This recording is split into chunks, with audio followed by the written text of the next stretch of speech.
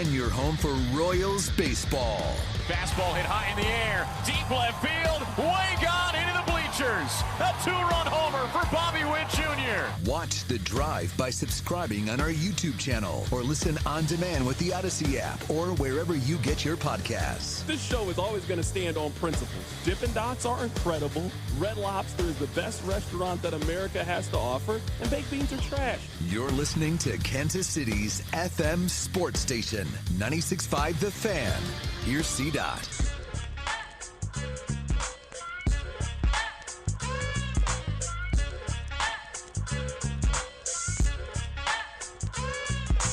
Let's do this. Another day, another dollar, another edition of The Drive. You were listening to The Drive on 96.5 The Fan, 96.5thefan.com, and also the Odyssey app. My name is Carrington Harrison. Excited to be here with you on this wonderful Monday. We have a lot of Royals baseball to get into. Denny Matthews will join us in the 3 o'clock hour. We are very excited. We are scheduled to be joined by ESPN host of First Take, Stephen A. Smith, is scheduled to be on the show coming up in about 30 minutes. Really happy to have Stephen A. Smith join us on the show. There are a lot of things to talk to Stephen about. We'll talk a little NBA. The Knicks advanced to the Eastern Conference Finals.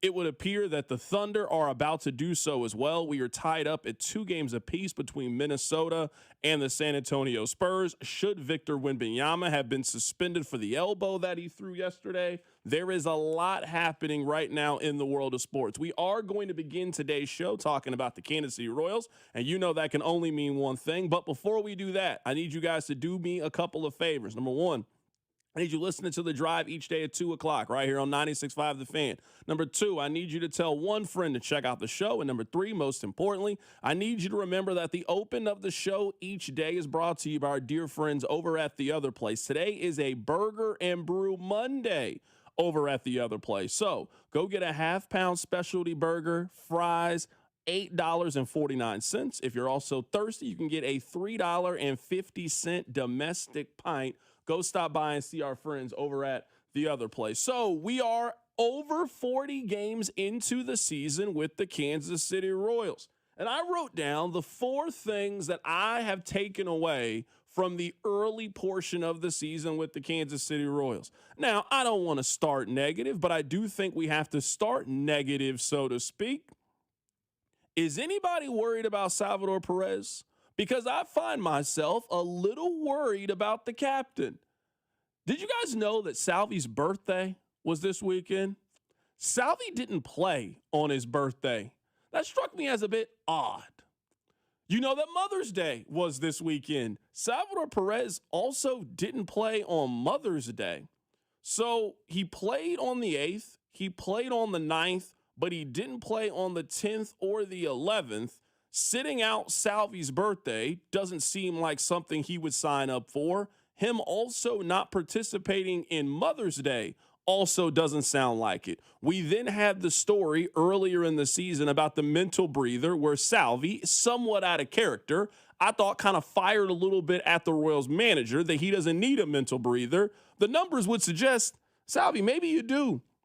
Salvi is hitting 191 this season. Salvador Perez has a 233 on base percentage. This team needs Salvador Perez this season. This offense cannot really get going without the efforts and contributions from Salvador Perez. So I'm not completely pressing the button, and my worry level is not at code red, but I don't know how you can have a 36-year-old catcher that the organization is clearly transitioning out of catching and having him play more first base and have him play more designated hitter. He is off to as slow of a start that you can remember for a player of his caliber, and this is slow for even Salvi standards. And we sit here now at the quarter pole and not be a tad bit worried about Salvador Perez and where he is.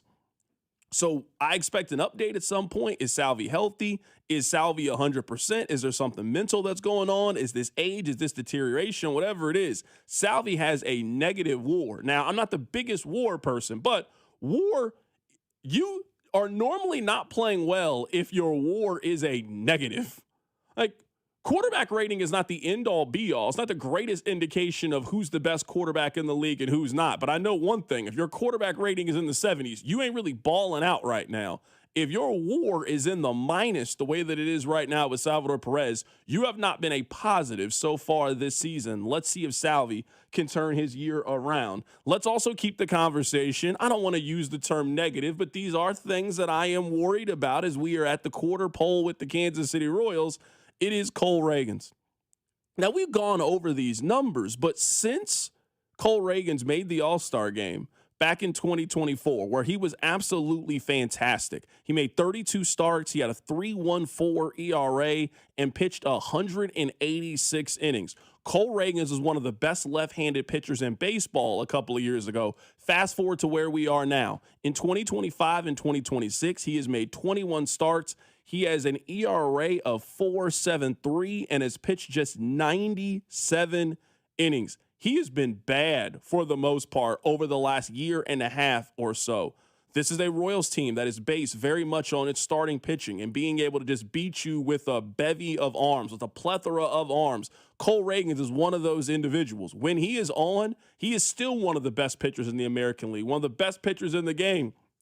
It has been some time since he has been that. Is above 500 right now. The Guardians have 21 wins. Minnesota has 18 wins. Every team in the American League Central is within 2.5 games of one another.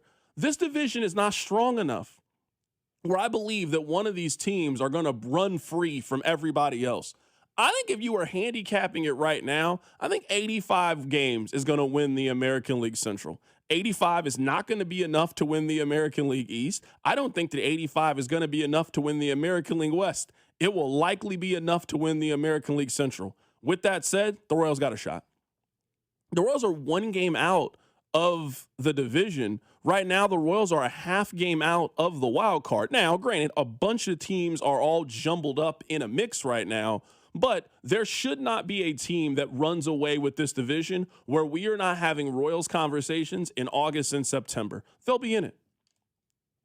Eventually, Vinny gets hot. Eventually, something breaks their way. The Royals will have another win streak where they get hot like they just were a couple of weeks ago. They've had back-to-back winning weeks. The Royals are a good enough baseball team to tread water, I believe, for at least the next couple of months. And if you get hot, if you can go on a little bit of a run, if you can be the team that creates that separation and wins 85, 86 games, maybe we don't look at you as a true World Series contending team, but all you got to do is find yourself at the dance, and then we can go from there. Their division is going to lead themselves to that. The last thing that I have noticed so far in the first 40 games for the Kansas City Royals is Jack Kagleon.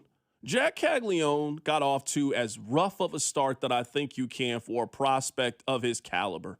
He had a bad 2025, but fast forward to 2026, and you can really start to see things slowing down for Jack Kagleon. You can see Jack Kagleon in real time starting to figure some things out and starting to play some really good baseball and being a player that you feel you can count on and depend on, which has to make you pretty hopeful and has to make you very optimistic for the future.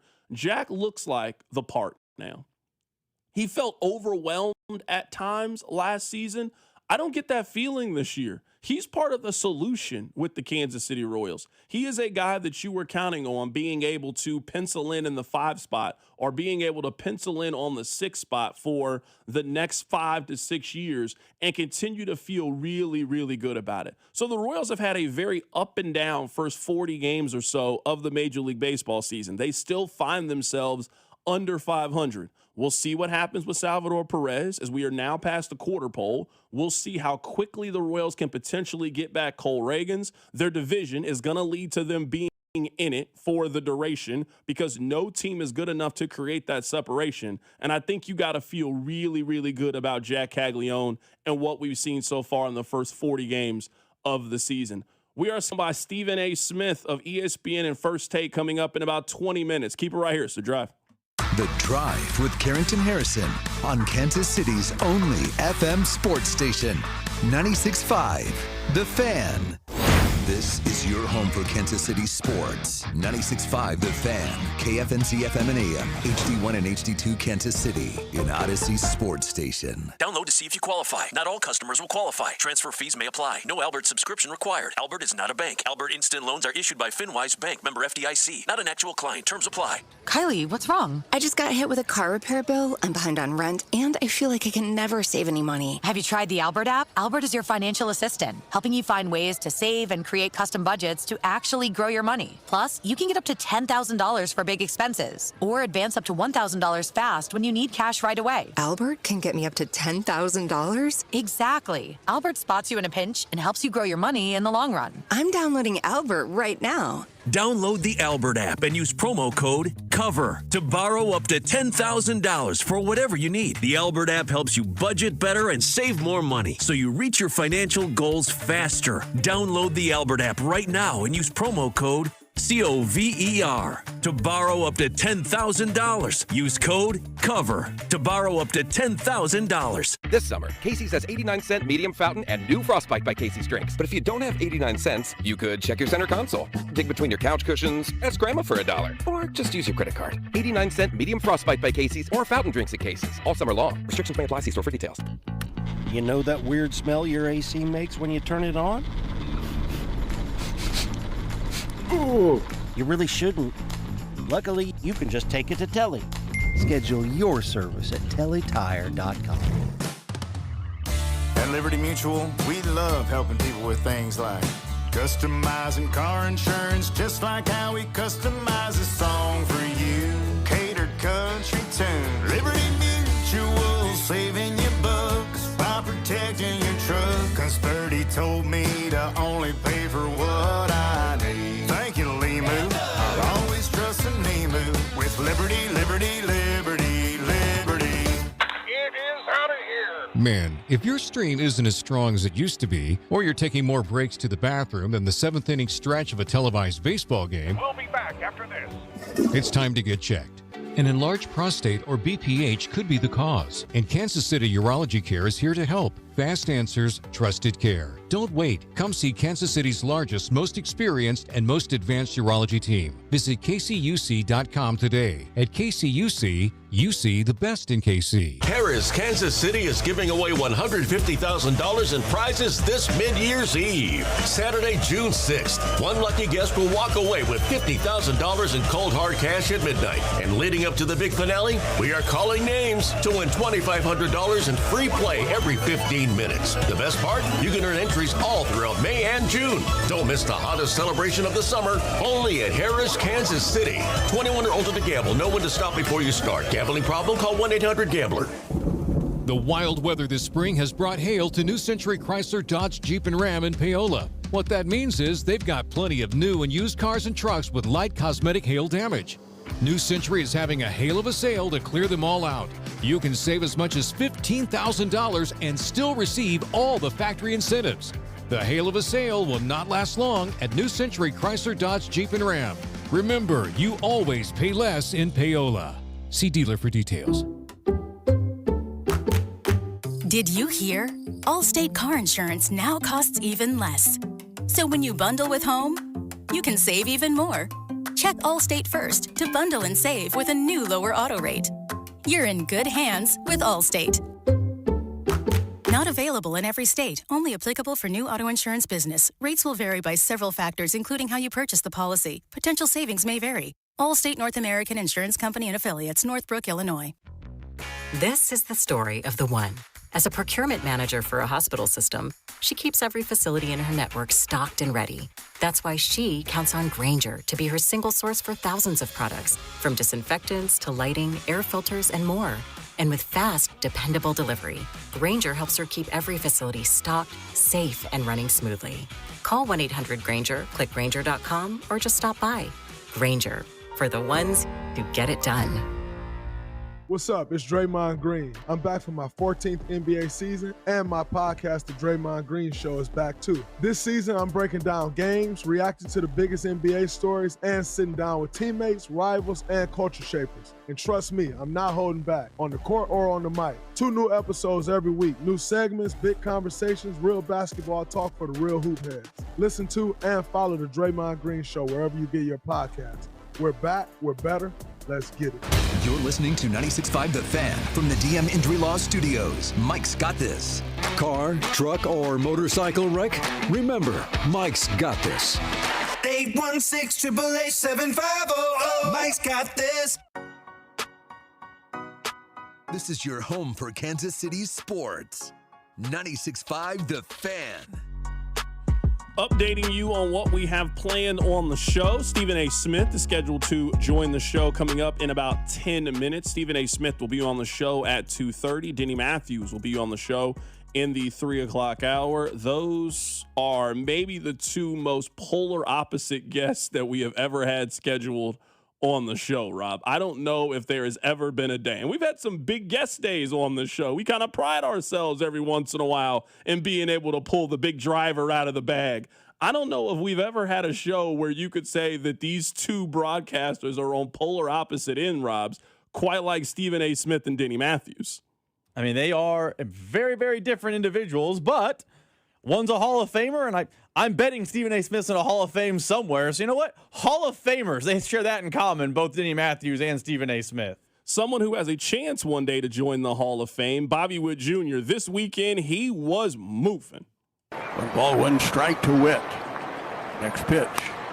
Ground ball past first and up the right field line. Garcia scores. Now the ball gets away from Carpenter in the right field corner. And Witt may not stop at third. Here he comes. Here comes the relay. Safe!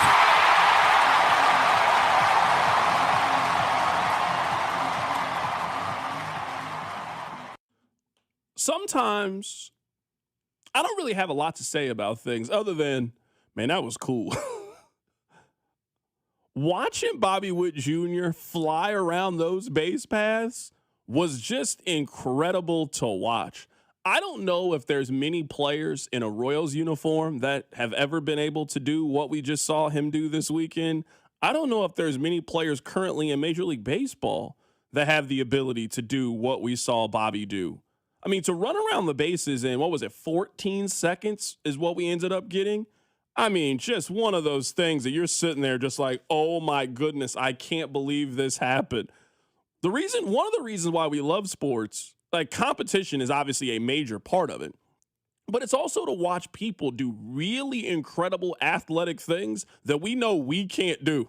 I'm telling you this, you don't know anybody that could do what we just saw Bobby Witt Jr. do running across the bases the way that he was this weekend. Rob, I honestly don't have really too much else to say about it other than, man, that was incredibly cool and one of those things that if you were there and you got to see it in person, you will be telling that story for quite some time. Some of you have been Royals fans for a while, so you remember the story that I'm about to tell. This was maybe 2003, 2004. I can't remember the year. But the Royals were playing the Seattle Mariners. I believe it was a Saturday. And Carlos Beltran made one of these catches in center field where he robbed a home run.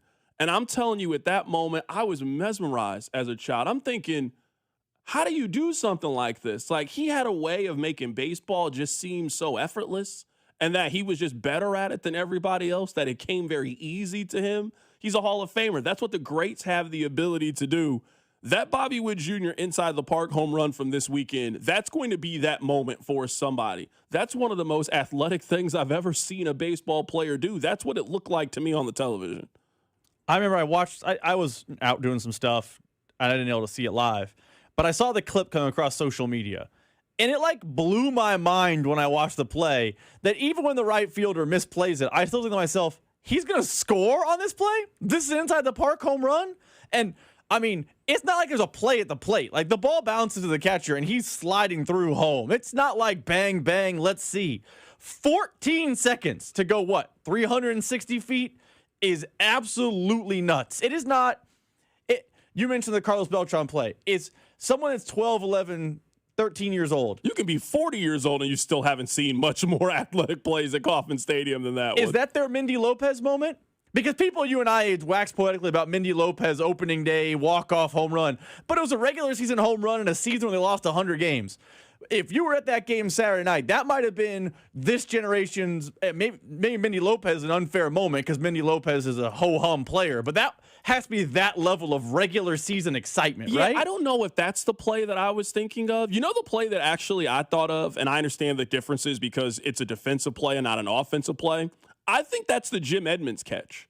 Like, if you were at Kauffman Stadium that day and you said, that's the greatest baseball play I've ever seen.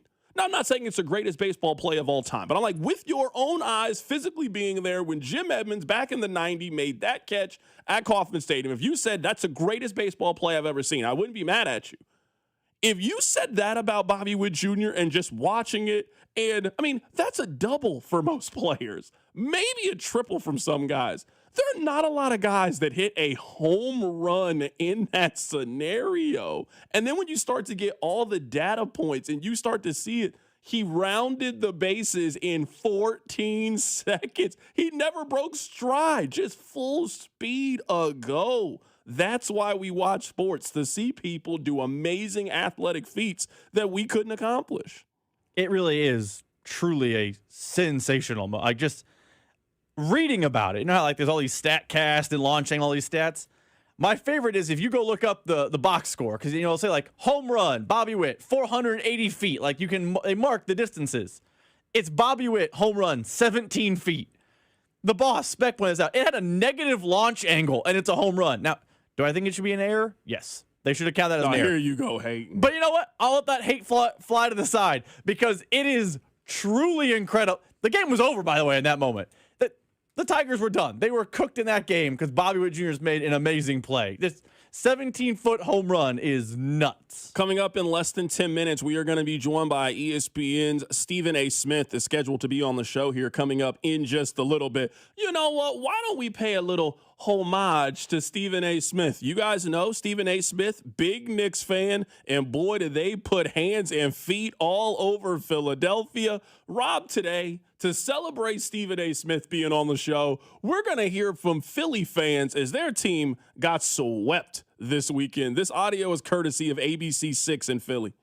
I ain't gonna lie, this is a Mother's Day massacre. I left my mom, you know what I mean, to spend time thinking that I'm going down with the ship, but I'm going down with the ship, so I gotta make it up to mama. Sell the team, fire Nick Nurse, everybody gone.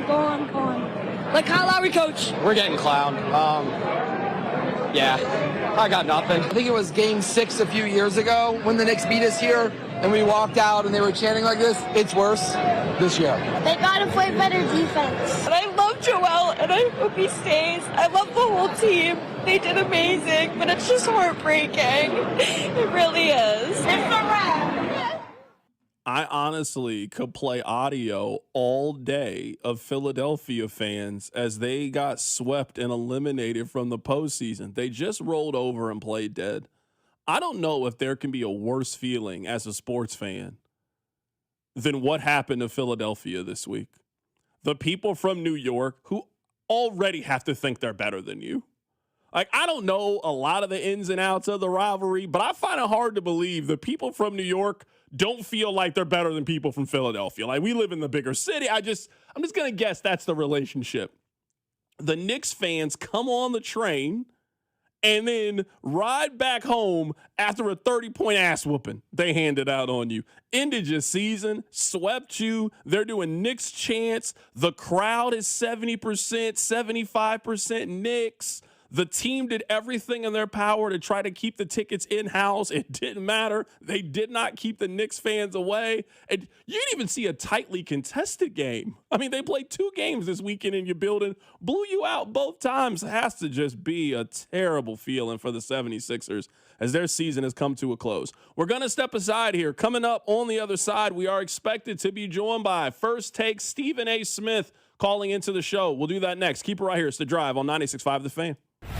Tune in to hear the Hall of Fame voice of the Royals, Denny Matthews. There's a high fly ball, deep left center. That goes Ward to the wall. Gone. Happy Witt Jr. Every Monday at 3, right here on your home for Royals baseball. 96.5, The Fan. Download to see if you qualify. Not all customers will qualify. Transfer fees may apply. No Albert subscription required. Albert is not a bank. Albert Instant Loans are issued by FinWise Bank, member FDIC. Not an actual client. Terms apply. Kylie, what's wrong? I just got hit with a car repair bill. I'm behind on rent, and I feel like I can never save any money. Have you tried the Albert app? Albert is your financial assistant, helping you find ways to save and create custom budgets to actually grow your money. Plus, you can get up to $10,000 for big expenses, or advance up to $1,000 fast when you need cash right away. Albert can get me up to $10,000? Exactly. Albert spots you in a pinch and helps you grow your money in the long run. I'm downloading Albert right now. Download the Albert app and use promo code COVER to borrow up to $10,000 for whatever you need. The Albert app helps you budget better and save more money so you reach your financial goals faster. Download the Albert app right now and use promo code COVER to borrow up to $10,000. Use code COVER to borrow up to $10,000. Spring is here, and as the weather heats up, the sports action heats up at Circa Sports. From baseball to basketball, hockey to golf, Circa Sports has it all. Circa Sports isn't just sports betting, it's sports betting the way it should be. High limits, player-friendly pricing, and exceptional customer service. Whether you're looking for playoff futures or props on your favorite players and more, Circa Sports has you covered. Download the Circa Sports app or visit circasports.com today. Must be 21 or older. Gambling problem? Call 1-800-GAMBLER. This is the story of the one. As a maintenance tech at a university, he knows ordering from multiple suppliers takes time away from keeping their arena up and running. That's why he counts on Grainger to get everything he needs, from lighting and HVAC parts to plumbing supplies, all in one place. And with fast, dependable delivery, he's stocked and ready for the next tip-off. Call 1-800-GRAINGER, click Grainger.com, or just stop by. Grainger, for the ones who get it done. I hope you're sitting down. The ACA Marketplace has announced significant increases on monthly premiums with deductibles over $10,000. You can enroll with Matt B. and KC at BBS Insurance's Freedom of Choice plan now. You don't have to wait. Their plan lets you use any doctor, has zero outpatient deductibles, and it's 30 to 60% lower costs than most Obamacare plans. Also, there's no income disclosure required, so no potential tax penalties. If you are a small business owner or pay for your own health insurance, you're uninsured, you're on COBRA, or your employer coverage is just too expensive. Call Matt B. and KC for an instant quote over the phone at 816-205-4664. That's 816-205-4664. Or go to bbsinsurance.net. That's bbsinsurance.net. They will customize a plan chosen and managed by you, not the government. Indeed presents hires you can't afford to get wrong, like a data analyst. Hey, what model did you use for these quarterly projections? Astrology. If Mercury's in retrograde, sales tank. If Venus is rising, we crush Q4. You built our revenue forecast off horoscopes? Yeah, the Zodiac never lies. This is a job for sponsored jobs. This is what happens when you don't sponsor your job on Indeed. Next time, get matched with quality candidates with Indeed sponsored jobs. Visit Indeed.com/hire now and sponsor your job today. Spring is showing up and showing out. Give your yard its own moment with limited time deals from Lowe's. Grab select 1.5-gallon annuals hanging baskets, 2 for only $15. Plus, we've got Miracle-Gro 0.75 cubic foot garden soil, 5 bags for just $10. A little dirt, a little color, and we are so back. Our best lineup is here at Lowe's. Valid 5/7 through 5/13. Selection varies by location. Excludes Alaska and Hawaii. We all hear the radio ads about the IRS. They tell you to be afraid, to be scared, and they try to frighten you into calling. I'm not here to do that. Tax Relief Advocates is different. TRA is here to tell you that if you owe money to the IRS, whether it's $5,000, $50,000, or $500,000, we have a solution. It doesn't matter if you're sitting in your car, at work, or with your kids. No matter where you are, call now. 800-575-9834. Don't lose hope. TRA can eliminate or reduce what you owe to the IRS. Generous programs are now available that can give you a fresh start. Our passion is taxes and helping individuals fix their IRS problems. We have over 1,000 5-star reviews on Google and an A+ with the Better Business Bureau. You don't need to be afraid of the IRS any longer. End your tax nightmare today by visiting us online at TRA.com or call 800-575-9834. That's 800-575-9834. Tax Relief Advocates. Real solutions for real people. Graduation season is the busiest time of the year, and you want it to be perfect, so you need to trust Hy-Vee with your important celebrations like we do. Choose from a wide range of budget-friendly catering options like the classic grill out for just $7 per person or the Hai Chai Asian buffet for just $14 per person. And don't forget the personalized baked goods, flowers, and more. Leave all the prep work and messy cleanup to Hy-Vee with full-service catering for any size celebration. So sit back and relax. Your perfect graduation party starts at Hy-Vee. If the high cost of filling up is weighing you down, lighten your load at Hy-Vee. This Saturday and Sunday, get a 30-cent per gallon fuel discount with every $60 purchase. Stock up on groceries and stack up the fuel savings. Earn 30 cents per gallon with your $60 purchase. 60 cents per gallon with a $120 purchase. The more you spend, the more you'll save. Your next fill-up could be free. Don't miss the 2-day Fuel Saver event this weekend only at Hy-Vee. How was your break? It was great until I stopped for gas. Prices have gone up almost $1 with no end in sight. I might have to start watching how much I drive. That's exactly why I use Upside. I never pay full price for gas with the free Upside app. Upside? Yes, Upside. It's the free app that gives you cash back just for buying the gas you're already buying. So even with the rising gas prices, I'll never have to limit how much I drive. Does that actually add up to anything? Just last year, I made over $200 with the Upside app. Wow, that's serious extra cash. I'm downloading the free Upside app right now. Download the free Upside app to earn cash back on the gas you're already buying. Use promo code WAGON for an extra 25 cents per gallon bonus on your first tank. You can cash out anytime, right to your bank account, or an e-gift card for Amazon and other brands. Just download the free Upside app and use promo code WAGON for a 25 cents per gallon bonus on your first fill-up. That's WAGON. Offers vary by user and location. Go to upside.com for terms and conditions. There's a new kind of energy at Starbucks. When your day needs a reset, try the all-new energy refreshers. Strawberry acai, mango dragon fruit, or the all-new mango strawberry. The refreshers you love, now with extra caffeine. New energy refreshers only at Starbucks. Snakes, zombies, public speaking. The list of fears is endless. But the real danger is in your hand when you're behind the wheel. Distracted driving is what's really scary and even deadly. Eyes forward, don't drive distracted. Brought to you by NHTSA and the Ad Council. This is 96.5 The Fan, your home for Chiefs football. We are very happy to be joined by our next guest. He is the host of the most popular sports television show, ESPN's First Take. Stephen A. Smith joins us on the show today. Stephen, happy to have you call in today, my man. What's going on, man? How you doing? How's everything? I'm doing fantastic, man. I have to tell you first before we start talking, I think that your mom posting you on Facebook has turned into like the new putting something you did on the refrigerator. I want to tell you, you were very popular on my mom's Facebook with the kind words you said about me.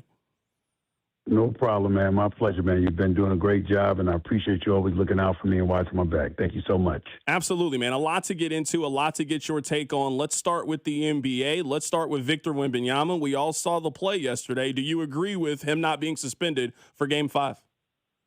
No. Here's the thing. It's a double-edged sword. I don't agree with the decision, but I'm happy it was made because he's arguably the face of the NBA right now. He's a fantastic young player. And you don't want to see a playoff series decided by something like that. But I also know he deserves to be suspended, and he deserved to be ejected from the game. That was a vicious, vicious play. Thank God he didn't catch Naz Reid up in the temple area or something like that. It could have been a lot worse. And, you know, he paused, looked at him in the hope, and just swung the elbow violently. He had no business doing that. That was a very, very bad play on his part that absolutely positively warranted a suspension for Game 5. But as a basketball fan, you want to see folks at their best going up against one another so there's no excuses. You don't want to see a situation where they lose Game 4 and they lose Game 5, and then ultimately you lose the series because Wembanyama was out essentially for 2 games. You don't want something like that because that's going to stick with you. And that's what the real issue. But clearly the play warranted an immediate ejection, and it certainly warranted a suspension. Stephen A., a big reason why I wanted to have you on the show was after the draft lottery, now that all the ping pong balls have been settled. Let's start with this. If you were an NBA general manager, if you were the general manager of the Washington Wizards, who would you take with the number 1 overall pick? Me personally, it's either A.J. DeBonza, okay, because I think he's special, and I think he's a total package, and I don't think you can miss with him.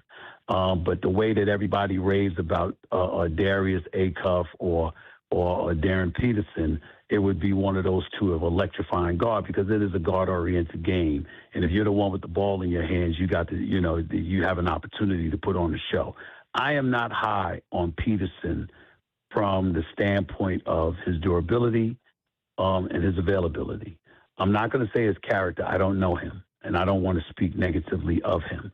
But I'm telling you, in all my years of covering basketball, I haven't heard of guys, a college athlete missing games because of the flu, and you're finding out at the last minute it's the flu, it's cramps, and you're missing like 12 or 13 games in your collegiate career. I haven't heard of that. I really haven't. And so I've got questions about how committed he was and why he may not have appeared more committed than we might have deemed he should have been.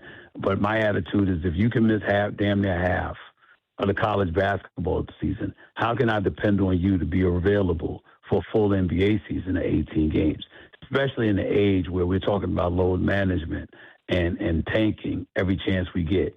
When you have that kind of stuff going on, I don't know how I can lean on that kind of athlete in terms of his lack of availability and have that much faith in him. That's why I would be down on Peterson. But A.J. DeBonza is the real deal. He's a grown-up. And he's, his father's always around him, his parents, his family's around, and, you just know he's got a really, really great head on his shoulders and ready to handle the responsibility of being a star on the pro level. It'll be interesting to see what they do, but that would be my take on it. Honestly, with me, Stephen A., what bothers me with Darren Peterson, and we talked a lot about it during the season, is it's the health issue and the uncertainty about it. We then get the report from Ramona Shelbourne about the creatine, and then it's also, during the season, he called himself an antisocial loner. That's just not usually how a star athlete would describe themselves. Yeah, and then not only that, I hate to bring it up, but that sounds like a Kawhi Leonard written all over it, You're injury prone, even though he had a great season this year and stuff like that, but you're usually injury prone. You're usually not available for, 20 some odd games of a season and sometimes during the playoffs. But more importantly, he's somebody I've called the worst superstar we've seen because he does absolutely nothing to promote the game of basketball. It's back page news when Kawhi Leonard does an interview. It really is. When you saw him out there on the podium literally talking after they lost, in the playing tournament and stuff like that. That's not something you're accustomed to seeing. So, you have somebody that's just basically averse to being a promotional tool for the franchise you represent and for the community that you represent. To me, that should all play a role in you deciding whether or not you want somebody in your staple or not. And that's how I view it. Right now, we're talking to Stephen A. Smith. He is the host of First Take, joining us on the show today. Stephen, you spent a lot of time in Philadelphia. You were a longtime columnist for the Philadelphia Inquirer. I got to ask you an Andy Reid question. I imagine back then you wrote some columns about Andy's inability to get over the hump. What is it like to now see him in Kansas City and all they do is win Super Bowls? Well, listen, I've always thought that Andy Reid was one of the great coaches in the game. He was always very, very nice to me. Got a lot of respect and admiration for him and what have you. Couldn't get over the hump, got to the Super Bowl just once, got to the NFC Championship game about 5 times, went to the Super Bowl once, lost in the Super Bowl. T.O. played out of his mind, but he was hurt in the 2 playoff games leading to the Super Bowl because he had his leg injury and what have you. And Donovan McNabb, obviously, going up against Tom Brady, that's a lot to ask. So you look at it and you appreciate the fact that, listen, they didn't get over the hump more times than they did. But it didn't stop Andy Reid from being considered a heck of a coach because of the amount of times they were challenged for a Super Bowl title. Seeing him in Kansas City is very, very simple. Patrick Mahomes is one of one. And when you look at what he brings to the table and what have you, when things are clicking with him, y'all find a way to win. When things are not clicking with him and he's struggling to be what we're accustomed to seeing him be, then you know what? You don't win. And that's just the way that it goes. That's the challenge. I'm curious to talk a little football with you here. You know, we are all waiting for the schedule to come out later in the week. Who do you see as the favorite in the AFC? Because Buffalo has a new coach. Baltimore has a new coach. Kansas City took a step back. Pittsburgh is still trying to figure out who its quarterback is going to be. New England has been in the news basically for the last month for off-the-field things. Who do you see as the favorite in the AFC heading into the season? I'm going to look at the Denver Broncos. I'm going to look at a team that was 4 sacks shy of the all-time single-season sack record by the Chicago Bears in 1984, I believe, when they had about 72. And the Chiefs had, the Broncos had 68. I mean, I look at the Broncos right now, and if Bo Nix doesn't get hurt at the end of the divisional playoff game, an overtime win over Buffalo, it's a very, very good chance Denver's in the Super Bowl instead of New England, because you got to believe that Bo Nix would have found a way to get Denver more than 7 points, even though the snow came down in the second half. I just look at Sean Payton and the way he's played that team. I look at the way he's coached that team. Rather, I look at the defense and the way they get after the quarterback. I look at an offense led by Bo Nix, which is not shabby at all. And I just say to myself, they had home field advantage. They should have been to the Super Bowl last year. So why rule them out this year? They can run, they can throw, they can defend, they can get to the quarterback. Right now, we're talking to Stephen A. Smith. I'm curious to get your thoughts on Vrabel. I thought this situation was going to die down once we got past the draft. I mean, every day I feel like there's a new plot, there's a new twist, there's something else that's happening. I'm fully expecting one day on your show there's going to be some breaking news that Mike Vrabel has stepped down as the head coach of the New England Patriots. I'm curious, just you looking at it from your perspective, from the national perspective, how do you see all of this ending? I'm starting to feel that way myself. I didn't bring that up today, but I'm starting to think that way myself. Listen, I worked with Diana Rossini for 10 years at ESPN. I think it was about 10 years. Always nice to me, always very respectful. We all viewed her as a damn good journalist, put in that hard work, the whole bit.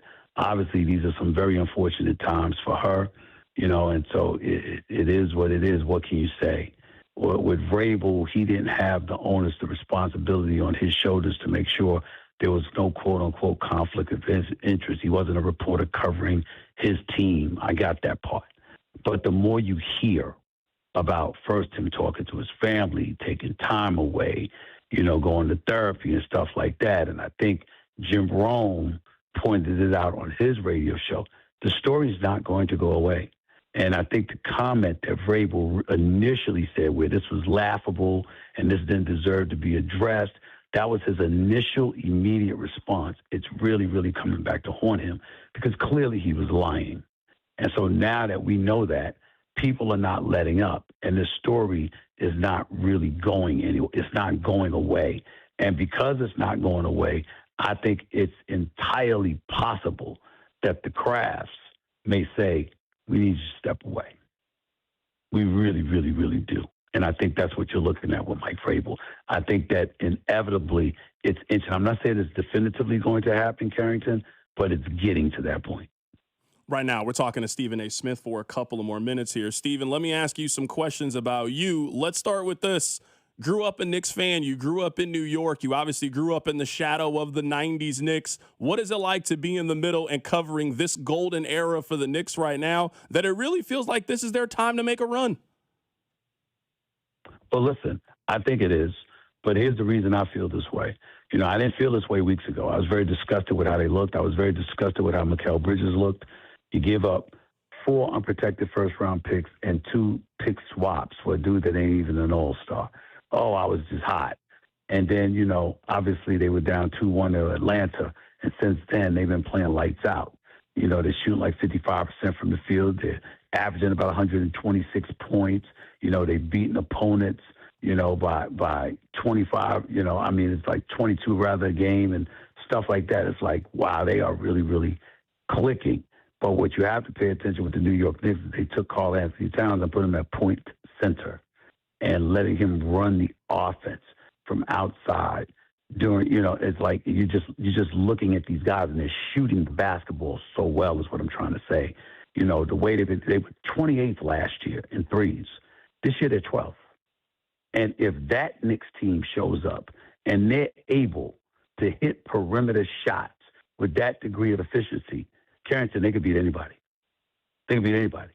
But they have to do that because I think that Minnesota, San Antonio, OKC in the West, and Detroit in the East, they're too big for you to be but so effective inside.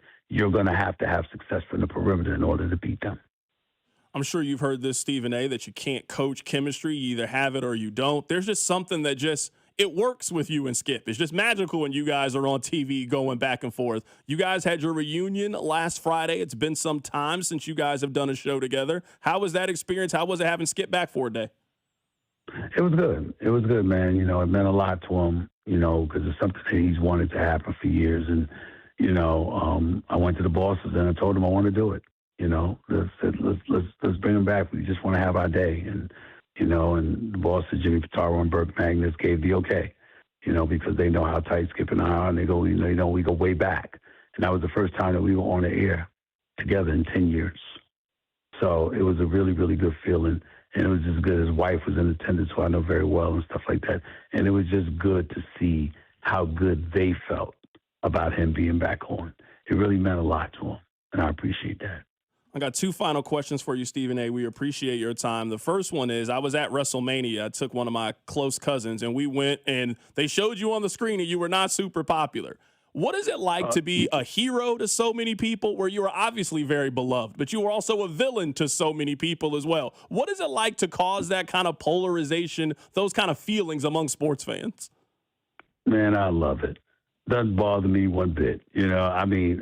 People were telling me they heard cheers for me as well. I didn't. All I heard was boos, and I loved it. Didn't bother me at all. It's being at the WWE, stuff like that. I'd want to be a heel. There's other places where you want to be the good guy or you want to be the villain. The key is that no one's indifferent when it comes to you. No one's apathetic when it comes to you. They either love you or hate you, and I'm good with that. That's what comes along with the profession, and I have no problem with it whatsoever. I actually loved it. What is the catchphrase when people see you that they recite to you the most? What is your quote that people say to you the most? Oh, they thought it was blasphemous.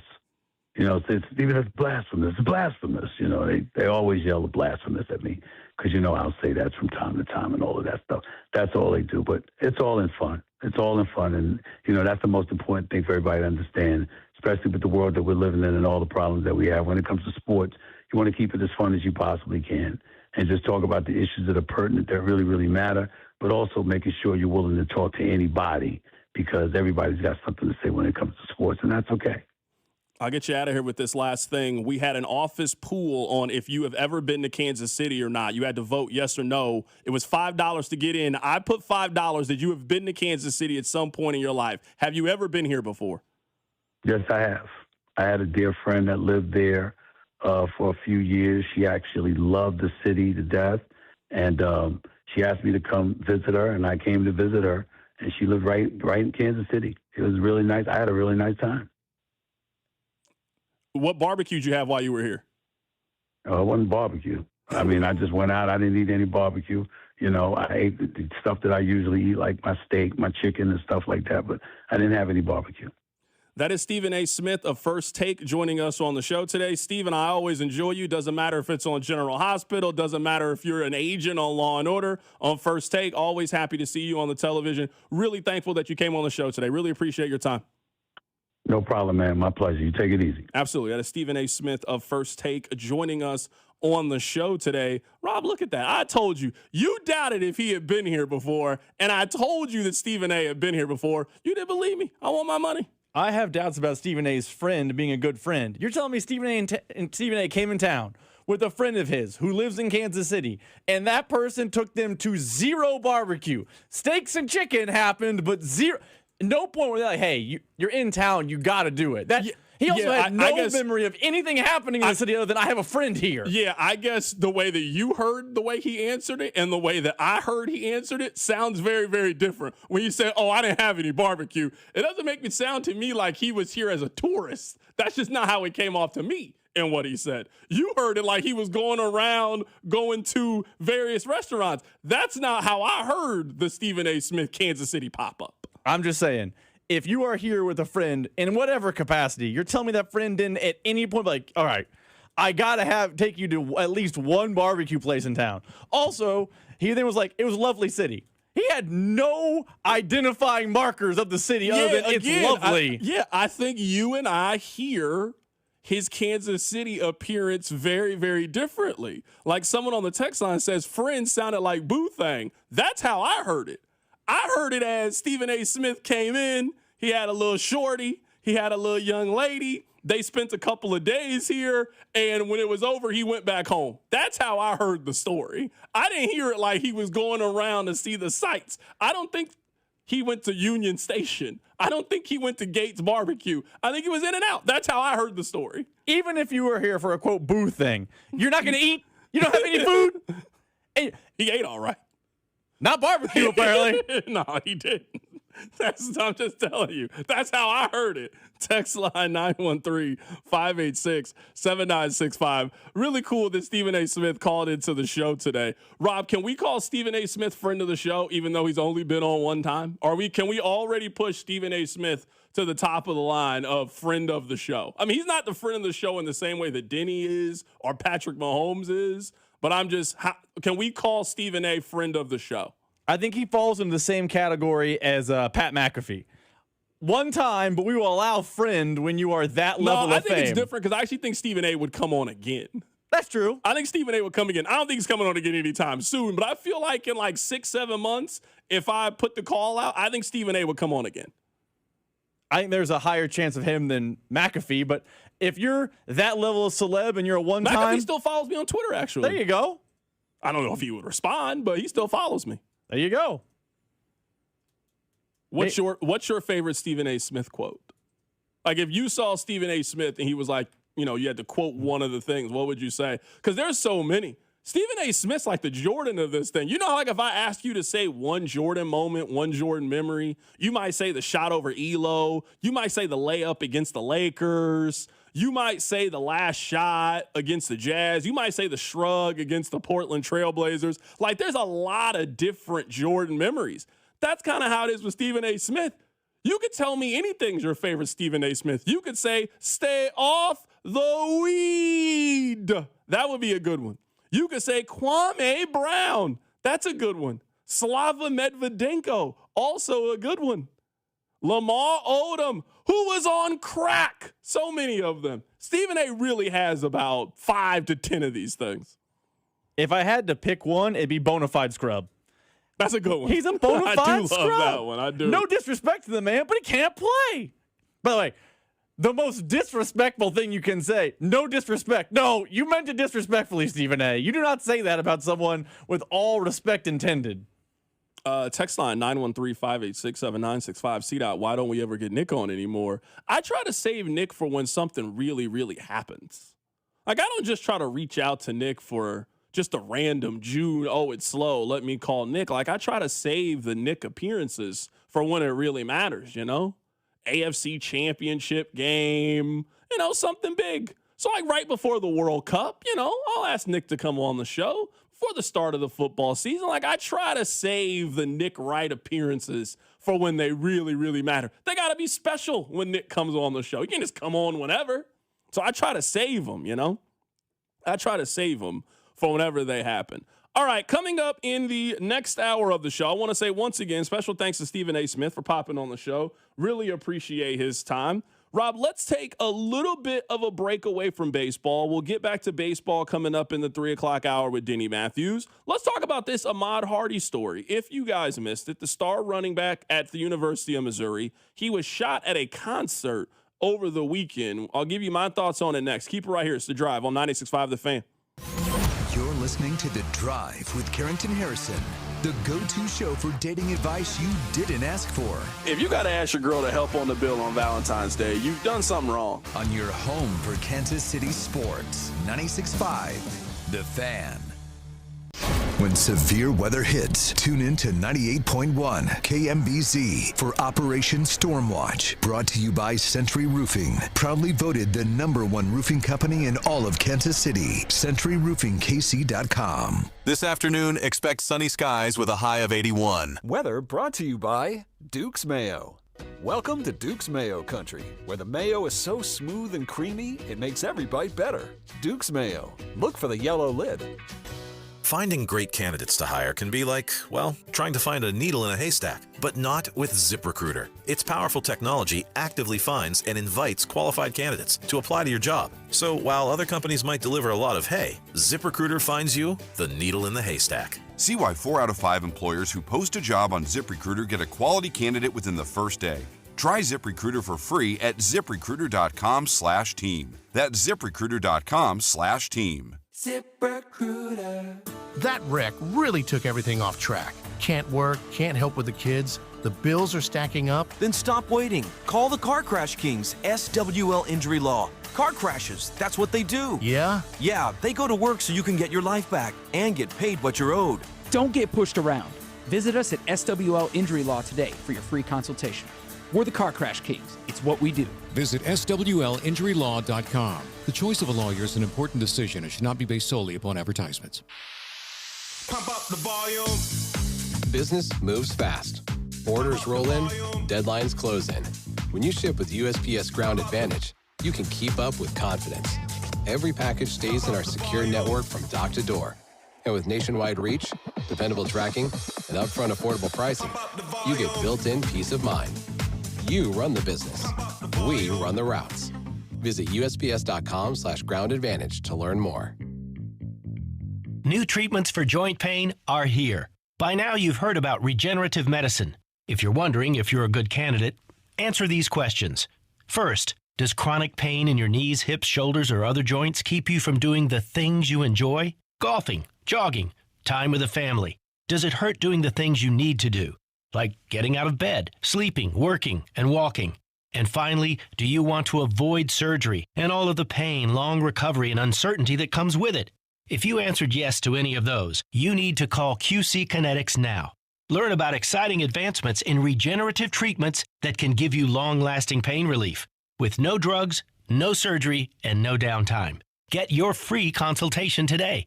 Call QC Kinetics. That's QC Kinetics. Here's the phone number. Call now, 816-412-6299. That's 816-412-6299. QC Kinetics, 816-412-6299. This summer, Casey's has 89-cent medium fountain and new Frostbite by Casey's drinks. But if you don't have 89 cents, you could check your center console, dig between your couch cushions, ask Grandma for $1, or just use your credit card. 89-cent medium Frostbite by Casey's or fountain drinks at Casey's, all summer long. Restrictions may apply. See store for details. This is the story of the one. As a maintenance tech at a university, he knows ordering from multiple suppliers takes time away from keeping their arena up and running. That's why he counts on Grainger to get everything he needs, from lighting and HVAC parts to plumbing supplies, all in one place. And with fast, dependable delivery, he's stocked and ready for the next tip-off. Call 1-800-GRAINGER, click Grainger.com, or just stop by. Grainger, for the ones who get it done. You like saving money, right? We all do. That's why Allstate just lowered the price of car insurance. Not, but wait, there's a catch. Lower. Actually lower. So if you're shopping around or just want to see how much you could save, check Allstate first for a new lower auto rate that could save you hundreds. You're in good hands with Allstate.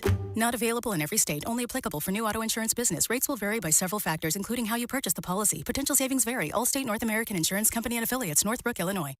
Royals coverage sponsored by Park & Go, the best deal on airport parking. Trading the jacket for flip-flops? Start your sun-soaked getaway stress-free with Park & Go. All covered parking keeps your car cool and protected while you're catching rays. Quick shuttle straight to the terminal. Reserve now at bookparkandgo.com. Park & Go, family-owned, customer approved. you can listen to Burns on Deck Show starting 1 hour before first pitch for all 162 games this season on 96.5 The Fan and the Odyssey app. Get ready for the game with Touch 'Em All and listen for your chance to win Royals tickets during the pitch clock.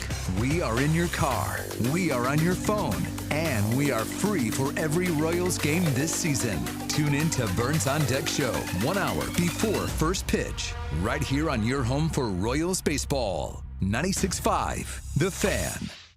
What's up, KC? It's Chris Bubich. Tune in all season long to the play-by-play with Denny, Jake, Brian, and Stu right here on your home for Royals baseball. 96.5 The Fan. KFNC FM and AM, HD1 and HD2 Kansas City, an Odyssey sports station. I want to take you through my morning very quickly, and we'll be joined by Denny Matthews coming up in about 15 minutes. I woke up in the middle of the night, you know, where you have to go to the bathroom, you wake up, and then you can't instantly go back to sleep, so you just start scrolling around on social media until you get tired enough to put down your phone and go back to sleep. It was one of those kind of mornings. So I wake up, and the first thing I do is check my work email just to kind of get ready for the day. The very first thing I saw when I woke up was an email from Missouri Athletics. I clicked on it. I was curious.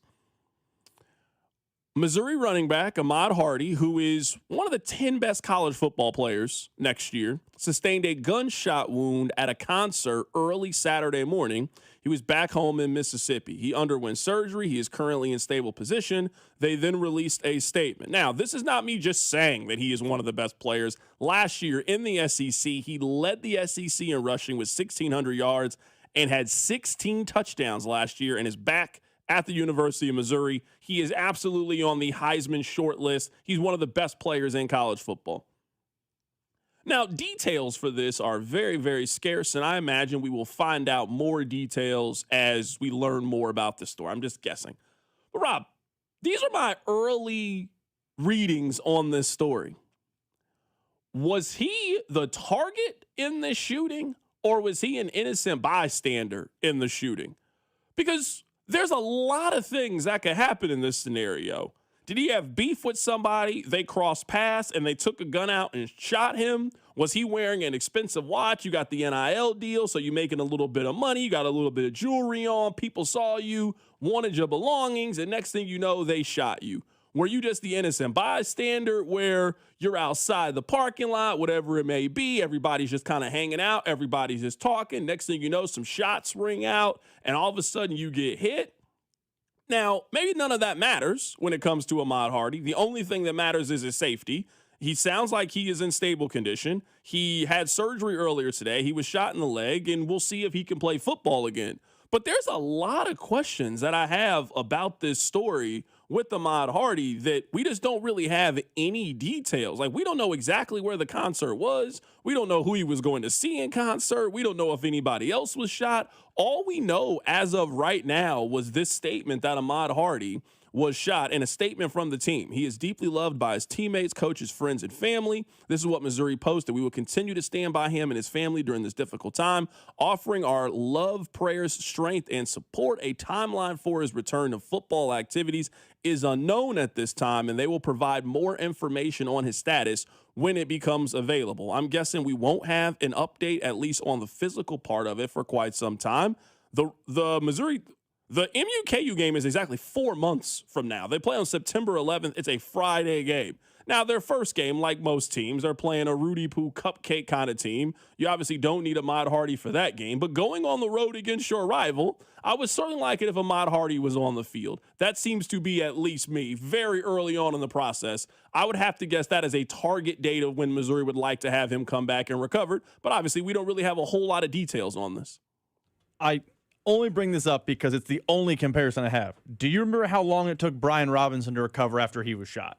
I don't remember. I can look that up, though. I don't know if it's a good thing or a bad thing, but I don't have a lot of frame of reference from the football perspective, which is what we'll talk about now. Ricky Pearsall came back rather quickly. So I have the news here. Brian Robertson was shot August 28th, and he made his debut on October 9th of 2022. So about 6 weeks later, he came back and played. So about 46 days. I'm reading the story really quickly on ESPN. 46 days later, he played football. So with no knowledge of anything with Hardy other than what we've been told.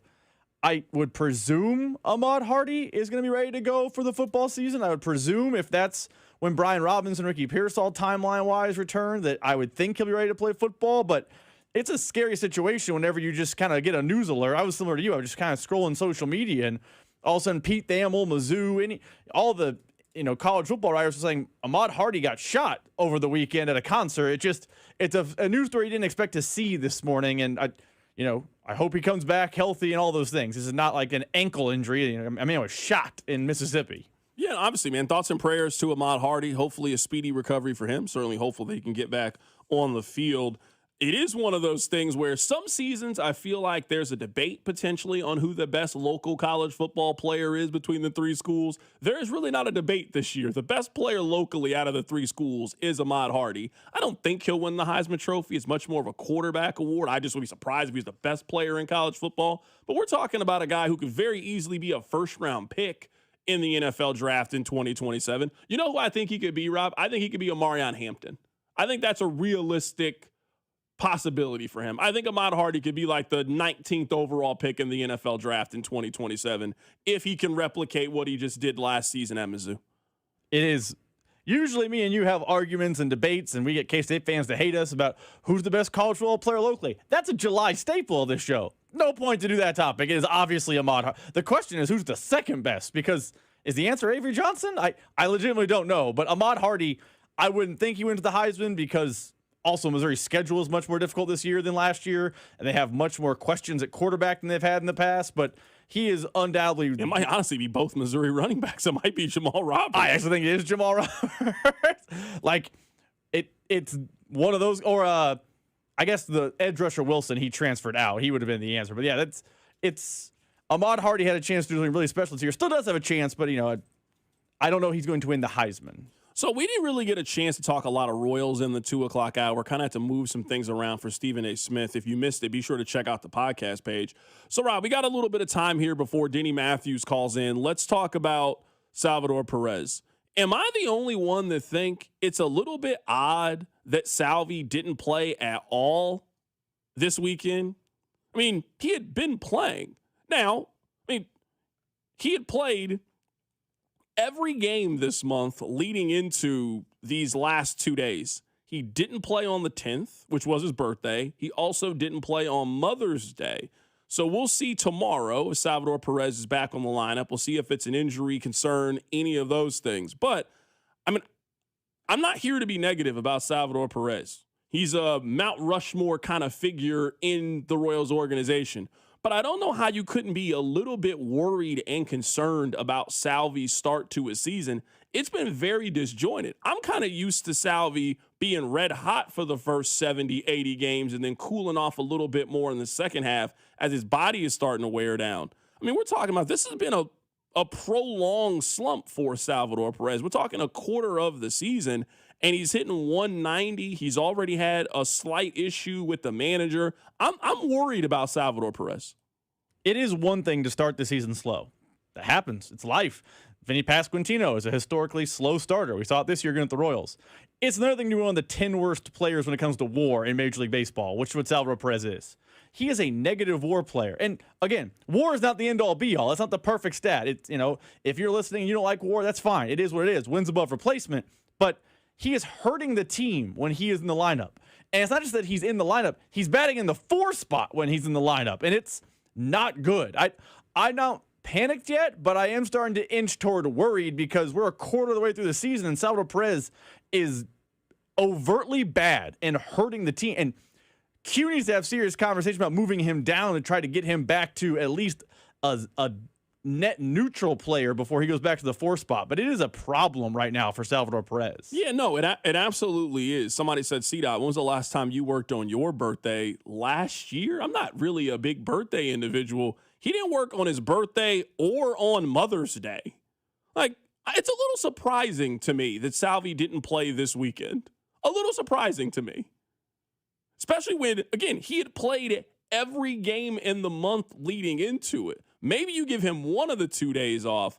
It is very odd to me that he didn't play in either of those 2 games in a very important divisional series with the team. Now, again, let's see what happens this week. I mean, this is a big week for the Royals. You go on the road and you play the White Sox. They had this 10-game stretch of games in their division. So far, they've won 4 out of those 7 games. So the Royals are trending well. You also got a series here coming up against the White Sox. And correct me if I'm wrong, Rob, they're on the road in St. Louis this weekend. They got the Cardinals this weekend, right? Yep, they go on the road to play the Cardinals Friday, Saturday, Sunday. Yeah, so this is an important week for the Royals. And at some point, you just got to get him back going. I mean, I agree you got to get back going. At this point, you got to get him back to a net neutral. He is a negative in your lineup. Salvador Perez has always been a free swinger. It's one of the more iconic plays in Royals history is him taking a swing at a slider in the dirt, goes down the line, Royals win the wild card game. But if you're not making contact, it's bad up there. And right now, that is what Salvador Perez is experiencing. Do you think he's hurt? Because you're right, he's missed some games, and he had the mental break earlier this year, and baseball's a grind, and he's a catcher, and he's 35-plus years old, all the things. Do you think he is battling injury? Because this level of bad start is concerning from Salvador Perez. Coming up on the other side, we'll catch up with Denny Matthews. We'll get his thoughts on the first 40 games with the Royals. That's coming up. Keep it right here. So drive. The Drive with Carrington Harrison on your home for Kansas City sports. 96.5, The Fan. Oh, the weather outside is beautiful. We are at a great point of the sports calendar. We just concluded with the draft. We got baseball going on. We got the playoffs going on right now in basketball and hockey. And you know what? Golf season is in full swing. And let me tell you that right now, all FanDuel customers can get 2, not 1, but 2 30% profit boosts to use before the golf tournament begins this week. Use them on top finishes, top 5, top 10, top 20, and more. And back the golfers you think will be in the mix come Sunday, because in a tournament like this, it's not just about who wins, it's about who stays near the top. Visit FanDuel.com/local to get started today and get 2 30% boosts to use during the golf tournament this week. It's FanDuel.com/local. FanDuel, the official sportsbook of 96.5 The Fan. 21 and President, Missouri. Opt-in required. Bonus issued is with non-withdrawable profit boost token. Restrictions apply, including any token expiration and max wager amount. Gambling problem? Call 1-800-GAMBLER. They call this one Bill. Whoa, aliens? Am I in a spaceship? Affirmative, Bill. What's with the laser saw? Relax. We are cutting our bill in half. What? An Xfinity mobile transmission says you can cut your bill in half. Oh, your mobile bill, not me, Bill. Xfinity Mobile also says we can try it free for a year. Free. Yes, with no commitment. Can we put the saw away? I am reluctant. But we will find another being to bisect. That's not sci-fi, it's Xfinity Mobile. Xfinity Internet members cut your mobile bill in half. Plus, try Xfinity Mobile free for a year. No commitment. Learn more at xfinitymobile.com. Xfinity. Imagine that. Restrictions apply. Xfinity Internet required. Savings compares one line of Xfinity Mobile Select to comparable plans from T-Mobile, Verizon, and AT&T as of 3/24/26. Taxes, fees, extra. $30 monthly discount limited to new mobile customers only. After 12 months, regular rates apply. Hey, it's Rex here with Rex Buys KC. I get it. Selling your house can sometimes feel overwhelming or scary, right? I've seen it too many times. A homeowner thought they had a deal, only to have the buyer back out at the last minute. That's not how we do business at Rex Buys KC. I'm local, I know Kansas City, and I make sure every deal actually closes like it's supposed to. No hidden fees, no showings, no last-minute surprises, just a fair cash offer and a process you can count on. We buy homes in any condition and judgment-free. So whether your house needs repairs or you just want a fast, hassle-free sale, we can make it happen. If you want certainty, transparency, and someone local who actually delivers, call 816-330-6000 or visit rexbuyskc.com. Rex Buys KC, helping people make smart choices one home at a time. 816-330-6000 or rexbuyskc.com. There's a new kind of energy at Starbucks. When your day needs a reset, try the all-new energy refreshers. Strawberry acai, mango dragon fruit, or the all-new mango strawberry. The refreshers you love, now with extra caffeine. New energy refreshers only at Starbucks. Snakes, zombies, public speaking. The list of fears is endless. But the real danger is in your hand when you're behind the wheel. Distracted driving is what's really scary and even deadly. Eyes forward, don't drive distracted. Brought to you by NHTSA and the Ad Council. I'm Piera Palazzolo, VP of Digital Marketing for the American Management Association, a company focused on the management training skills needed to enhance the careers of business professionals. We did our research when it came to the best companies for website development and chose AmericanEagle.com. And we couldn't be happier. AmericanEagle.com worked closely with us to understand the front and back end requirements needed to launch an e-commerce website that could handle the complexities of running thousands of seminars nationwide. Our robust new website and improved SEO saw immediate increases in site traffic and web revenue. If you're in need of managerial effectiveness and success, visit our website at amanet.org. If you're in need of a website that provides an unparalleled consumer experience, I highly recommend AmericanEagle.com. Transform your business today. Dial 877-WebNow1 for a free digital consultation with AmericanEagle.com. Royals coverage is brought to you by Peter's Clothiers. Need a new suit? This week only, Peter's Clothiers is taking half off all Jack Henry suits. Choose from a selection of colors, styles, and sizes at Peter's Clothiers. But hurry, this sale ends soon. Half off Jack Henry suits only at Peter's Clothiers, 124th and State Line Road. You're listening to 96.5 The Fan from the DM Injury Law Studios. Mike's got this. Car, truck, or motorcycle wreck? Remember, Mike's got this. 816-888-7500. Mike's got this. The countdown to the World Soccer Championship is brought to you by Blue Cross and Blue Shield of Kansas City. From here, for wherever you are, that's the benefit of blue. Visit bluekc.com/benefit of blue for more information. Here's your traffic report on 96.5 The Fan. Brought to you by SWL Injury Law, the Car Crash Kings. It's what they do. Visit SWLinjurylaw.com. No wrecks in the KC Metro impacting traffic flow. If you hit a stall, it'll be roadwork. Ramp closures northbound Highway 69 at Blue Valley Parkway and 167th Street. And shoulder work southbound to I-35 between 119th and Santa Fe in Johnson County. I'm Bill Brooks, 96.5 The Fan Traffic. Hey, Kansas City, it's Vinny Pasquantino. Welcome into The Drive with Carrington Harrison on your home for Royals baseball, 96.5 The Fan. Welcome back into The Drive on 96.5 The Fan, 96.5thefan.com, and also the Odyssey app. My name is Carrington Harrison. Happy to be here with you on this wonderful Monday. And every Monday, we are joined by Denny Matthews, the Hall of Fame voice of the Kansas City Royals. Denny, happy to have you on the show today. Well, I'm happy to be on the show today. Absolutely. So let's start with this. We are 41 games into the Royals season. How would you categorize this start for the Royals? Okay. Not great, not bad. Okay. Keeping above water a little bit. But no, they're average right now. Okay. That's the best way to say it. It's funny because, at least for this recent homestand, on one side, you have to feel good. You split a series against the Guardians. You won a series against the Detroit Tigers. It was another winning week. But there is one small part of me that thinks, man, the Royals should have easily won both of these series. They won the first two games against Cleveland. You needed to win one of those last two. This could have been a phenomenal week for the Royals, not just a good week. Yeah, could have. But how were they playing? They being the opponent. You always have to factor that in. You say, well, boy, the Royals look great. Well, how did the other team look? Great. So there are two teams just butting heads and really good competitive games, or one team down and the other team playing really well, in which case, you know, you might win all three games or all four games or 3 out of 4, whatever it is. So you always have to kind of look and see how the other team is doing. It's not always who you play. It's how they play when you are playing them. And let's say you play a real strong team, but they're not playing well, and you might win 2 out of 3 from them.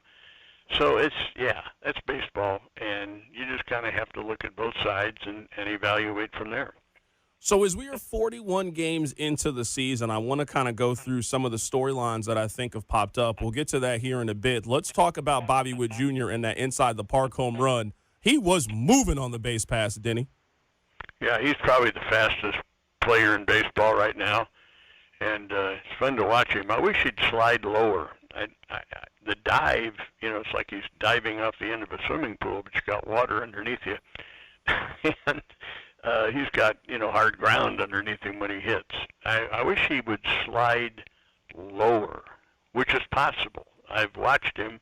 I've seen pictures of him. I've seen video of him, both fast and slow-mo.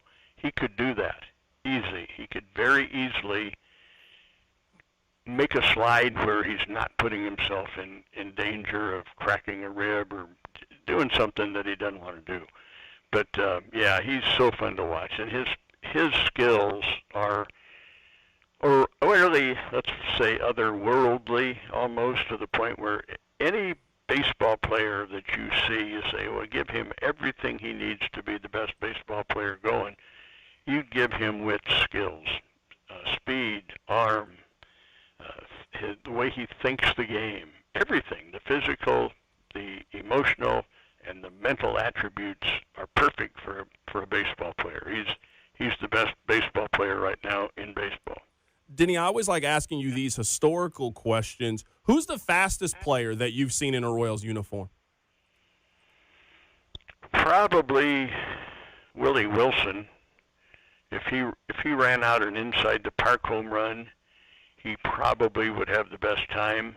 Witt would be right there with him. Some of the base stealers the Royals have had would be competitive in that regard, but I would say Wilson and Witt would probably be at the top of the pack. Right now, we're talking to the Hall of Fame voice of the Kansas City Royals, Denny Matthews, joining us on the show today. Denny, I feel like I know what you're going to say, but I got to ask you anyway. Are you worried at all about Salvador Perez 40 games in? A little bit, yeah, a little bit. But every player has ups and downs through the course of the long season. If this persists for another 2.5, 3 weeks, maybe we've got a big problem. But no, let's play it out. Let's see what happens, and let's ask that question in 3 weeks, and we'll reevaluate. See, Denny, for a minute there, you almost had me fooled, because when you said a little bit, I was just thinking, what would Denny say? And Denny always says you got to wait till June 1st. We still got a little bit, but I'm starting to get worried about Salvi too. Mm-hmm. That's all right. You're free to do that, and I wonder, and maybe he wonders. But, yeah, and at his age and the beating that he's taken behind the plate over the years would begin to take a toll. But let's not give up on him yet, because I still think he's got some good at-bats left and some good play. But, yeah, let's talk about it in 3 weeks. Another player I'll ask you about in that same vein, Cole Reagans. How worried are you about him as we head into this second portion of the season? Let me put it this way. I think when you know that a pitcher has had 2 Tommy John surgeries, you always worry a little bit. And I have worried about that since we acquired him.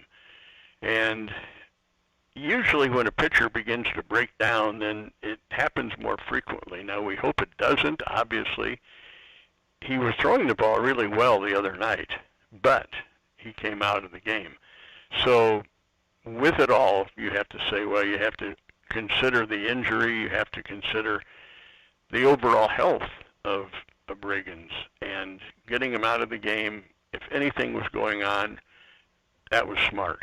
Now, recovery, we'll have to wait and see. But yeah, when a pitcher has a history like that, you're always concerned. Right now, we're talking to the Hall of Fame voice of the Kansas City Royals, Denny Matthews. I don't want to make it seem like the first 40 days have all been negative. There certainly have been some positives. The biggest positive on my list has been Jack Kagleon. He now looks the part. It really feels like the game is starting to slow down for him. I agree, and he's getting it. And again, who knows what his timetable is?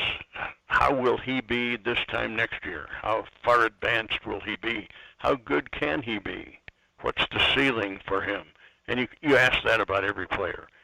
Bobby Witt, how good is Bobby Witt going to be? Is he as good right now as he's ever going to be? Maybe. Maybe he's going to be a tick or two better. Or maybe if, God forbid, he begins to get injury problems, then that would slow anybody down. But, yeah, how good is a player going to be? Kagleon's beginning to get it. I don't worry about him at all. He's going to be fine. Denny, we sit here. None of these teams are over 500. The Guardians are at 500, and last place has 18 wins. So all these 5 teams are pretty bunched up.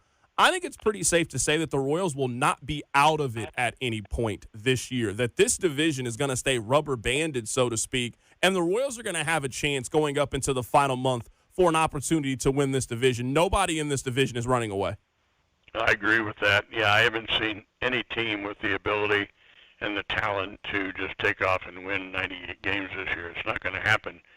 So they can continue, all 5 can continue to flop along, and if they're around 500 in September, then whoever plays the best in September will be declared the champion of the American League Central. However that sounds. I mean, if you finish first, you finish first, right? You can't help how the other guys are. But, yeah, I don't think any of the 5 teams right now, I haven't seen anything that's going to make me think that they're going to be world beaters and win 95, 98 games. Yeah, I think the winner in this division, if you're asking me right now, I think the winner of this division is going to have 85 wins. I think 85 is going to be around the mark that you're going to need to be at. If you do better than that, obviously that's good. But to me, 85 should put you in a pretty good position in the American League. Yeah, I would guess so. And here's my deal. I don't think any team that finishes first in their division, but they're 500 or under, should qualify for the playoffs. They should be eliminated automatically from any playoff if they're under 500. Do you think that'd be fair?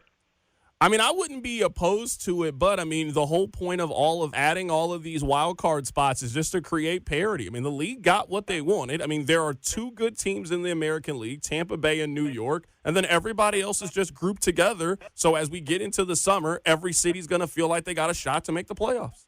Yeah, I understand that. Do you think a team that finishes under 500 should win the World Series? Absolutely not. I mean, they could. They shouldn't. Mathematically, it's possible, but yeah, I'm doing that with tongue-in-cheek, obviously. But yeah, I agree. 85 to 90 should put you in the high cotton.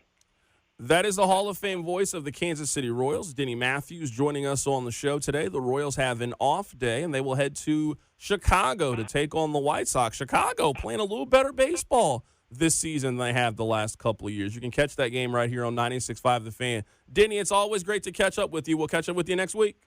Look forward to it. Absolutely. That is Denny Matthews joining us on the show. I always love catching up with Denny, talking a little Royals baseball with him, picking his brain. Rob, let me ask you, text line, let me ask you, 913-586-7965. We are a little more than 25% done with the baseball season. We are past the 40-game mark. Salvi has been struggling. On a scale from 1 to 10, Rob, how worried are you about the Royals captain? How worried are you about Salvador Perez? 6.5. I would say 6.5. That's about where I'm at. I mean, I've seen Salvador Perez at a older age struggle out of the gate, and he found a way to get hot. A couple seasons ago this happened. I think last season this happened, and I will be patient with Salvador Perez. But like everything in sports, Father Time, undefeated, he plays probably the most taxing physical position on the diamond defensively as far as field players, not pitchers. So, and he's not exactly a spring chicken, and his numbers are horrendous. So I'm not worried, but there's enough track record for me to think that Salvador Perez can turn it around. I will do what Denny is saying. I will wait in there 20 days. It'll be June, and I want to see what June holds. But I'm a 6.5 on the worry meter with Salvador Perez. Text line 913-586-7965. Throwing out the question. The Royals have a little bit of a breather here. The Royals are off today. We're past the 40-game mark. Salvador Perez, I mean, there's no question he is off to a slow start. As you heard Rob just say, he has a negative WAR. If you were going through some of the power numbers for Salvador Perez, he has 5 doubles this season. He has 5 home runs, 17 RBIs.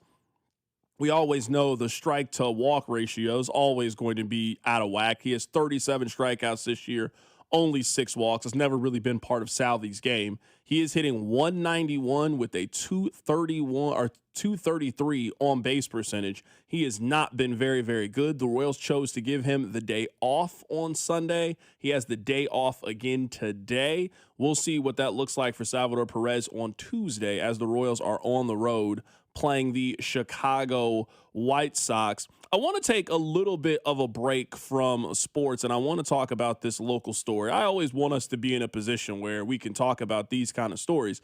So this story came across my timeline, and I saved it because I wanted to talk to you guys about it. So I'll play the audio for it, but the headline on KCTV5 says, Olathe mother fights for deceased son's name to be read at graduation. I want to play the audio for you guys, the news story, and then we'll react on the other side. This audio comes courtesy of KCTV5. An Olathe mother is asking her son's school district to make a change so his name can be heard at graduation.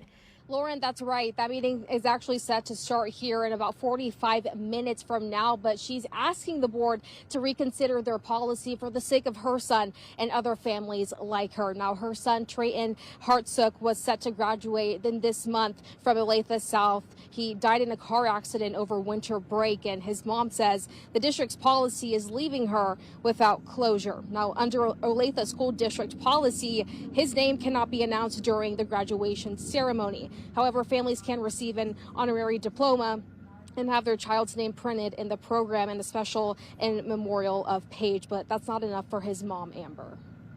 It's a big recognition. It's very meaningful for grievers to hear his name being said and to continue to speak his name, because our love for him doesn't end, it doesn't change, and it's going to continue on for the rest of our lives.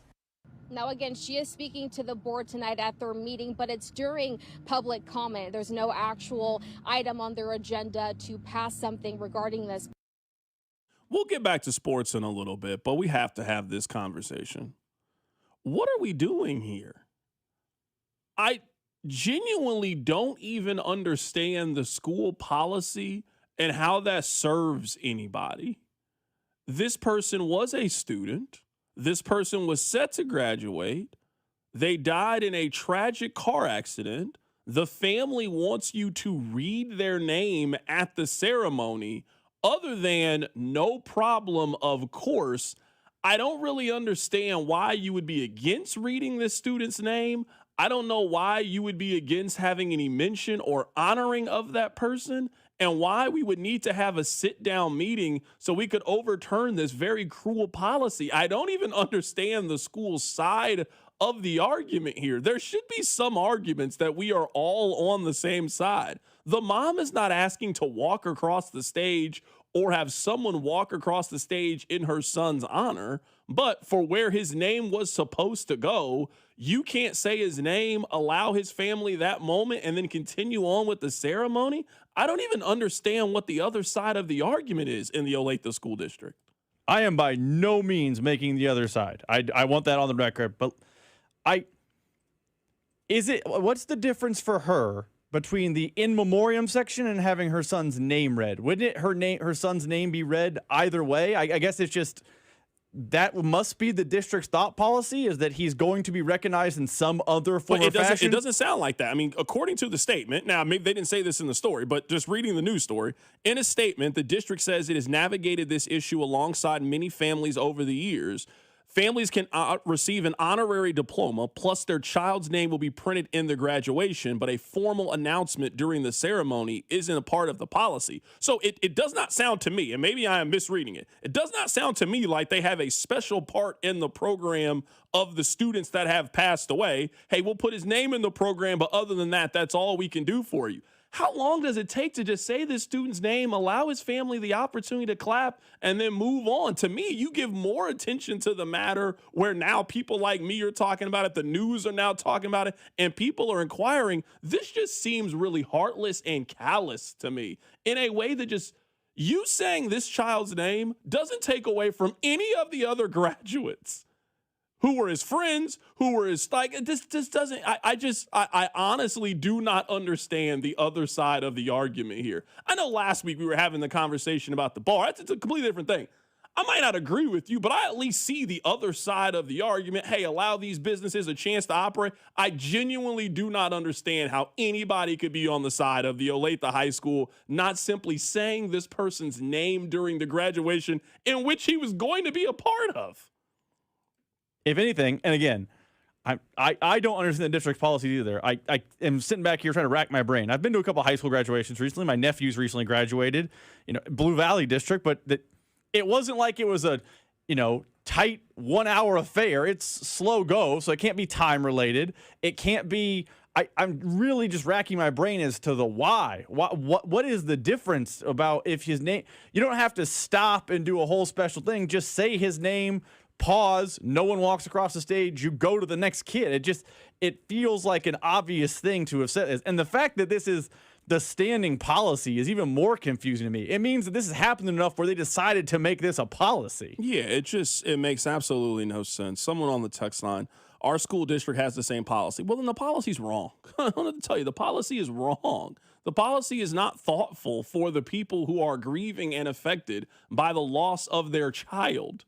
This is a really big day. This is one of the biggest days in your life. Watching your child graduate high school. Why, in any way, you would want to make that day more difficult for just a very simple ask. They're not asking for a program. They're not asking to stop to sing a song. They simply want their name included with all of the rest of their students.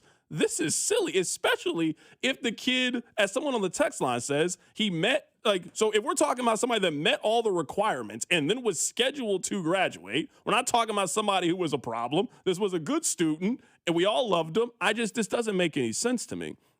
Someone on the text line, C.No, they have a policy. He gets his name in the program and an honorary diploma. He is not graduating by definition. I'm just convinced that some people on the text line just love to take the opposite side. I don't know how you can be on that side. I'm sorry, you're stupid. I hate to call people names. If that's the side you're hiding behind, you're stupid. I don't know what to say. I don't know how you could be on Olathe South's side of this argument. I genuinely do not see it. It's a policy. Well, then change it. How hard is it to change the policy? Is this one of the 10 commandments? Are we trying to add commandments? Are we trying to remove some? I don't understand. It's a stupid policy. We're not following this policy anymore. Makes absolutely no sense. That would mean the world to this woman and would mean the world to this woman's family. The policy should be it's at the discretion of the family. Because the woman's quote saying that she's a griever and hearing his name in this moment would help her with the grieving process makes sense to me. I could also see a mother or a father who goes through this terrible tragedy saying, I don't want to hear my son or daughter's name because of this tremendous tragedy and it only brings up bad feelings. But if this situation arises, it should not be a blanket policy. There should be a little bit of discretion, and the parent wants it. It feels like you can do this for the parent at the very least. Yeah, someone just sent this in. We don't got to spend I don't want to spend 40 minutes arguing this. I saw this story come across the timeline, and I was genuinely, it was bad when I saw this story on Facebook, and then I clicked on the comments, and everybody was on the same side. It usually ain't like that on Facebook. It usually ain't like that. Everybody was on the same side. They got to have a meeting for this. They got to have a meeting. But they're not really having a announcement. They're not a meeting about this. But they aren't. The news story says that during the public time to talk at the meeting, she was requesting this happen. I don't know how the meeting ended. They could have just denied her request out of pocket. I have not seen the follow-up on the story since it happened over the weekend, but they are meeting ahead of graduation. She's going to speak during the public portion of the meeting, and they can say, okay, good talk. We're not doing it anyway. What? Why? I truly do not understand.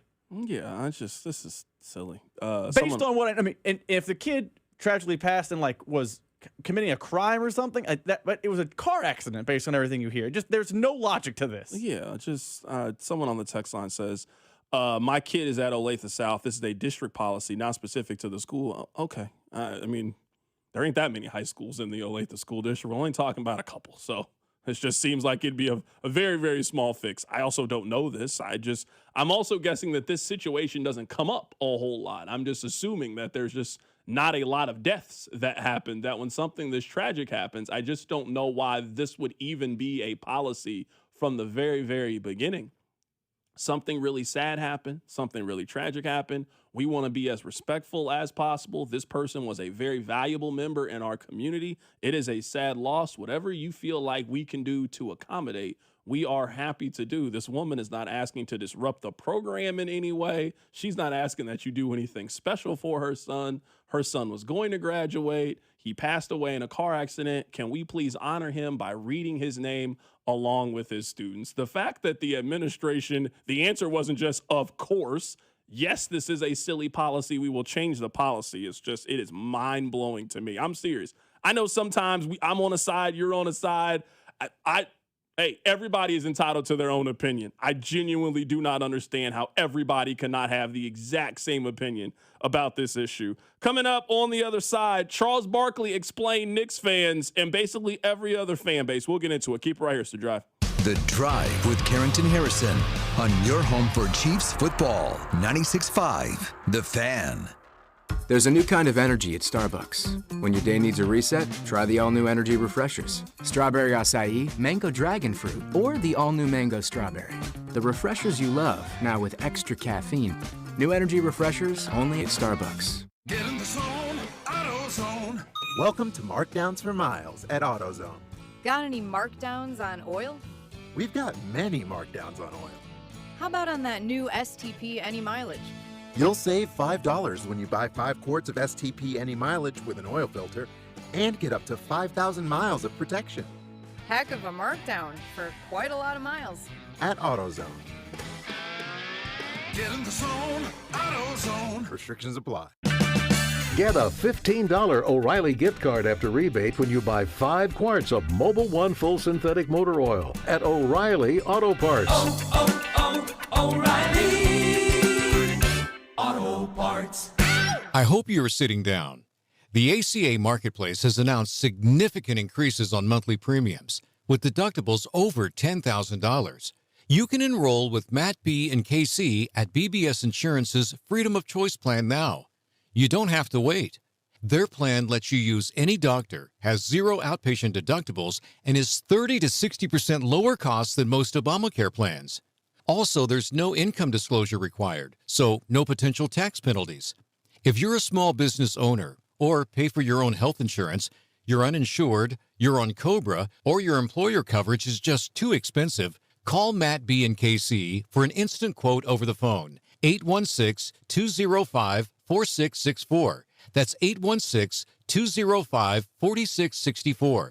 Or go to bbsinsurance.net. That's bbsinsurance.net. They will customize a plan chosen and managed by you, not the government. Time's running out to get 10% off your home painting project. Take advantage of CertaPro's spring sales event before May 15th. And if you've been putting off painting, now's the time. From scuffs inside to peeling paint outside, protect your home with CertaPro painters. Their free estimates are detailed and easy to understand. And each CertaPro painter's business is independently owned and operated right here in Kansas City. So schedule your free estimate now at CertaPro.com. That's Certa with a C. Hello, this is Jason Gudenkoff with Lewisburg Ford in Lewisburg, Kansas, the home of $50 over factory invoice. Since 1979, our $50 over factory invoice pricing has been saving Kansas City Ford buyers thousands of dollars when buying a new Ford. Our no-hassle $50 over invoice pricing has helped us become the #1 F-150 dealer in the state of Kansas. And now, for the 9th time, the #1 F-150 dealer in the entire Kansas City area. At Lewisburg Ford, we understand that price is important, but it doesn't stop there. There's other factors to this equation: trade allowance, financing, and customer satisfaction. We don't just say that we're great at taking care of customers, we actually do it. Ford Motor Company has awarded us with the President's Award 23 times. This is the top honor that they give their Ford dealers for customer satisfaction in sales and in service. So if you're in the market for a new Ford, come see us at Lewisburg Ford. You can reach us at 816-444-2300 or on the web at lewisburgford.com. Mia from the Winnings Desk. Every Missouri lottery ticket helps support Missouri public education. Over $8 billion and counting. I was going to list every school, but yeah, there's over 2,400 of them. See the full list at molottery.com/education. Play it forward and play responsibly.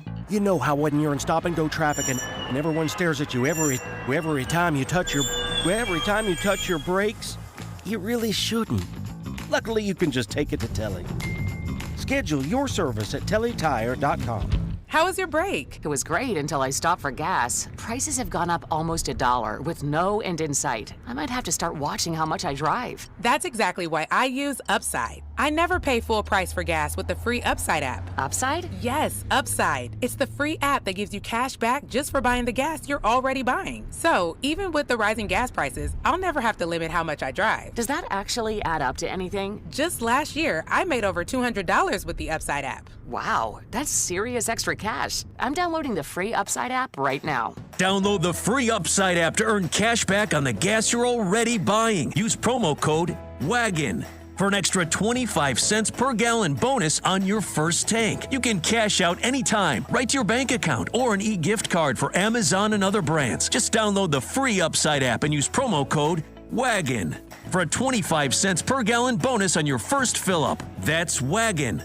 Offers vary by user and location. Go to upside.com for terms and conditions. Replacing your HVAC doesn't have to be an emergency. Plan now, pay less later. For a limited time, take advantage of an HVAC replacement with financing starting as low as $149 a month. More options, better timing, and less stress for your home. Here's your traffic report on 96.5 The Fan. Brought to you by SWL Injury Law, the Car Crash Kings. It's what they do. Visit SWLinjurylaw.com. A two-vehicle crash blocks the right lane and shoulder southbound I-35 past 20th Street. Debris on the roadway southbound I-35 past I-670 as the right lane closed. I'm Bill Brooks, 96.5 The Fan Traffic. This is your home for Kansas City sports. 96.5 The Fan. All right, welcome back into the show. If you missed it, we had Stephen A. Smith on the show earlier today. Be sure to check out the podcast page. Stephen A. Smith, host of First Take, was on the show. I know you guys get mad when we talk NBA, but I promise you this is not an NBA topic. It's about the NBA, but it's not an NBA topic. You guys know Charles Barkley, host of Inside the NBA. And I'm sure if you spent any time on social media, you see Knicks fans after wins going crazy. Well, these people, they annoy Chuck. We were in Atlanta. We do the show here. So 10 days ago, when the Knicks were down 2-1, we're in the hotel, same hotel as the Knicks. What do you think? Should we fire Mike Brown and go get Giannis?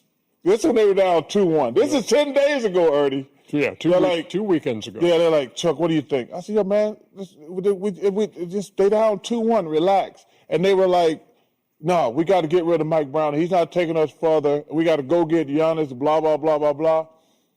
And like a week later, they're like, we're going to the finals. That's true. Then if that's annoying, I've heard that. Every one of my relatives in New York called me and said that exact same thing. They're like, fire Mike Brown and bring Giannis. Yeah. So maybe we are annoying. But I will say this: when we're not traveling for the conference finals. We will for the NBA finals. Yes. New York is different. When we were there for the conference finals last year, it is bananas. It's amazing. So that was Charles Barkley on Inside the NBA talking about Knicks fans. Now, the reason I say this is not an NBA topic, even though it is an NBA topic, you know what Charles Barkley described? Every single fan base. This is just who we are. I'm not surprised that Knicks fans were acting this way. And I know you guys act this way. Rob, you remember a couple of weeks ago when I was out on the Royals? There was a time where I said we were not going to talk about the Royals until I got back from the Kentucky Derby. We went like 9 days without talking about the Royals. Then when we came back there, we were like, oh, you switched up on them. You guys during that time switched up on them. You wanted the manager fired. You wanted the hitting coach fired. You were ready to trade Vinny Pasquantino. And then they win a couple of games and you get back in. Now, I'm not saying something's wrong with you. I'm just saying is the emotions that Charles describes, every single fan base. We joke about two Americas on this show and cultural differences, racial differences. More and more, we realize that we are far more alike than we are different. Sports fans, it doesn't matter if you cheer for Kansas. It doesn't matter if you cheer for Mizzou. It doesn't matter if you cheer for Alabama or the Patriots or the Chiefs or the Yankees or whatever team. There are some emotions that every single fan base goes through. At one point, you wanted the Chiefs to fire Andy Reid. You wanted the Chiefs to fire Andy Reid. I've been here. When Pat was playing poorly, you were blaming Brittany. You were blaming Jackson. You were blaming commercials. You were blaming kids, all of these things. And then when he plays well, it's like, that's why he's the best quarterback ever. He's going to be the GOAT. These are just emotions that every single fan base goes through. That's when you know that it's real. When you go through the highs and lows, are you really a Chiefs fan if you've never wanted to fire Andy Reid? No. I would say the answer is no. So Charles can't be just mad at Knicks fans. How Knicks fans are acting is how all sports fans act. You go through the highs and lows, and that's what makes sports so emotional. That's what makes us care so much. That's what makes you go on the news after your team gets swept and give comments like these sad Philadelphia fans. It's bad, and they almost look like they don't know how to play basketball anymore. So that's cool. The sound inside Xfinity Mobile Arena Sunday didn't feel much like a Philadelphia home game. Thousands of Knicks fans showed up in orange and blue, cheering as New York eliminated the Sixers from the playoffs. Sixers fans say it was frustrating. This is as far as they go. Like, this is the greatest day of their year, and this is it. This is it. This is all they have. So I can understand why they're so pumped up. Go back to New York. That's all it is to say. The Sixers fought hard all season long, overcoming injuries, tough losses, and a playoff battle that kept fans believing until the very end. It's great to be here. We made it this far. Even after the final buzzer, some fans say they're still proud the Sixers made it to the second round after beating Boston. We got some great young guys. I think the team's going to pull it back together. They didn't expect to be here where they are this year, and next year is going to be even better. We're going to be better next year. That's the motion. What he just described is the motion of being a sports fan. It's you win a game 7 on the road against the Celtics. You start to think this is your year, and then you lose the series. You're mad, you're frustrated, and then you start talking yourself into next year being the year. Absolutely.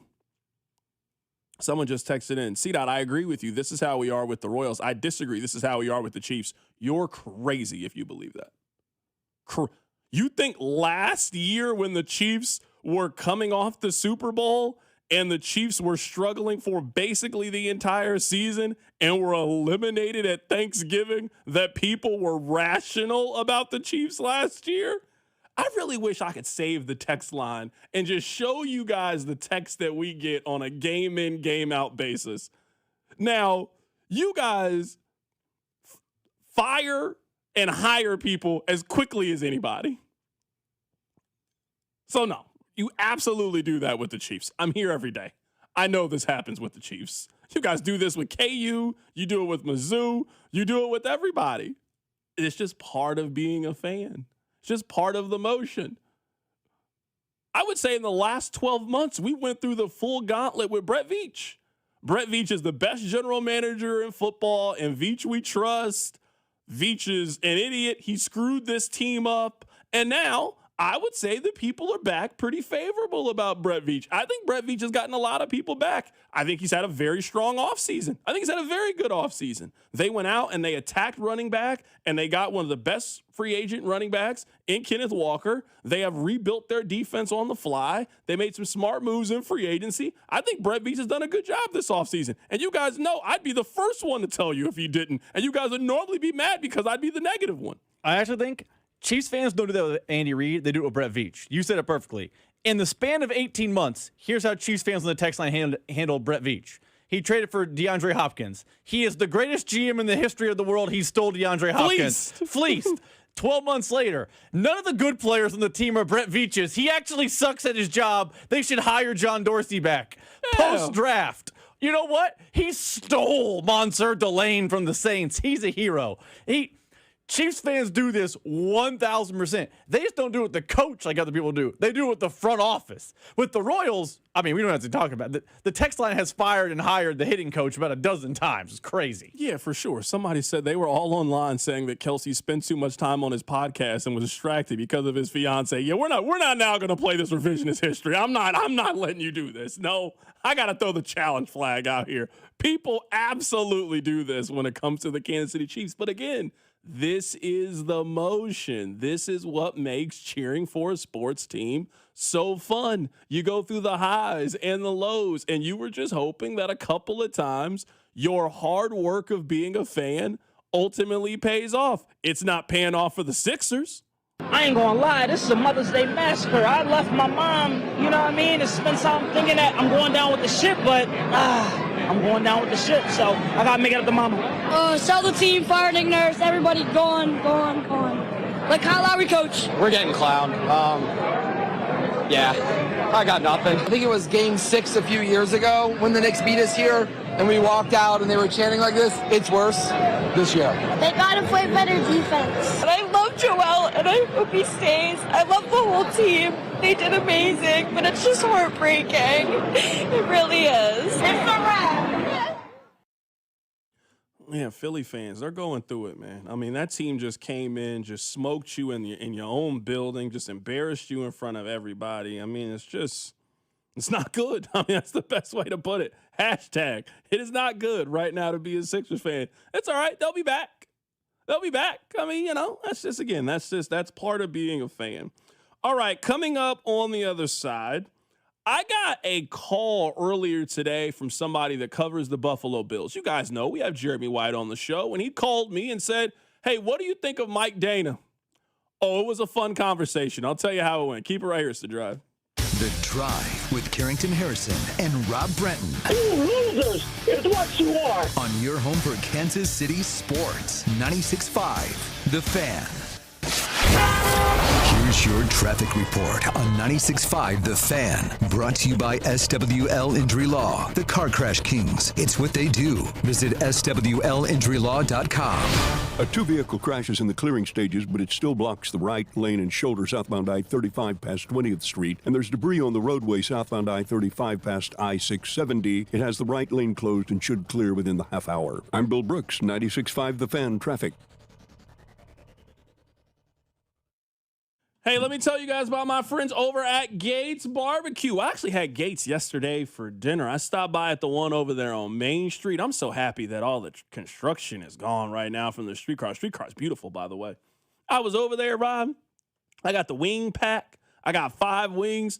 I'm here to tell you that burnt E Mac is phenomenal. The next time you go to Gates Barbecue, please trust me and get the burnt E Mac. I got the wings. I got a little bit of fries. I had that burnt E Mac. Oh, it was a fantastic Sunday. I want this for you in your life. Go stop by any of the area Gates locations. Go stop by. Go say hello. Tell them that Carrington sent you. While you're in there, get you a little bit of seasoning. You know I had to have them season my fries. Make sure you get some sauce while you're there. Get some sauce for the crib so the next time the baseball team is in town and you're having a tailgate, you're prepared. Memorial Day is right around the corner. That's the start of summer. That means you're going to be outside grilling. That means you're going to be outside barbecuing. So you want to make sure you got the proper stuff. It's Carrington Harrison from The Drive here telling you about our dear friends, some of the best barbecue in the world. It's at Gates Barbecue. Shawnee Mission Ford, on a mission to do more. Visit our inventory at ShawneeMissionFord.com. Hey, it's Cole, and I have exciting news. Ford has announced employee pricing for everyone. Over at Shawnee Mission Ford, you pay what they pay, and you still get the rebates and incentives offered by Ford, along with the top trade-in value from Shawnee Mission Ford, who's on a mission to do more in 26. Wouldn't you like to take a vacation from your bills?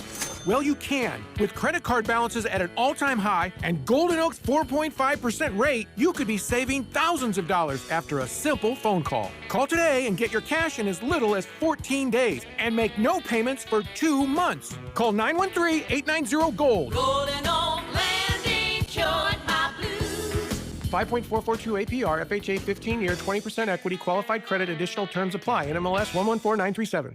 What if you could have the most reliable Wi-Fi? And get this, what if you could keep it at the same price for 5 years? That's the Xfinity 5-year price guarantee. Just 5 years of fiber-powered Wi-Fi that boosts speeds to the devices that need them most. That finds and fixes problems before you even notice them. Like super intelligent Wi-Fi with a sixth sense. And that keeps you gaming in the fast lane, even when the whole family's banking on bandwidth. And here's the best part. No annual contracts, no hidden fees, and our best equipment included.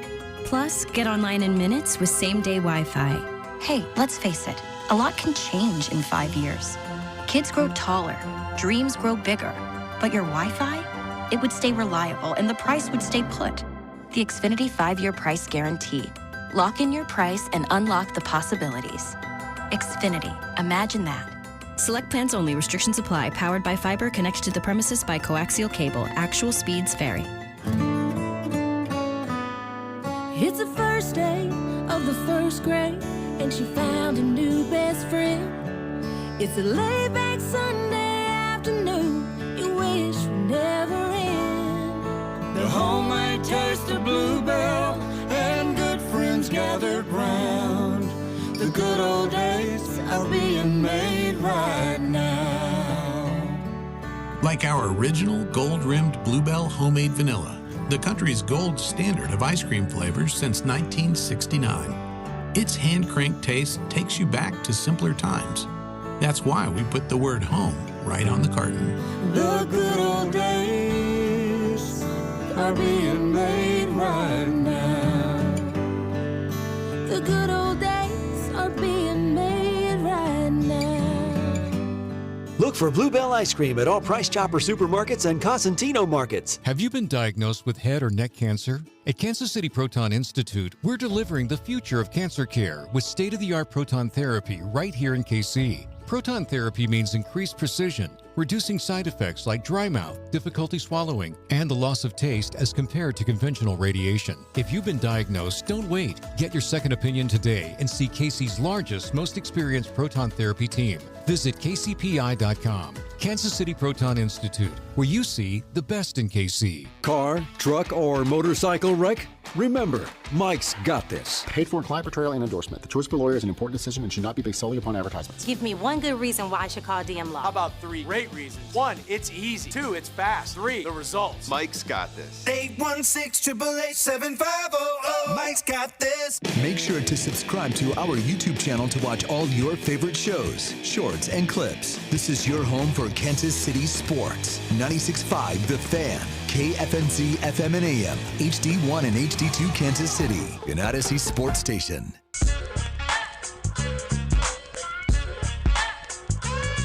All right, I want to tell you guys a real quick story. And I don't think I'm speaking out of turn. I don't think this person will have any problem with me sharing it. But Jeremy White, who you've heard on this station before, he's with WGR in Buffalo. I go on his show a lot. He comes on here a lot. We are colleagues. He hit me up about Mike Dana earlier this morning and said, "Hey, Carrington, what do you think?" I sent the crying emoji at first. He was like, "What do you mean?" This is what I told him. I think that Mike Dana is the embodiment of what went wrong last season. Now, I am not saying that he is the biggest problem of what went wrong in the 2025-2026 season for the Kansas City Chiefs, but if you want me to point to one person as the example of how things went so left so quickly for Kansas City, I think Mike Dana is it. I think Mike Dana embodies the philosophy that the Chiefs kept having of run it back. And that was a philosophy that worked for a very, very long time. One that they used as a slogan and one that the fan base rallied around. We don't need outsiders. Go get this guy. Hey, we lost this person. Let's go get back Mike Pennell. Let's go get back Derek Nottie. Let's bring back Hollywood Brown. Let's bring back Juju Smith-Schuster. We used to joke about it, that the Chiefs really only know the names of about 70 players in the NFL, and they were very happy to keep everything in-house.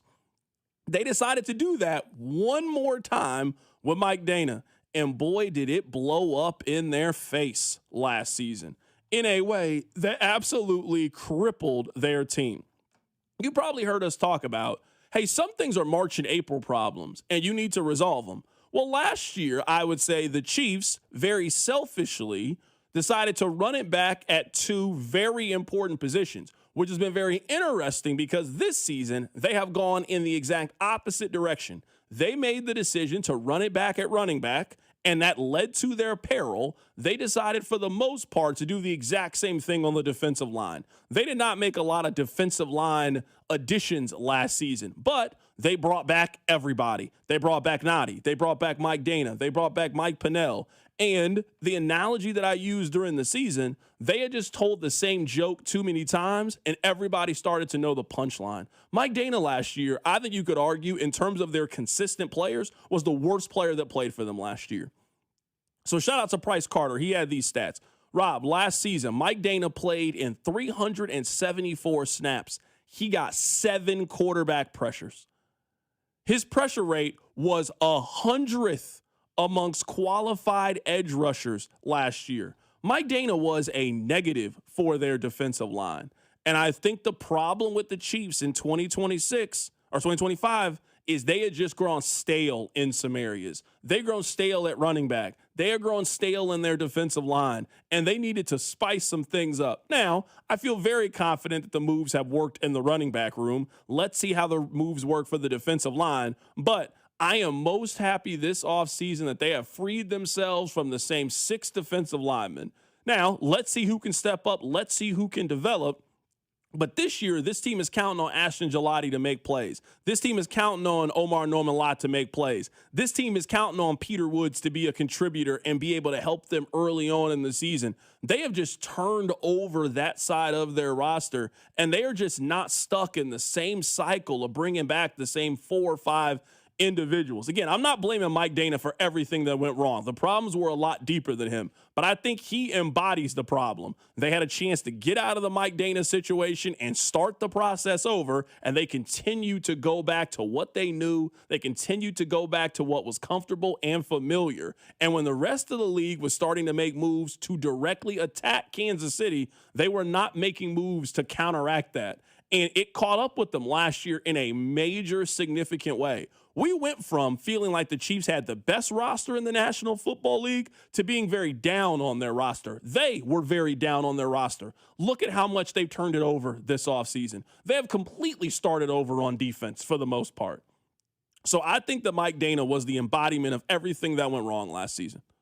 I mean, this is not the point of your conversation. You're telling me Mike Dana was worse than Derek Noddy? Derek Noddy was awful. I'm trying to... You like the Spider-Man meme? They were the Spider-Man meme. But the difference is, Noddy was making no money. That's true. Dana was making real money in playing like this. That's a fair point. I feel like the Chiefs twice now, I think we're an offseason too late to realize they were getting a little old.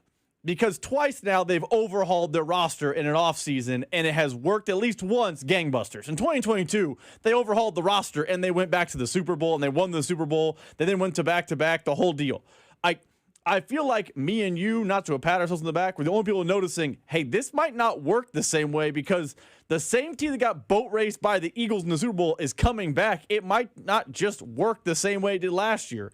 Lo and behold, it didn't. So credit to Brett Veach. He eventually saw the error of his ways, but, I mean, we can name 10 players that fit what you're describing with Mike Dana. It's Dana. It's Derek Noddy. It's any of the linebackers. Remember they brought back Mike Edwards at safety. It's just over and over and over again. They would have kept doing the same thing and having the same results, and I'm happy they've cleansed themselves of that problem. Yeah, I mean, I think the Chiefs were kind of looking at themselves like a regular company and not like a sports team. I understand kind of sticking to what you know and who you are. Remember whenever IHOP tried to rebrand for that little short period and they were calling themselves the International House of Burgers?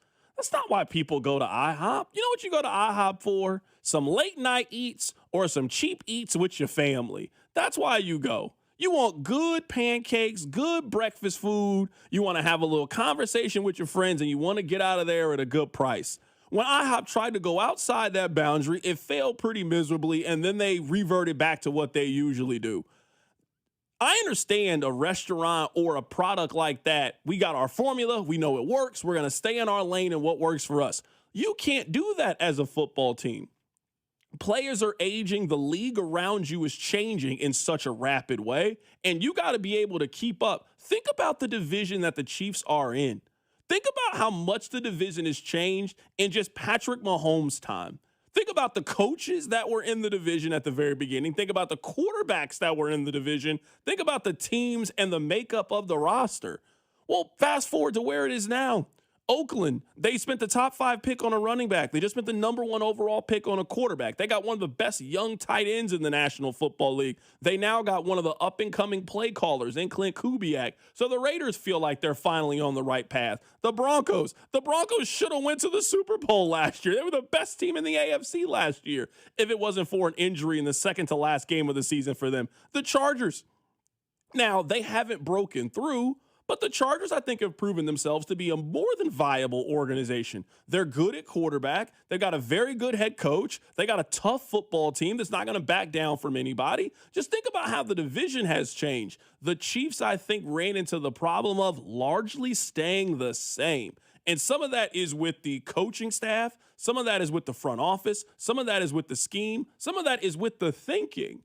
Just last year, when you and I were trying to have the conversations about running back, oh, well, they won with Damian Williams. Well, you got to look at how the NFL is now. No good team is winning with Damian Williams. That's not saying you got to spend the 4th overall pick on a running back, but no good offense is now just leaving running back to chance. No, you got to invest because the league is different. I will always maintain the thing that went wrong with the Chiefs last year is the league was rapidly changing around them, and they just were the last to know that it was changing. This offseason, I think, is them realizing it's changed, so we got to be different. We got to be more invested in our running game than we've been the last couple of years. Our defense, we got to have an ability to take the football away. We got to get younger. We got to fly around the field and make plays. We got to get off the field on third downs. This offseason, to me, has been an admission that the Chiefs are modernizing their team and trying to get with the times more so than I think they were the last couple of years. Even the year they went to the Super Bowl, that team kind of felt like it was holding things together in a way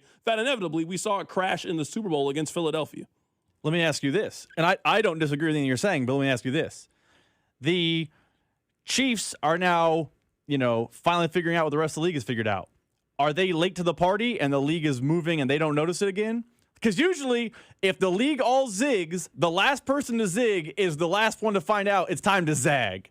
Is it possible the Chiefs are now late to the adjustments of the league and the league is going to adjust in real time and they're going to be late to that adjustment too? Because if we've seen once they missed the boat on the adjustment of the league, is it possible they miss it again? Because if you start chasing, you become a real problem in the league. Yeah, to me, it's not even chasing as much as just keeping up with everybody. Like, you're not going to be a good offense if you can't run the football. So I'm happy that they have now taken those steps. Now, with the defense, the defense is a major question mark. Anybody that's telling you they know the Chiefs' defense heading into this season, they're lying to you. How can you know? Their secondary is completely overhauled. Their defensive line, at least on paper, doesn't seem to have a dedicated pass rush on the opposite side of George Karlaftis. They lost a critical member of their linebacker room. Like, their defense is starting over right before our eyes. But there is a trust and a confidence. They have one of the best defensive coordinators in the history of the league. Can this guy get this young group to mold together in his image? And in the second half of the season, can they hit the ground running? That's the hope, I think it is, with Kansas City. And the hope with the offense is Pat's going to be healthy. They can run the football. And now having Rashee Rice from the very beginning of the season, Xavier Worthy from the very beginning of the season, two guys that have a lot to prove heading into this year. Worthy's trying to get his option picked up. Rashee Rice is in a contract year. Can you get all of those pieces to come together for a pretty productive and dynamic season? I still think that's very much possible for Kansas City. We got a ways to go to get the answer to that question. Coming up on the other side, we're going to bounce around a little bit. We'll replay our conversation with Stephen A. Smith coming up in the 5 o'clock hour. If you missed it, the host of First Take called into the show. We had a fun conversation. We'll play that for you in the 5 o'clock hour. Let's talk a little bit of Royals baseball. We are 40 games into the baseball season. Keep it right here. It's The Drive. The Drive with Carrington Harrison on your home for Royals baseball. 96.5, The Fan. When Bill Lambert started Midwest Heating, he realized something very quickly. The most important thing a customer can give you isn't their money, it's their trust. I'm Airman for Midwest Heating, Cooling, and Plumbing. Midwest and Lennox are now offering up to $1,400 rebates on high-efficiency home comfort systems and 0% 60-month financing with approved credit on these qualifying Lennox systems. Every day, we strive to meet the highest standards in the industry, yours. But we are human. If we make a rare mistake, we make it right, and right away. That's what Bill instilled in all of us. Now, the third generation stands on the shoulders of the past, improves on it, and passes it on to the next. Give us the chance to earn your business. Just dial 943-8787 or go to MidwestHeating.com. Trust your air to the best. Midwest. Midwest Heating, Cooling, and Plumbing. Liberty Mutual customizes your car and home insurance. And now we're customizing this rush hour ad to keep you calm, which could help your driving. And science says therapy is great for a healthy mindset. So enjoy this 14-second session on us. I think you've done everything right and absolutely nothing wrong. In fact, anything that hasn't gone your way could probably be blamed on your father not being emotionally available because his father wasn't emotionally available, and so on. And now that you're calm and healing, you're probably driving better too. Liberty, liberty, liberty, liberty. There's a new kind of energy at Starbucks. When your day needs a reset, try the all-new energy refreshers. Strawberry acai, mango dragon fruit, or the all-new mango strawberry. The refreshers you love, now with extra caffeine.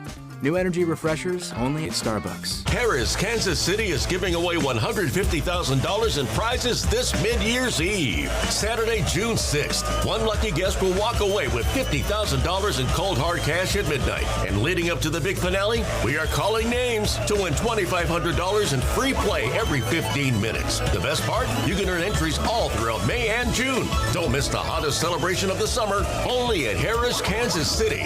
21 or older to gamble. Know when to stop before you start. Gambling problem? Call 1-800-GAMBLER. It's been life-changing. It really has. Went up to see QC Kinetics. I could feel the difference the way I got out of bed. I could feel the difference throughout the day. I could feel the difference while I was playing golf. Let's rewind. That's an elated QC Kinetics patient, David Smoke, a very active TV and radio sports personality who loves to run and golf. I started to notice some aches and pains, an aching, throbbing pain in my right hip. I didn't want to get cut on. I've had MRIs, and it showed no structural damage. I've tried the steroid injections, and that just seemed like it kicked the can down the road. It's that endless cycle that leaves you continually fighting joint pain in your hips, knees, shoulders, and back. But this is where it ends with QC Kinetics regenerative treatments. I've tried it all. The only thing that's different is me going to QC Kinetics. I believe in it because it's worked. Don't waste another day going in circles. Make QC Kinetics your first call. The consultation is absolutely free. Call QC Kinetics, 816-412-6299. That's 816-412-6299. 816-412-6299. Hi, I'm Carter. And I'm Charlie. We'd like to share a quick story about a homeowner named Jack. Jack had a home he needed to sell fast. And Jack thought he had it all figured out. So Jack talked to multiple cash buyers. Jack chose the highest offer. But the day before closing, guess what? The buyer backed out. Leaving Jack with the moving truck all packed in the driveway and not sure what to do. Jack learned the hard way that the highest offer isn't always the right offer. Jack got suckered. Make sure you aren't hung out to dry. Call our dad at Rex Buys KC. Our dad is local, he knows Kansas City, and he actually closes deals. No repairs, no fees, no showings, no surprises. Just a fair cash offer and a smooth process. Now, don't be like Jack. Call 816-330-6000 or visit rexbuyskc.com. Rex Buys KC, helping people make smart choices one home at a time. This is the story of the one. As a maintenance tech at a university, he knows ordering from multiple suppliers takes time away from keeping their arena up and running. That's why he counts on Grainger to get everything he needs, from lighting and HVAC parts to plumbing supplies, all in one place. And with fast, dependable delivery, he's stocked and ready for the next tip-off. Call 1-800-GRAINGER, click Grainger.com, or just stop by. Grainger, for the ones who get it done. Pump up the volume. Business moves fast. Orders roll in, deadlines close in. When you ship with USPS Ground Advantage, you can keep up with confidence. Every package stays in our secure network from dock to door. And with nationwide reach, dependable tracking, and upfront affordable pricing, you get built-in peace of mind. You run the business. We run the routes. Visit USPS.com/groundadvantage to learn more. You're listening to 96.5 The Fan from the DM Injury Law Studios. Mike's got this. Car, truck, or motorcycle wreck? Remember, Mike's got this. 816-888-7500. Mike's got this. The countdown to the World Soccer Championship is brought to you by Blue Cross and Blue Shield of Kansas City. From here, for wherever you are, that's the benefit of blue. Visit bluekc.com/benefit of blue for more information. Here's your traffic report on 96.5 The Fan. Brought to you by SWL Injury Law, the Car Crash Kings. It's what they do. Visit SWLinjurylaw.com. A two-vehicle crash is in the clearing stages, but it still blocks the right lane and shoulder southbound I-35 past 20th Street. And there's debris on the roadway southbound I-35 past I-670. It has the right lane closed and should clear within the half hour. I'm Bill Brooks, 96.5 The Fan Traffic. Hey, it's Cole Reagans from the Kansas City Royals. You're listening to The Drive with C-Dot on 96.5 The Fan. All right, let's talk a little bit of baseball. We'll split this segment up.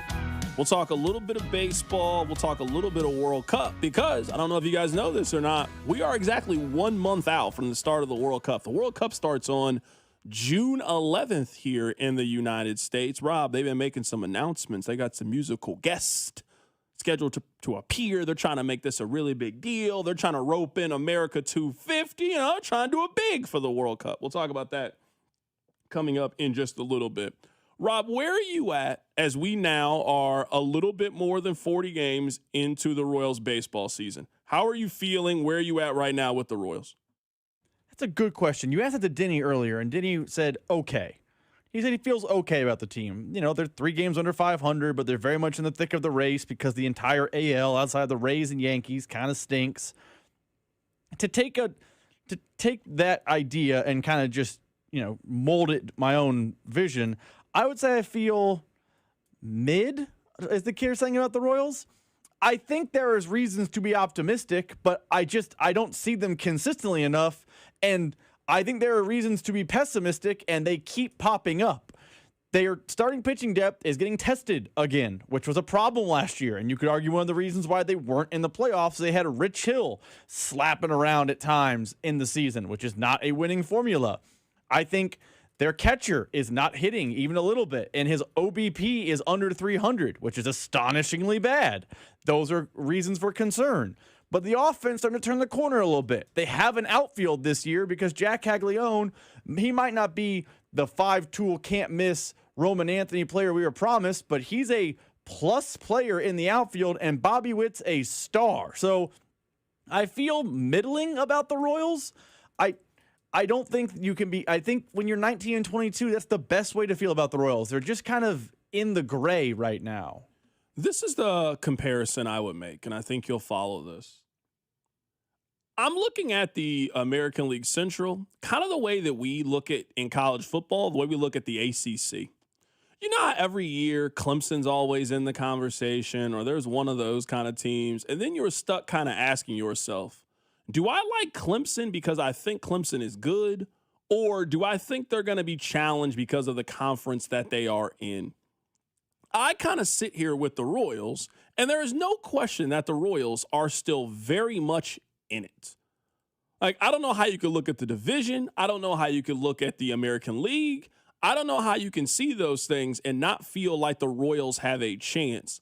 But do I like the Royals? Do I like the direction that they are going in? Do I feel good about the team? Or am I just down on the conference that they're in? Because there's a lot of reasons to be down on the conference that they're in. There's not a team in their division through 40 games that is over 500. There is a team that is 500 who everybody keeps telling me is the best team. 4 out of the 5 teams have a minus run differential. There is really no gap between the team that is in first place and last place. So I'm thinking every conversation that we're having here in Kansas City about the Royals and them being able to put it together and the hope that you have in the American League Central, I would also guess that that's what every team in this division is having. Why would you not feel that way if you're Cleveland? We won this division in back-to-back seasons. We're going to win it again. for the first time in a while, there should be real optimism about Chicago. If you're telling me that 84 wins could potentially win this division, every year there's a team that surprises. Why couldn't it be the White Sox this year? The Royals. If the Royals can put it together, if Vinny can get back on track, if Salvi can have a better rest of his season, if you can get this guy healthy, like Royals fans, you can talk yourself into it. Detroit, if you can just tread water until you get Scooble back. Minnesota, every team in this division feels the exact same way. So I'm just wondering, do we feel good about the Royals because we think they can be a good team? Or do we just feel good about the Royals because they are in a division that is just, I mean, they might be in the worst division in baseball. Like the absolute worst division in baseball. You would not trade spots with some of these other teams. I'm really left stuck with, why do I feel good about the Royals? Why am I encouraged about them? We've made the comparison many times on the show, and I feel like we're going to say it throughout the season. I feel the way about the Royals that I imagine Panthers feel about the Panthers 6 months ago. Hey, I think they're better. I think they got some reason to be excited. They got some good stuff going, but a lot of the excitement is born out of the fact that everyone in the division stinks. I'm sure Panthers fans aren't happy with an 8-9 season. They get to host a playoff game. If the Royals go 84-79 or 84-78, and they host a playoff series, Royals fans are not going to be upset about that. They're going to have an AL Central pennant. They're going to be ecstatic. But it's just, there's a feeling of, is there more there, or is it just there's enough to get by? So the NFC South comparison is how I can make the AL Central over and over and over again. But I feel the way that Panthers fans should feel. Hey, there were some exciting moments. I mean, Bobby Witt Jr. was, player of the week this week in Major League Baseball? He hit 400 over a week. That's really exciting. But they're still sub 500, so it's hard to, be all the way in. And you're right. It was interesting because to keep the Panthers thing going, remember the Panthers won their division last year. They were going up against the Rams, and we were kind of thinking to ourselves, I mean, they did beat the Rams in the regular season. They are at home. Maybe there's a chance. Oh, no, there wasn't a chance. The Rams are better than them. I mean, the game was competitive, at least good for the Panthers. Yeah, for the analogy, if the Royals bump into the Rays at home in the AL in the playoffs, and I know we're getting well ahead of ourselves, but just possible, it could go 4 games, because why not? But it is very NFC Central Carolina Panthers vibes with the Kansas City Royals. I know I didn't say that we were going to talk about this, but let's just spend 3 minutes talking about this. So a couple of the schedules, you know how it is. It's going to be a slow drip here for the next 4 or 5 days until we get the schedule. So the first game, or the first Sunday night game for the season, it's going to be the Cowboys and the Giants. So that's Sunday Night Football week 1. The Thanksgiving game has now been announced for the Cowboys. It's going to be the Cowboys and the Eagles. So they're going to be playing each other on a Thanksgiving, the Fox game, the second game. You guys know how the television window works. I have been really intrigued at the way the NFL is putting this thing together. Rob, one thing that stood out to me the most in all of this is the NFL is telling you the weekend that they think is their worst weekend. They think it's the Sunday after Thanksgiving. Because look at it now. They have announced that there's going to be a Wednesday game before Thanksgiving. Netflix is going to have that game. So the NFL week is going to start on a Wednesday for that week on Netflix. We don't know the matchup yet, but we do know that. You got 3 games on that Thursday. So you get the Lions like we always do, the Cowboys like we always do. There's always one good game at night to kind of wrap things up. Amazon has a Black Friday game. There's still a Sunday Night Football game. There's still a Monday Night Football game. They are telling us, based on their data, that they've been looking at it, and that's just a travel day for everybody. So you can miss that week. We're not putting any games. There's not going to be an abundance of games. Maybe you'll watch your Red Zone, but for the most part, we understand that people are traveling on that Sunday, so we are not that occupied with making sure that that Sunday is stacked and loaded like other Sundays, because they have just picked apart that weekend with Wednesday, Thursday, Friday, Monday. There's not enough games left in the season in order for you to make everybody happy. So that's one thing that I've noticed. And this is the second part. I'm not saying there would not be years in which I would regret it, because I'm sure there will be. I don't know if I ever need to see the Cowboys play the Giants again. I'm tired, Grandpa. I'm tired of watching the Cowboys and the Giants. How did we know that that was going to be the Sunday Night Football game? You could have gave me a million guesses. I wouldn't need them.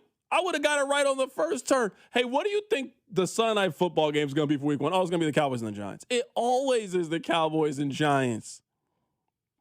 You guys excited about that? I'm not excited about that. That's actually the game I'm least excited about for the whole week, because that's an exciting week, Rob. So we got the NFL season starts on Wednesday this year because of the Australia game. So we have, Bears, Seahawks, I believe, that Wednesday. We have the Netflix game on Thursday, so the Rams and the San Francisco 49ers. So Wednesday, Thursday. That Friday is the Kansas and Missouri game. That Saturday is week 2 of college football. And then our first Sunday of official action in the National Football League. By the time we get to Cowboys and Giants, I'm not watching that nonsense. I'm footballed out. I don't want to see those two teams play. I'm tired of watching the Cowboys and Giants play each other. I 100% agree with you. I can't believe the NFL picks that. I mean, I get why, but I also can't believe why. Let's circle back to a minute for Thanksgiving.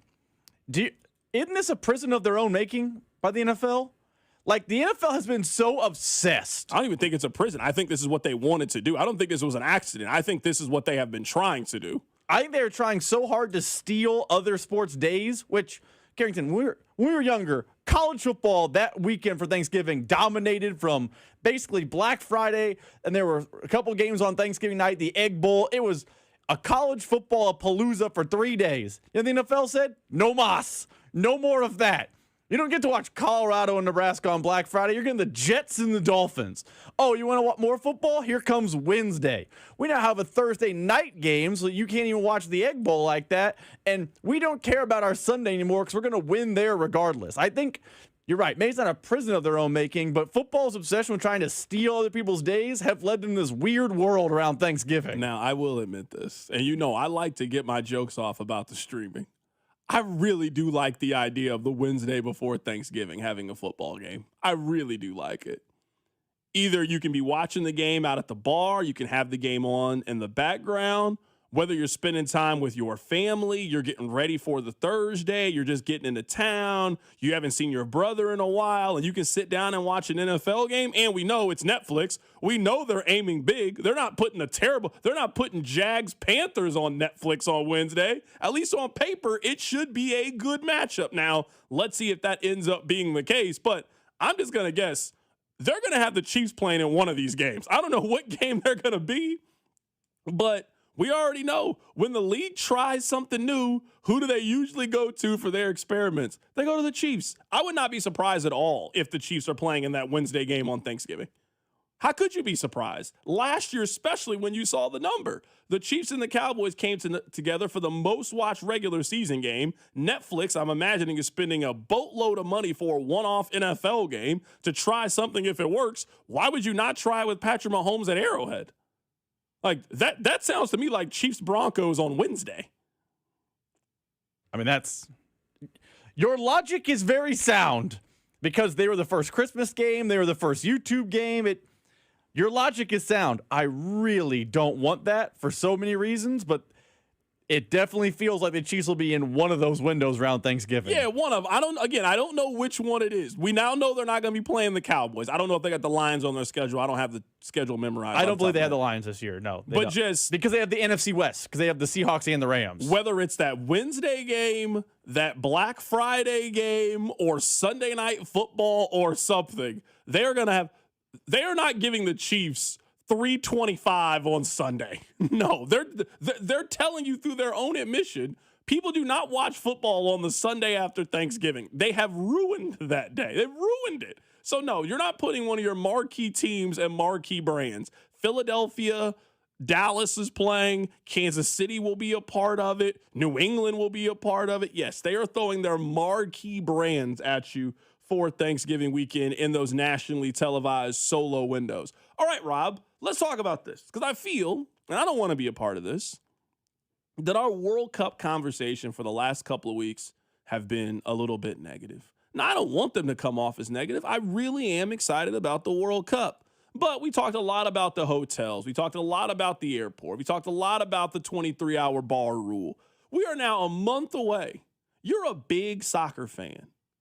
You got tickets to go to one of the World Cup games. It is coming to your hometown. You don't got to travel. You can just drive from your car over on 135th and Metcalf to one of those designated areas that are going to pull up and drop you off right in front of the stadium. You can go to a World Cup game. Now that we are 30 days away from the start of the World Cup, how are you feeling? How prepared do you think Kansas City is to showcase themselves on the biggest stage that the sports world has to offer?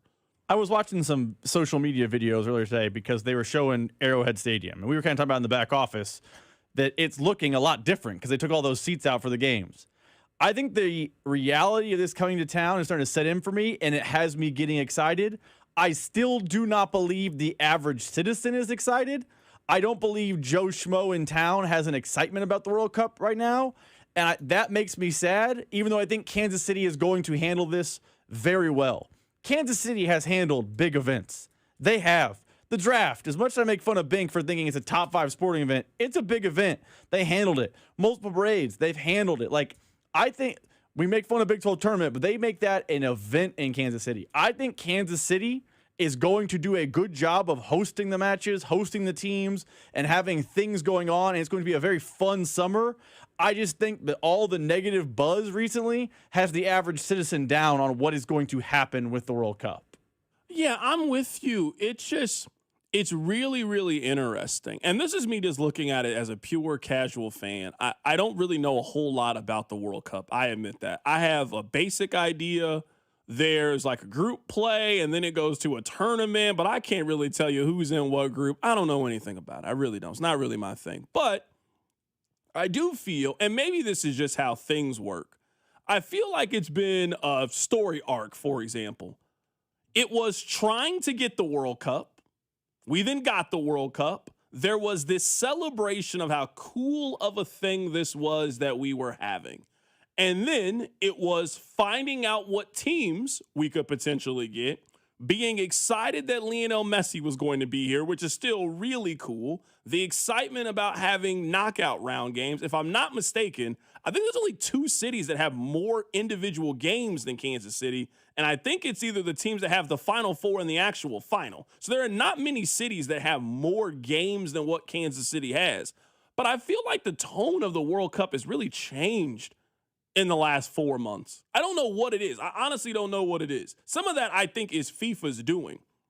I think FIFA has tried to nickel and dime the American public at every single turn in this. And during a time in which I think you are seeing Americans fight back and say, no, with gas going up, at the cost of what houses are, at the cost of what rates, like, you cannot do this at every single walk of life. And here is this event for people who, like, this is not a soccer country.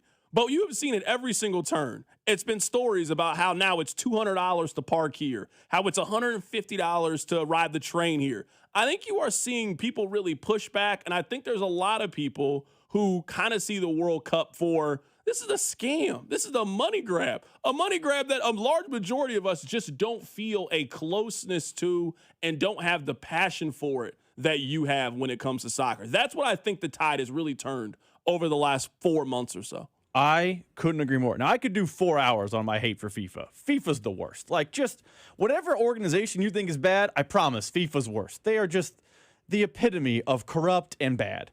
And I think they took a thing that was supposed to be, I don't want to say cheap, but reasonably priced and fun and for everyone to be a part of in every city that gets matches, and they have made it something for the elitist of elite rich people. I have no chance, based on pricing and everything, to see Lionel Messi. That is not how it should be.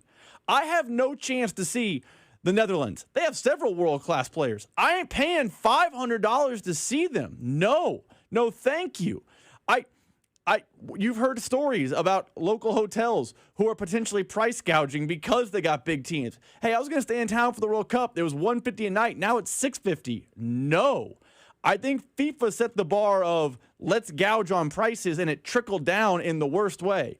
I am hoping once the event gets here, people go to FanFest, which is free. People take the shuttle, which is free. People go to the games via the bus, which could be a big party on the bus up to the stadium. I hope people go experience these things that are for the everyman in town, but it seems like FIFA's gone out of its way to make this for only the billionaire class, and it really frustrates me. I also think, and this is just me reading it as a casual, but just from what I've read, it seems to me FIFA kind of has the attitude of, oh, you guys are used to spending this amount of money for things. It's not cheap to go to a Chiefs game. Not if you want to sit well.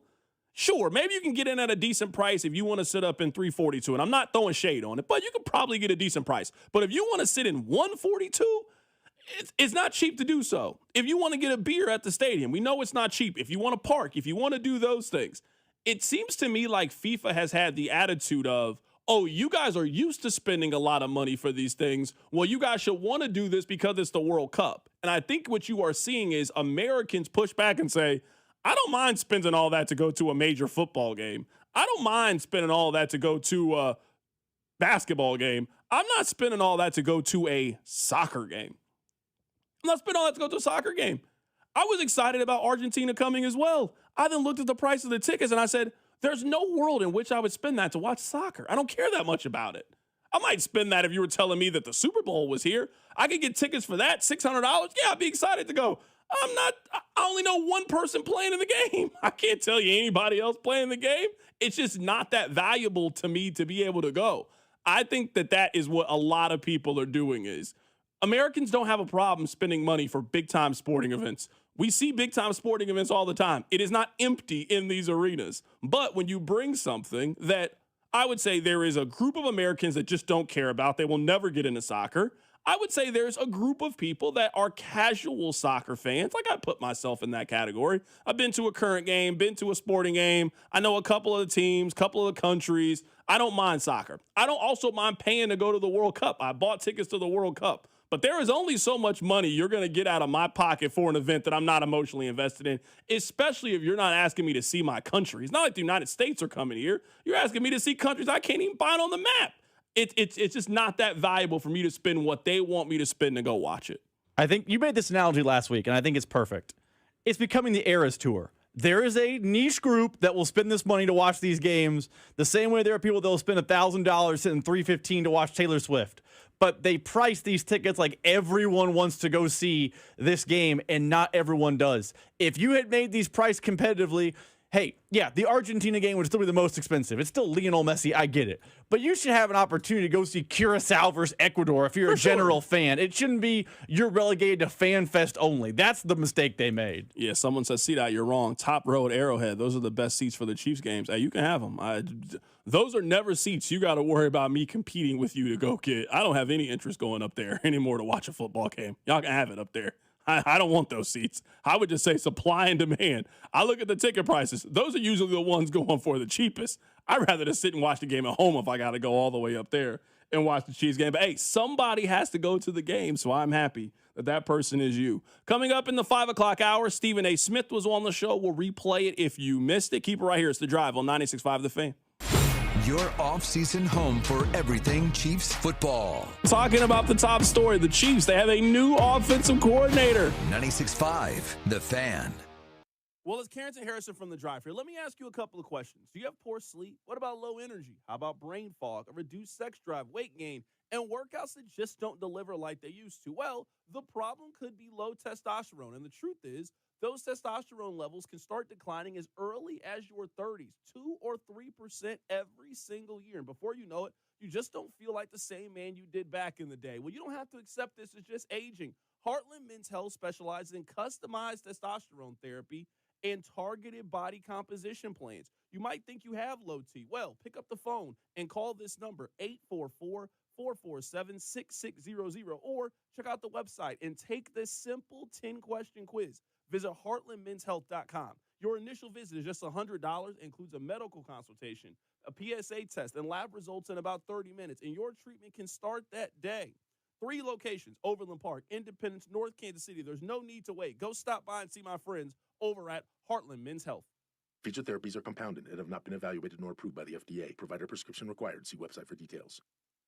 Spring is here, and as the weather heats up, the sports action heats up at Circa Sports. From baseball to basketball, hockey to golf, Circa Sports has it all. Circa Sports isn't just sports betting, it's sports betting the way it should be. High limits, player-friendly pricing, and exceptional customer service. Whether you're looking for playoff futures or props on your favorite players and more, Circa Sports has you covered. Download the Circa Sports app or visit circasports.com today. Must be 21 or older. Gambling problem? Call 1-800-GAMBLER. Finding great candidates to hire can be like, well, trying to find a needle in a haystack, but not with ZipRecruiter. Its powerful technology actively finds and invites qualified candidates to apply to your job. So while other companies might deliver a lot of hay, ZipRecruiter finds you the needle in the haystack. See why 4 out of 5 employers who post a job on ZipRecruiter get a quality candidate within the first day. Try ZipRecruiter for free at ZipRecruiter.com/team. That's ZipRecruiter.com/team. ZipRecruiter. You know that Big Bargain detergent jug is 80% water, right? It doesn't clean as well. 80% water? I thought I was getting a better deal because it's so big. If you want a better clean, Tide Pods are only 12% water. The rest is pure, concentrated cleaning ingredients. Oh, let me make an announcement. Attention shoppers, if you want a real deal, try Tide Pods.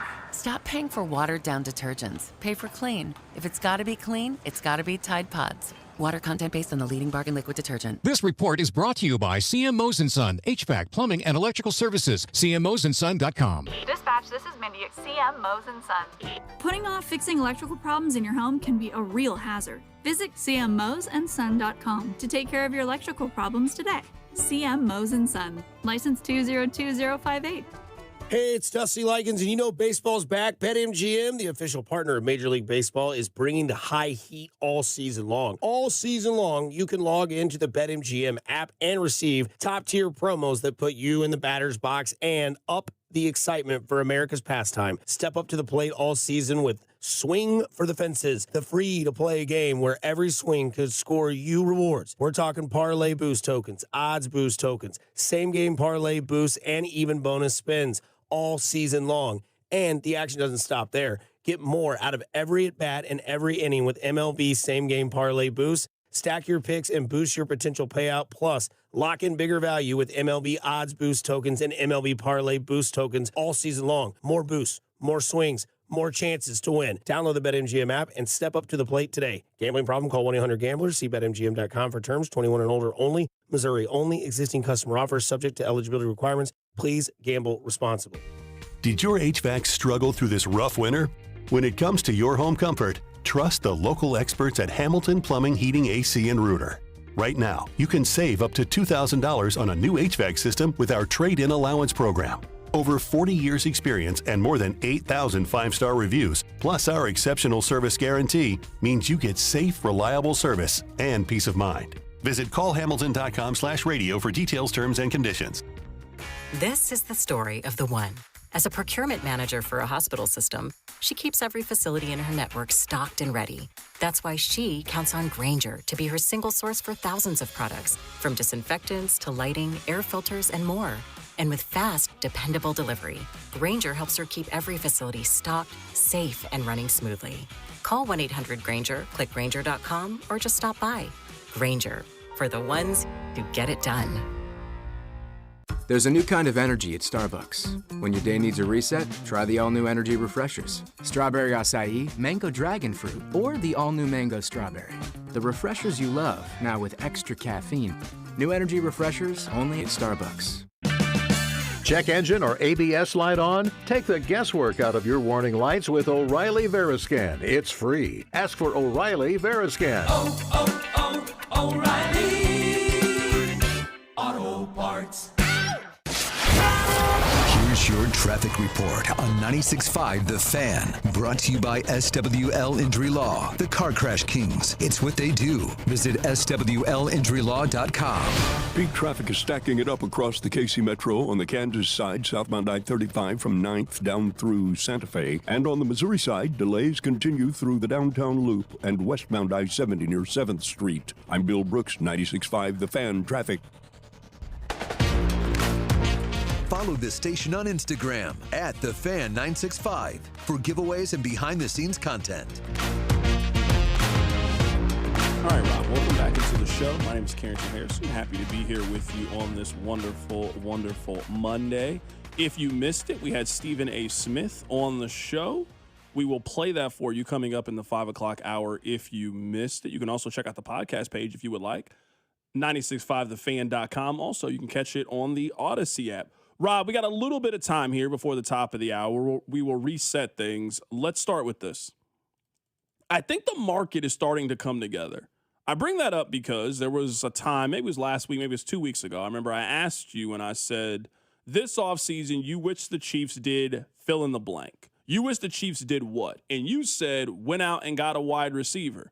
Well, over the last handful of days, we are starting to see what that will cost for the remaining names. Jauan Jennings was a free agent. Jauan Jennings signed a 1-year, $8 million deal to go play with Minnesota. Now, I know this person doesn't play wide receiver, but he's a pass catcher. David Njoku, he just signed a 1-year, $8 million deal, and now he is off the board.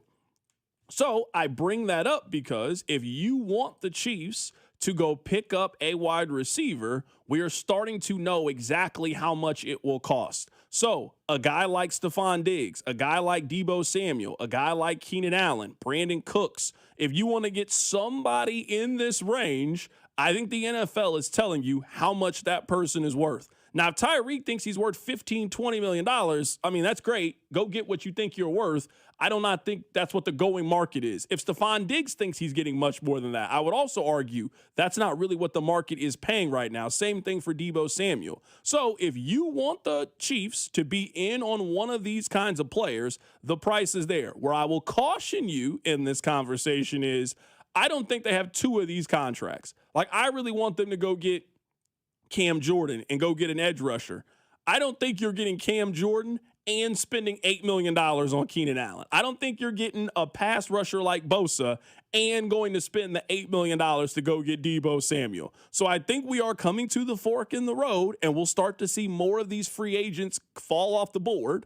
We saw maybe the best tight end left. He fell off the board. Some might argue the best remaining wide receiver in Jauan Jennings. He is off the board, and we're starting to get an idea of what these guys are going to cost. I think now the Chiefs maybe have one $8 million contract left in their back pocket. Is it going to go to a defensive player like a Bosa or a Cam Jordan, or are they going to grab one of these wide receivers before it's too late and one of these guys fall off the board?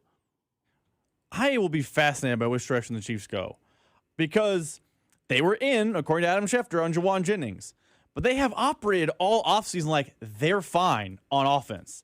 They have done nothing in the pass catcher department. I mean, I know every time I said that text line, I was like, Rob, Emmett Johnson's going to catch a bunch of balls. Emery DeMarco's, I'm talking at wide receivers and tight ends. They've done nothing. Yeah, their room's the same. Yeah, it's the exact same. It's like they have moved and operated all year like we're good. They also overhauled D-line, but their overhaul led to youth. Chris Jones is going to be the oldest guy in that room. It's not like it's Chris Jones and his peer Mike Pennell and his peer Derek Nottie and his peer, Mike Dana. It is Chris Jones, age drop-off, George Karlaftis, age drop-off, Tonga. Like that, it is a young room. So I'll be fascinated if they go the veteran direction, which is kind of against the wave they've done at D-line, or if they go find one of these wide receivers, which would be against the wave of what they've done all offseason. I think they're going to add one or the other before they report to St. Joe, but I'm just fascinated by which direction they end up going. I mean, we are almost having the exact same conversation that we had last year. We are just moving it to a different position group. Last year, I would say the Chiefs were very defiant in we're good at running back. They had opportunities to get out of it. They spent basically nothing to go pick up Elijah Mitchell, who might honestly be out the league at this point. He's already been cut multiple times since leaving Kansas City. They also spent a 7th-round pick to go get Brashard Smith. So the Chiefs were pretty steadfast on, hey, we have the answer with Kareem Hunt and Isaiah Pacheco. Have they not done basically the exact same thing this offseason when it comes to wide receiver? They had a chance to go get a wide receiver in free agency, early free agency. All they did was decide to bring back Tyquan Thornton. In the NFL draft, you had chances to get a wide receiver. You could have got one in the first round with Omar Cooper. You could have got somebody in the second round, but you chose to go R. Mason Thomas and go pass rush. I mean, you didn't draft a wide receiver until the 5th round. So in a lot of the same ways that last year, the Chiefs waved a flag and told us we are not making a move in this running back room. We think we're good. They have done a very similar action when it comes to wide receiver. Now, there is a name out there that's different. They didn't really have a Tyreek Hill option last year at running back the way they have this year at wide receiver. You have a guy who knows this system, knows this locker room, that you instantly can plug in and hit the ground running. There wasn't really that guy at running back for them last year. They had to go outside the family. So I do wonder. Hold on. Apologies for interrupting. You're good. Can he hit the ground running? His health is a massive question mark. For sure, but I could see the Chiefs playing it this way. I could see the Chiefs willing to roll the dice with what they have at wide receiver. Behind the scenes, they're tracking Tyreek Hill to see if he's available. And then in October, when we're screaming that they should make a move at the deadline and go get somebody, that's when they add Tyreek Hill. And he's a guy that joins the team in week 5, and you can ramp him up as you get closer to Thanksgiving into the second half of the season. Now, I don't know when Tyreek is going to come back. Is Tyreek coming back in August? Is Tyreek coming back in October? But of all of these names, you would have to put Tyreek near the top of the list, because going to get Tyreek, it's just so on brand for the Chiefs. It is run it back. It is familiar. It is knows the system. It knows the scheme. It's Andy giving a guy a second chance. It's Eric Bieniemy and accountability. Like, it just makes a lot of sense logically for them to go get Tyreek Hill. And there was a time where people were worried about the money and thinking Tyreek was going to price himself out of it. We know what the market is now. The market for Tyreek Hill is 1 year, $8 million. I'm not giving Tyreek any more than that. I wouldn't give him that, only because I don't know his health. I think if he's not playing a full year, unlike Jawan Jennings, who is playing a full year, I wouldn't give him that same number. But I think your comparison running back and wide receiver is fair. I also think there were veteran options heading into camp last year at running back. The Chiefs just didn't invest in any of them. Now, they were the same, damaged goods. They have a wide receiver available this year. They just didn't sign any of them. And their options and actions this offseason make me wonder if they are going to eventually sign a wide receiver, or if they think, nah, we're good. Yeah, I mean, you would just like to think that one of these two areas they are going to sign a free agent. I don't know which one. And I'm not even talking about, they'll sign a linebacker, they'll sign another corner, they'll sign a camp body, they'll sign a guy who was good in 2022 that's been banged up these last couple of years, and they're counting on kind of him having a little bit of gas left in the tank. But there are two position groups where there are real names attached to it. Wide receiver, there's real names attached to it. And edge rusher, Joey Bosa, Kyle Van Noy, Jadeveon Clowney, Von Miller, Cam Jordan. There's names on both sides of the football that if you want to go out and just sign a 1-year deal at a low base, and you can incentivize it and give a guy a chance to help this organization get back to the postseason and potentially go chase a ring, there's names at wide receiver. There's also names at edge rusher, and the market is really starting to come together. Coming up on the other side, we are 40 games into the Royals season. We'll recap that. Also, we were joined earlier today by Stephen A. Smith. We'll play the best of that for you guys next. Keep it right here. It's The Drive on 96.5 The Fan. The Drive with Carrington Harrison on your home for K-State athletics. 96.5 The Fan. Here's your traffic report on 96.5 The Fan. Brought to you by SWL Injury Law, the Car Crash Kings. It's what they do. Visit SWLinjurylaw.com.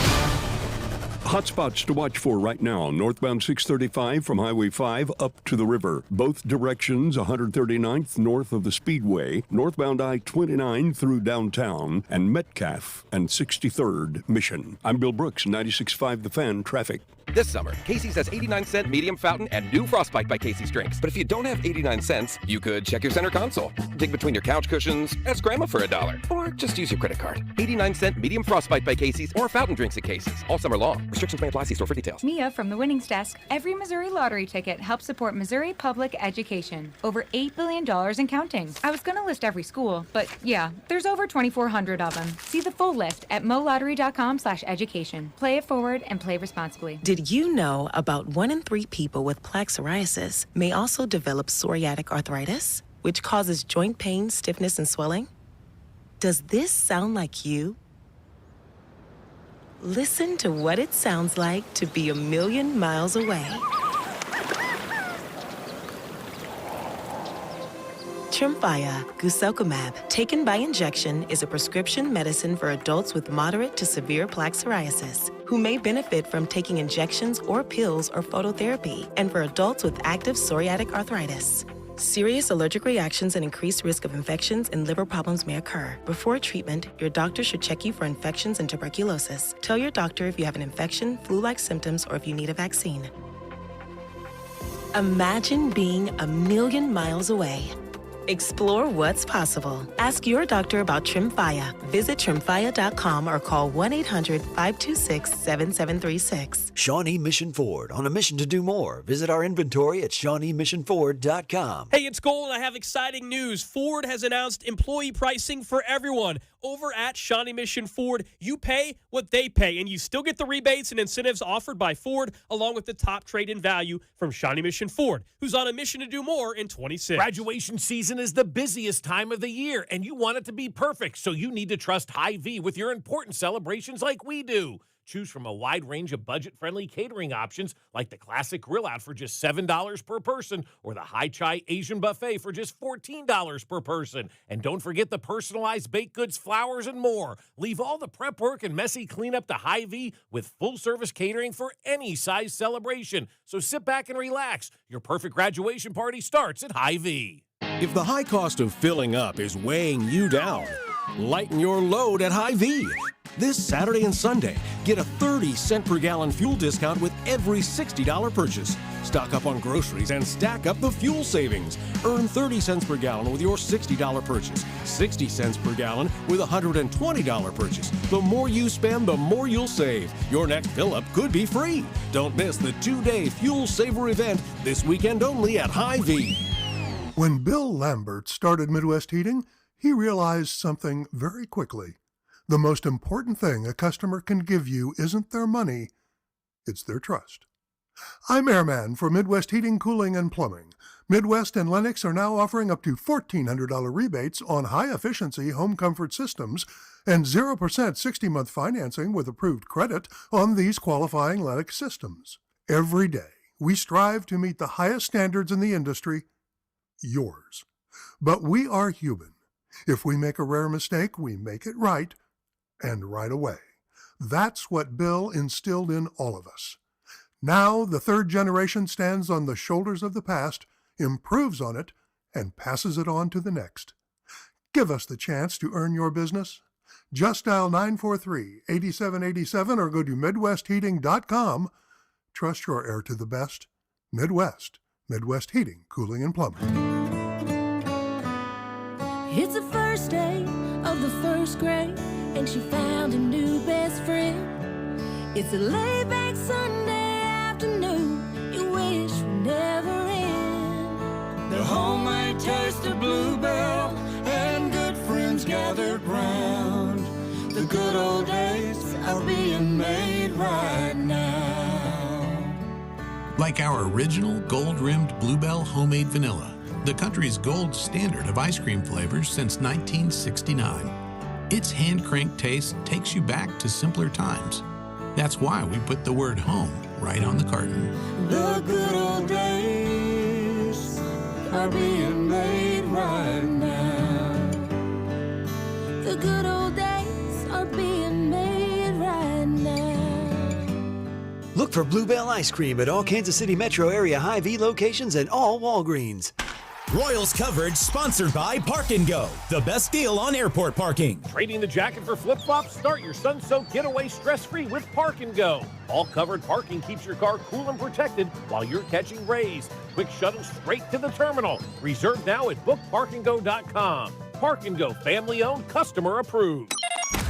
Follow the station on Instagram for daily videos like the Royal Decree, Chiefs Take Tuesday, and Would You Rather Wednesday. This is Kansas City's FM sports station, 96.5 The Fan, KFNC FM and AM, HD1 and HD2, Kansas City, an Odyssey sports station.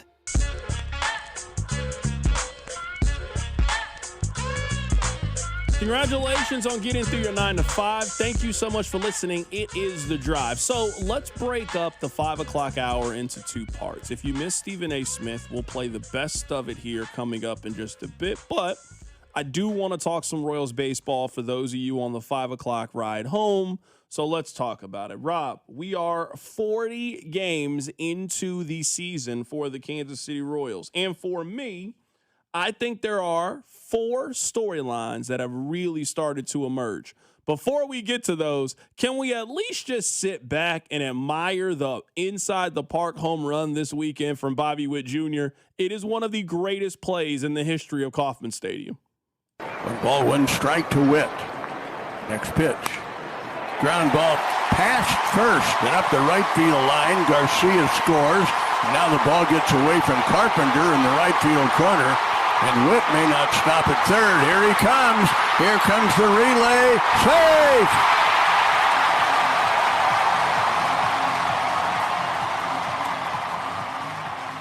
One of the major reasons to go to a sporting event is the possibility that you could see something that you've never seen before. I made the point earlier where I was a kid and I went to a Royals game and Carlos Beltran made a play at the wall. And at that point in my life, it was one of the most athletic things that I've ever seen. I've talked to Ryan Lefevre about it, and he said it's the best catch he's ever seen. Still to this day, it's the best catches he's ever seen. If you haven't seen it before, go on YouTube, look it up. Carlos Beltran against the Mariners at Kauffman Stadium. Jim Edmonds made an incredible catch, albeit as a visiting team, but he made an incredible catch at Kauffman Stadium. That stadium has seen some pretty iconic moments, some pretty iconic plays. Obviously, it's not the most important play that's ever been made at Kauffman Stadium, but we are just talking about sheer wow factor. Bobby Witt Jr.'s inside the park home run is one of the best plays that stadium has ever seen. You're not supposed to score on that play. He ran around all 4 of the bases in 14 seconds. You know how fast you got to be moving to do something like that? You got to be moving in order to do that. That's a double for most guys. That's a triple for, I would say, even some fast guys. To have an inside the park home run in that scenario is just an incredible play. So, Rob, before we talk about this 40-game mark for the Royals, which is obviously very important, we got to start today talking about Bobby Witt Jr. and having one of the most exciting plays in Royals history this weekend. I saw the clip after it happened. I was not watching the game live. And I remember watching the clip. You know how Royals TV, they flash to the ball in the corner, and it like squirted past the right fielder. And I thought, oh, wow, that's a stand-up triple for Bobby. And then you hear Denny or you hear Ryan on the TV call be like, he won't stop there. And I thought, oh, that's a bad send. That's a mistake. He wasn't even a play at the plate. Bobby Witt's speed, I think we sometimes forget, is incredible. I think Kansas City fans are like their brain is broken when it comes to how fast people are, because Tyreek Hill was like the fastest human we've ever seen on a sports field. You also don't really get baseball. You don't get many opportunities to showcase your speed in baseball the way that Bobby got a chance to showcase speed. You might for trying to leg out a single or trying to leg out a double. You don't get a chance to just, hey, how fast can you run around the bases, is which we got a chance to see with Bobby this weekend. It is not the most important inside the park or anything like that, but it might have been the most impressive we've seen at Kauffman, because that's what the new walls, it's shorter, the whole deal, and he was just, I mean, zooming feels like an understatement of describing it. He was absolutely moving. So I wrote this down. 4 points for 40 games. Let's go through them before we play the best of Stephen A. Smith, who was on the show earlier. I'm worried about Salvador Perez. Salvador Perez is 36 years old. So the age part of it is something that concerns me. And usually by now, you start to kind of see the spark come on just a little bit with Salvador Perez. Now, I'm not completely ready to throw in the towel, but 25% of the way done. He has a negative WAR. He also is hitting 191 with a 233 on base percentage, and they just gave him the day off on a night game right before an off day. So Salvi is going to have 2 days off. He didn't play in Sunday, which wouldn't have been that big of a deal, but it was a night game and not your typical 110 home start. They also have the day off today. So, this is kind of the second time that they have given Salvi a, quote, mental breather with things, what they hope to try to get him going. It should go without saying.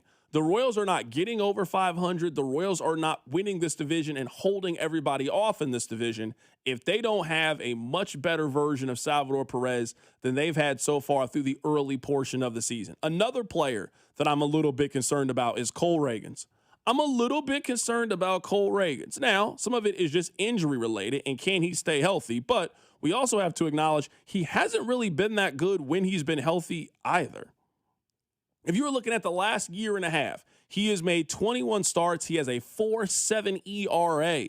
Cole Ragans has not even been that great when he's been healthy. Sure, he's had some hot spurts, and he's popped up here and done this and done that. But for the most part, the best left-handed pitcher in the American League conversation for Cole Ragans, we haven't had that conversation since October of 2024.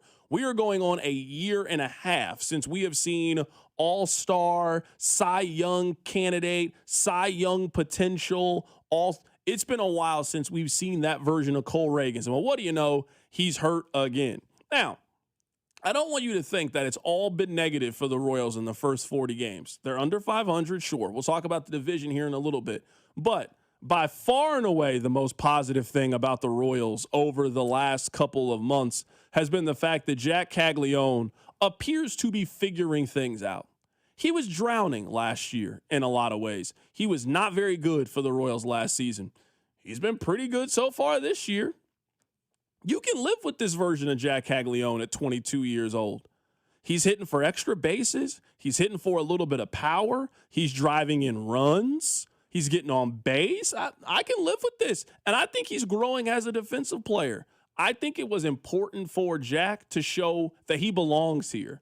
I don't think he showed that last year. He struggled mightily. He then went back down to the minors and played well, but I don't think he really showed last year that he was a big leaguer and why he got called up so quickly. I think he's flashed that ability so far this year. He has turned into a guy that you can count on. You haven't always been able to count on Salvi, not just confined to this season. You haven't always been able to count on Vinny Pasquantino. For the most part this year, you kind of been able to count on Jack Kagleon. So it feels good to feel that way about him, seeing him grow, seeing him develop, and seeing him starting to figure some things out.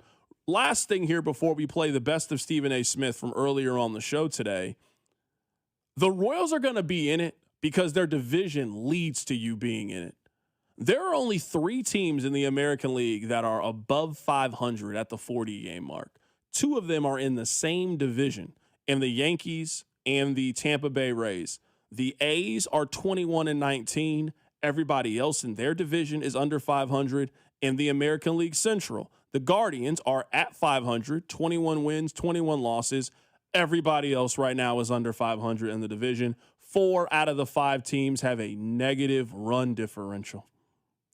This division is bad. Rob has been calling it the NFC South. He's been comparing the Royals to the Carolina Panthers. He's been comparing the Chicago White Sox to the New Orleans Saints. This division is not good enough, in my opinion, to have one of these teams run away. I would be surprised if Cleveland won 89 games. I think 85 is going to be enough to win this division. Can the Royals get above 500? Can the Royals continue to keep pace and stay with all the rest of these teams? Because I don't think that there's going to be too many of these teams that drop off. There will probably be one of these teams that drop off. But I don't think there's also on the front end going to be a team that just outpaces everybody. Maybe I end up being wrong, but I'd be surprised if we wake up and the Guardians have won 13 of their last 15 and they just left everybody else in their dust. I just don't really think that's how the American League is built this year. I don't think that's how the American League Central is built this year. So the Royals are going to be in it.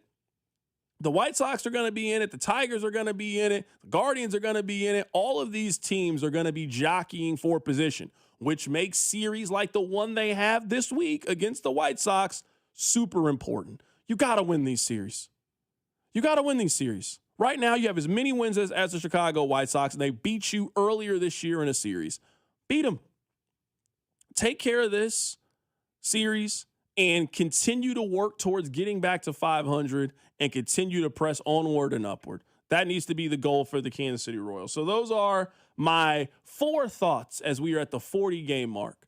I'm worried about Reagans. I don't know how you couldn't be. I'm worried about Salvador Perez. I'm hopeful, but I think you got to be worried given his age and the start that he's gotten off to. I'm very encouraged by Jack Kagleon and excited to see what the remainder of the season looks like for him. And count your blessings. The American League is not good. The American League Central is not good. So maybe you are down on the Royals and you're not super hopeful, but they will be in it until the very, very last breath because they are a good enough team, I think, to stay competitive and stay and hover around where they are. And I don't think there's another team in the American League Central really equipped to run away with this division. It was really cool earlier today. We got a chance to catch up with Stephen A. Smith. He is the host of ESPN's First Take. Our conversation with Stephen A. started with the top news today in the NBA. I'm sure by now you've seen the play. Victor Wembanyama was throwing them bows like ludicrous and elbowed a member of the Minnesota Timberwolves. He was ejected from the game yesterday, but he is not going to be suspended for Game 5. We asked Stephen A., was he okay with Wemby not being suspended for the next game? Here's the thing. It's a double-edged sword. I don't agree with the decision, but I'm happy it was made because he's arguably the face of the NBA right now. He's a fantastic young player, and you don't want to see a playoff series decided by something like that. But I also know he deserves to be suspended, and he deserved to be ejected from the game. That was a vicious, vicious play. Thank God he didn't catch Nas Reed up in the temple area or something like that. It could have been a lot worse.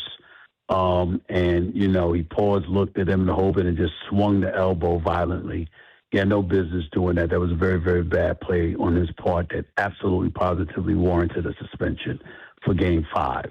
But as a basketball fan, you want to see folks at their best going up against one another so there's no excuses.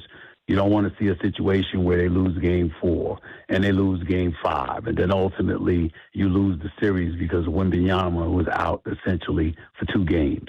You don't want something like that because that's going to stick with you, and that's what the real issue. But clearly the play warranted an immediate ejection, and it certainly warranted a suspension.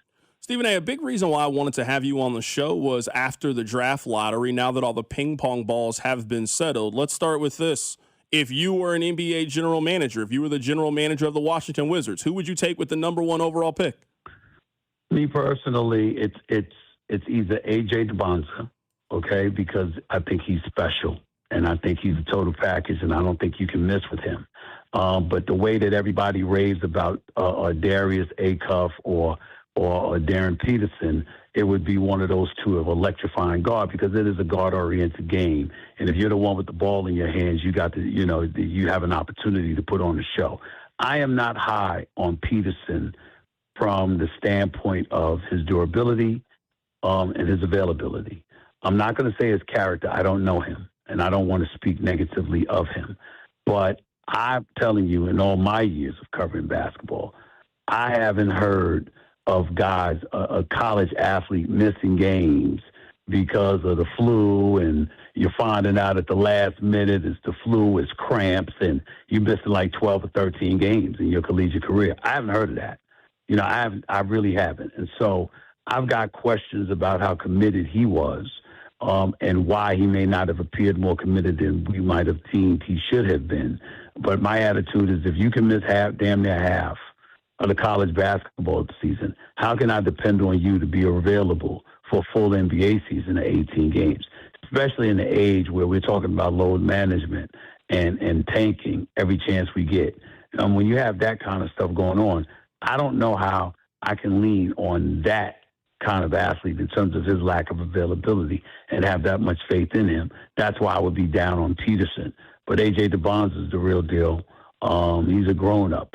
And he's, his father's always around him, his parents, family's around, and, you just know he's got a really, really great head on his shoulders and ready to handle the responsibility of being a star on the pro level. It'll be interesting to see what they do, but that would be my take on it. Honestly, with me, Stephen A., what bothers me with Darren Peterson, and we talked a lot about it during the season, is it's the health issue and the uncertainty about it. We then get the report from Ramona Shelbourne about the creatine, and then it's also, during the season, he called himself an antisocial loner. That's just not usually how a star athlete would describe themselves.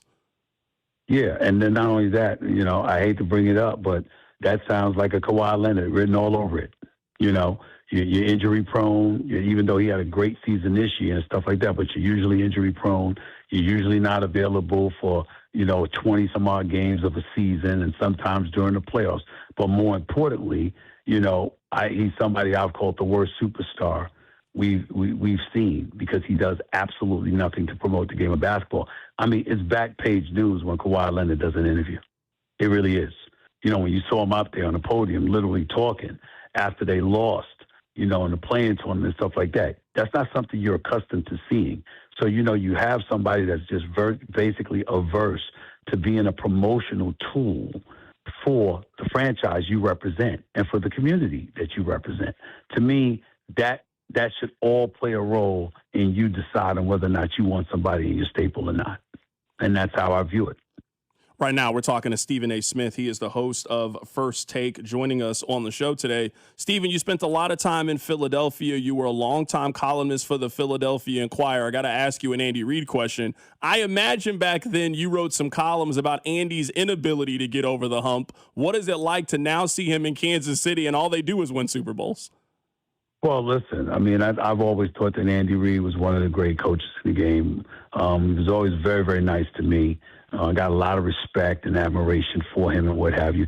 Couldn't get over the hump, got to the Super Bowl just once, got to the NFC Championship game about 5 times, went to the Super Bowl once, lost in the Super Bowl. T.O. played out of his mind, but he was hurt in the 2 playoff games leading to the Super Bowl because he had his leg injury and what have you. And Donovan McNabb, obviously, going up against Tom Brady, that's a lot to ask. So you look at it and you appreciate the fact that, listen, they didn't get over the hump more times than they did. But it didn't stop Andy Reid from being considered a heck of a coach because of the amount of times they were challenged for a Super Bowl title. Seeing him in Kansas City is very, very simple. Patrick Mahomes is one of one. And when you look at what he brings to the table and what have you, when things are clicking with him, y'all find a way to win.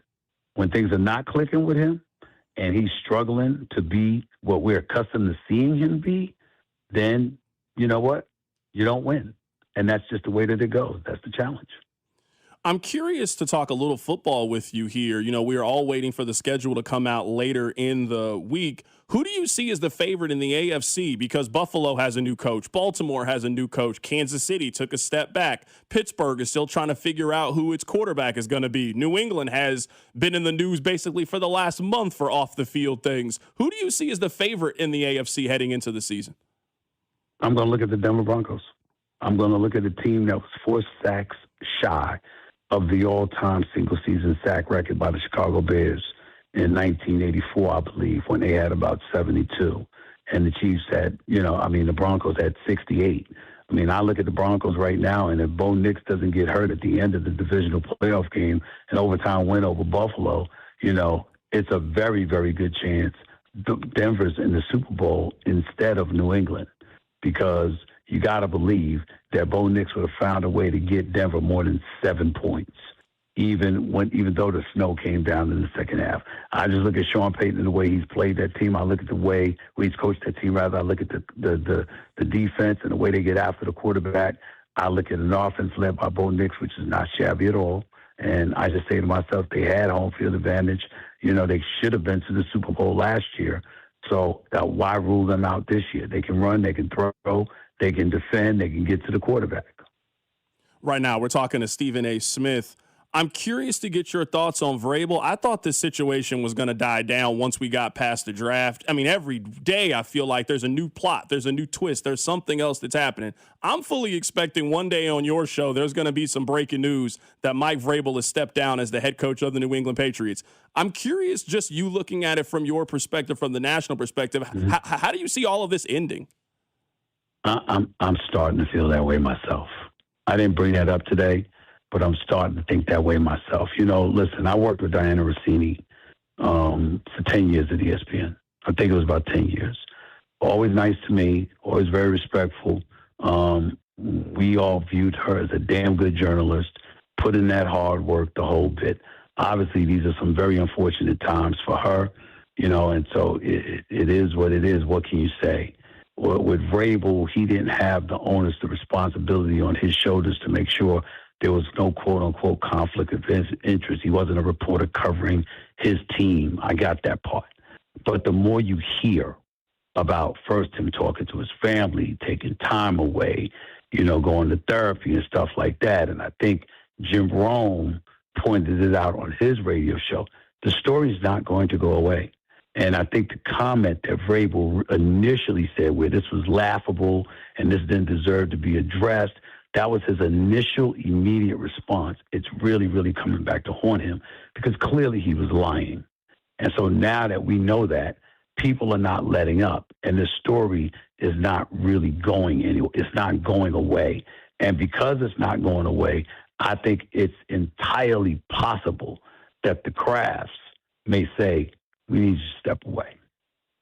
We really, really, really do. And I think that's what you're looking at with Mike Vrabel. I think that inevitably it's I'm not saying it's definitively going to happen, Carrington, but it's getting to that point. Right now, we're talking to Stephen A. Smith for a couple of more minutes here. Stephen, let me ask you some questions about you. Let's start with this. Grew up a Knicks fan. You grew up in New York. You obviously grew up in the shadow of the 90s Knicks. What is it like to be in the middle and covering this golden era for the Knicks right now that it really feels like this is their time to make a run? Well, listen, I think it is. But here's the reason I feel this way. I didn't feel this way weeks ago. I was very disgusted with how they looked. I was very disgusted with how Mikal Bridges looked. You give up 4 unprotected first-round picks and 2 pick swaps for a dude that ain't even an all-star. Oh, I was just hot. And then, obviously they were down 2-1 to Atlanta. And since then, they've been playing lights out.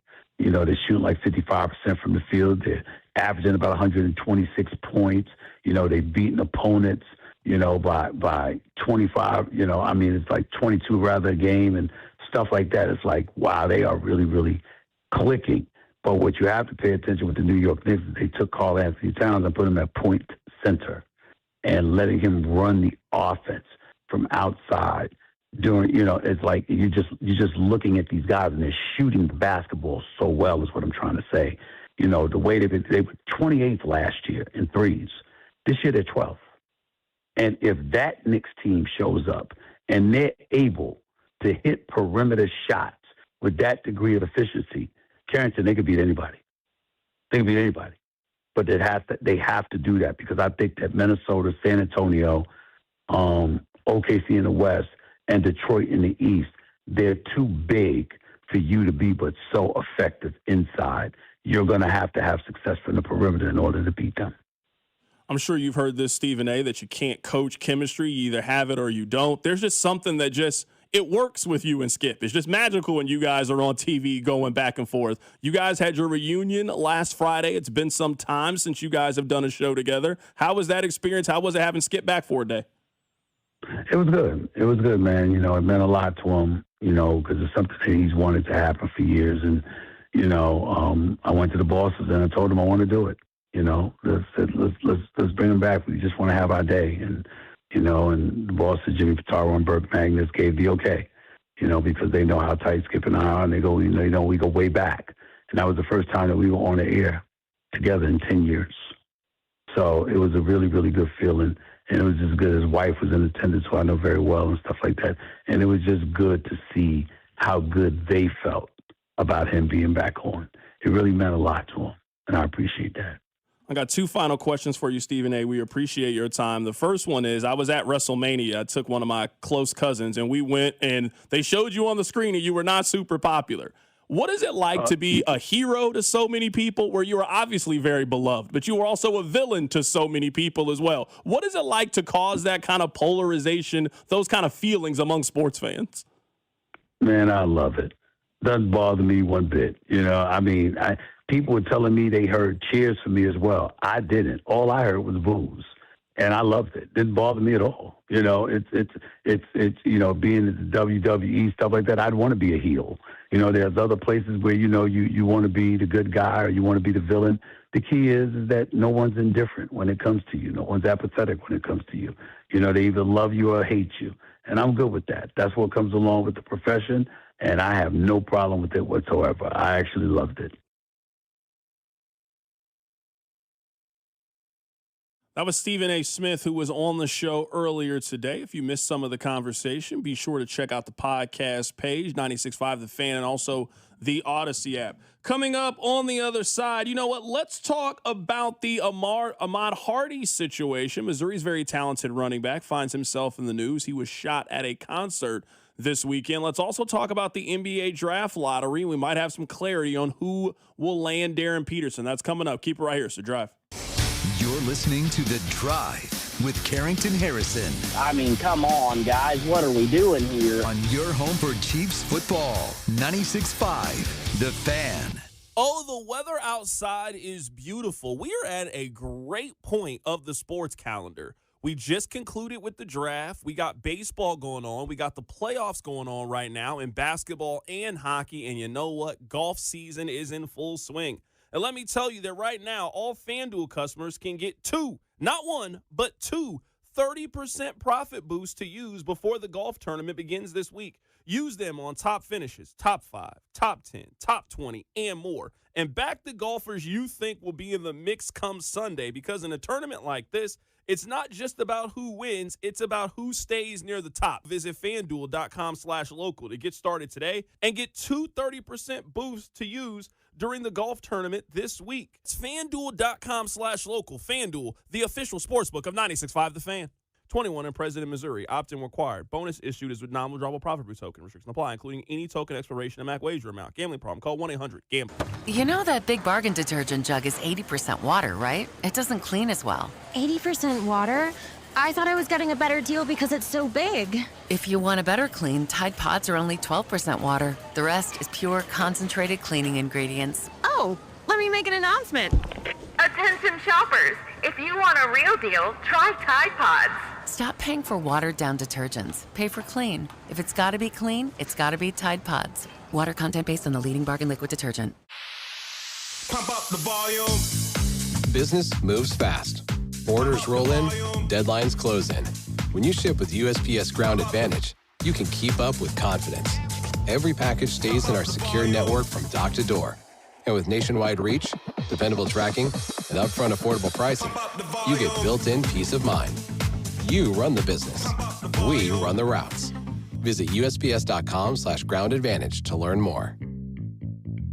Spring is here, and as the weather heats up, the sports action heats up at Circa Sports. From baseball to basketball, hockey to golf, Circa Sports has it all. Circa Sports isn't just sports betting, it's sports betting the way it should be. High limits, player-friendly pricing, and exceptional customer service. Whether you're looking for playoff futures or props on your favorite players and more, Circa Sports has you covered. Download the Circa Sports app or visit circasports.com today. Must be 21 or older. Gambling problem? Call 1-800-GAMBLER. At Kansas City Proton Institute, we're delivering the future of cancer care with state-of-the-art proton therapy right here in KC. If you have breast, head and neck, or brain cancer, proton therapy may be a better treatment than conventional radiation. Don't wait. Get your second opinion at Kansas City Proton Institute. Come see Kansas City's largest, most experienced, and most advanced proton therapy team. Learn more at kcpi.com. Kansas City Proton Institute, where you see the best in KC. Hey, it's Rex here with Rex Buys KC. I get it. Selling your house can sometimes feel overwhelming or scary, right? I've seen it too many times. A homeowner thought they had a deal, only to have the buyer back out at the last minute. That's not how we do business at Rex Buys KC. I'm local, I know Kansas City, and I make sure every deal actually closes like it's supposed to. No hidden fees, no showings, no last-minute surprises, just a fair cash offer and a process you can count on. We buy homes in any condition and judgment-free. So whether your house needs repairs or you just want a fast, hassle-free sale, we can make it happen. If you want certainty, transparency, and someone local who actually delivers, call 816-330-6000 or visit rexbuyskc.com. Rex Buys KC, helping people make smart choices one home at a time. 816-330-6000 or rexbuyskc.com. In a world in need of a hero, one man rises to the challenge in style. He is... just driving the kids to soccer practice. Make Make every day feel epic in the all-new Hyundai Palisade Hybrid with up to an EPA estimated 619 miles of range on select trims, advanced tech, and class-leading interior space. Visit HyundaiUSA.com or call 562-314-4603 for more details. And hey, come on, no cleats on the seats. My name is Whitney Allen, and I'm a widow. My husband, Ryan, died. We never thought we'd ever have to use life insurance, but the unexpected happened. With Ethos, signing up was fast and 100% online. You can get a quote in seconds, apply in minutes, and get same-day coverage. No medical exams, and you can get up to $3 million worth of coverage. I'm grateful we were prepared. Get your free quote at ethos.com/radio. That's ethos.com/radio. Paid spokesperson. Time spent on application may vary. Online health questions required. Here's your traffic report on 96.5 The Fan. Brought to you by SWL Injury Law, the car crash kings. It's what they do. Visit SWLinjurylaw.com. Still seeing slow traffic southbound I-35 through Johnson County between 119th and Santa Fe. Also northbound 69 near Blue Valley Parkway. Ongoing road work slowing traffic along I-435 near Front Street. I'm Bill Brooks, 96.5 The Fan Traffic. Hey, it's Carter Jensen from the Kansas City Royals. Welcome back to The Drive with C-Dot on 96.5 The Fan. All right, so let's talk about two things here, and then we'll wrap things up talking about Philadelphia and just making fun of the Sixers. I mean, they got smoked this weekend. I mean, there really ain't no other way to put it. They got smoked this weekend. I also want to thanks again to Stephen A. Smith for coming on the show. If you missed any part of it, be sure to check it out on the podcast page, the Odyssey app, 96.5 The Fan. Really happy to get a chance to catch up with Stephen A. Smith. So today, I wake up and one of the first things I see, I go on, I check my work email. I got an email from Missouri Athletics about Ahmad Hardy. Ahmad Hardy, as many of you know, is a Heisman caliber running back. He was one of the 5 best running backs in college football last year. He led the SEC in rushing with 1,600 yards and had 16 touchdowns. He is back at the University of Missouri this season and looking to have a big season. We get the story that Ahmad Hardy sustained a gunshot wound at a concert early Sunday morning. He was back home. He underwent surgery. He is currently in stable condition. The team released a statement. We also then found out that it would appear, at least according to this story, that it was a leg injury with Ahmad Hardy. So we're all waiting to kind of see what the timeline could look like. So Rob made this point earlier today about Brian Robinson Jr. He is a running back for the Washington Commanders. He was shot and then he returned. He was shot in an attempted robbery on August 28th back in 2022. He had surgery. He missed 4 games. He came back October 9th. So we missed about 40 days of action. Got shot really late, I guess, in the NFL season, training camp, all those kind of things. So had to miss a little bit of games. Obviously, every gunshot is different. Where you got shot, all of those things. Took him 6 weeks to come back. 6 weeks kind of puts him around the timetable of when training camp could get going with Mizzou.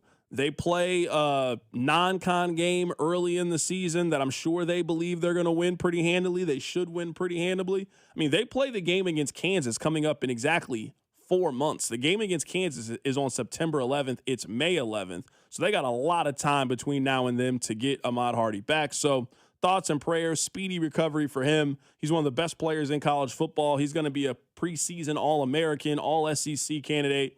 And today he suffered a gunshot wound. We don't really have any information on this story.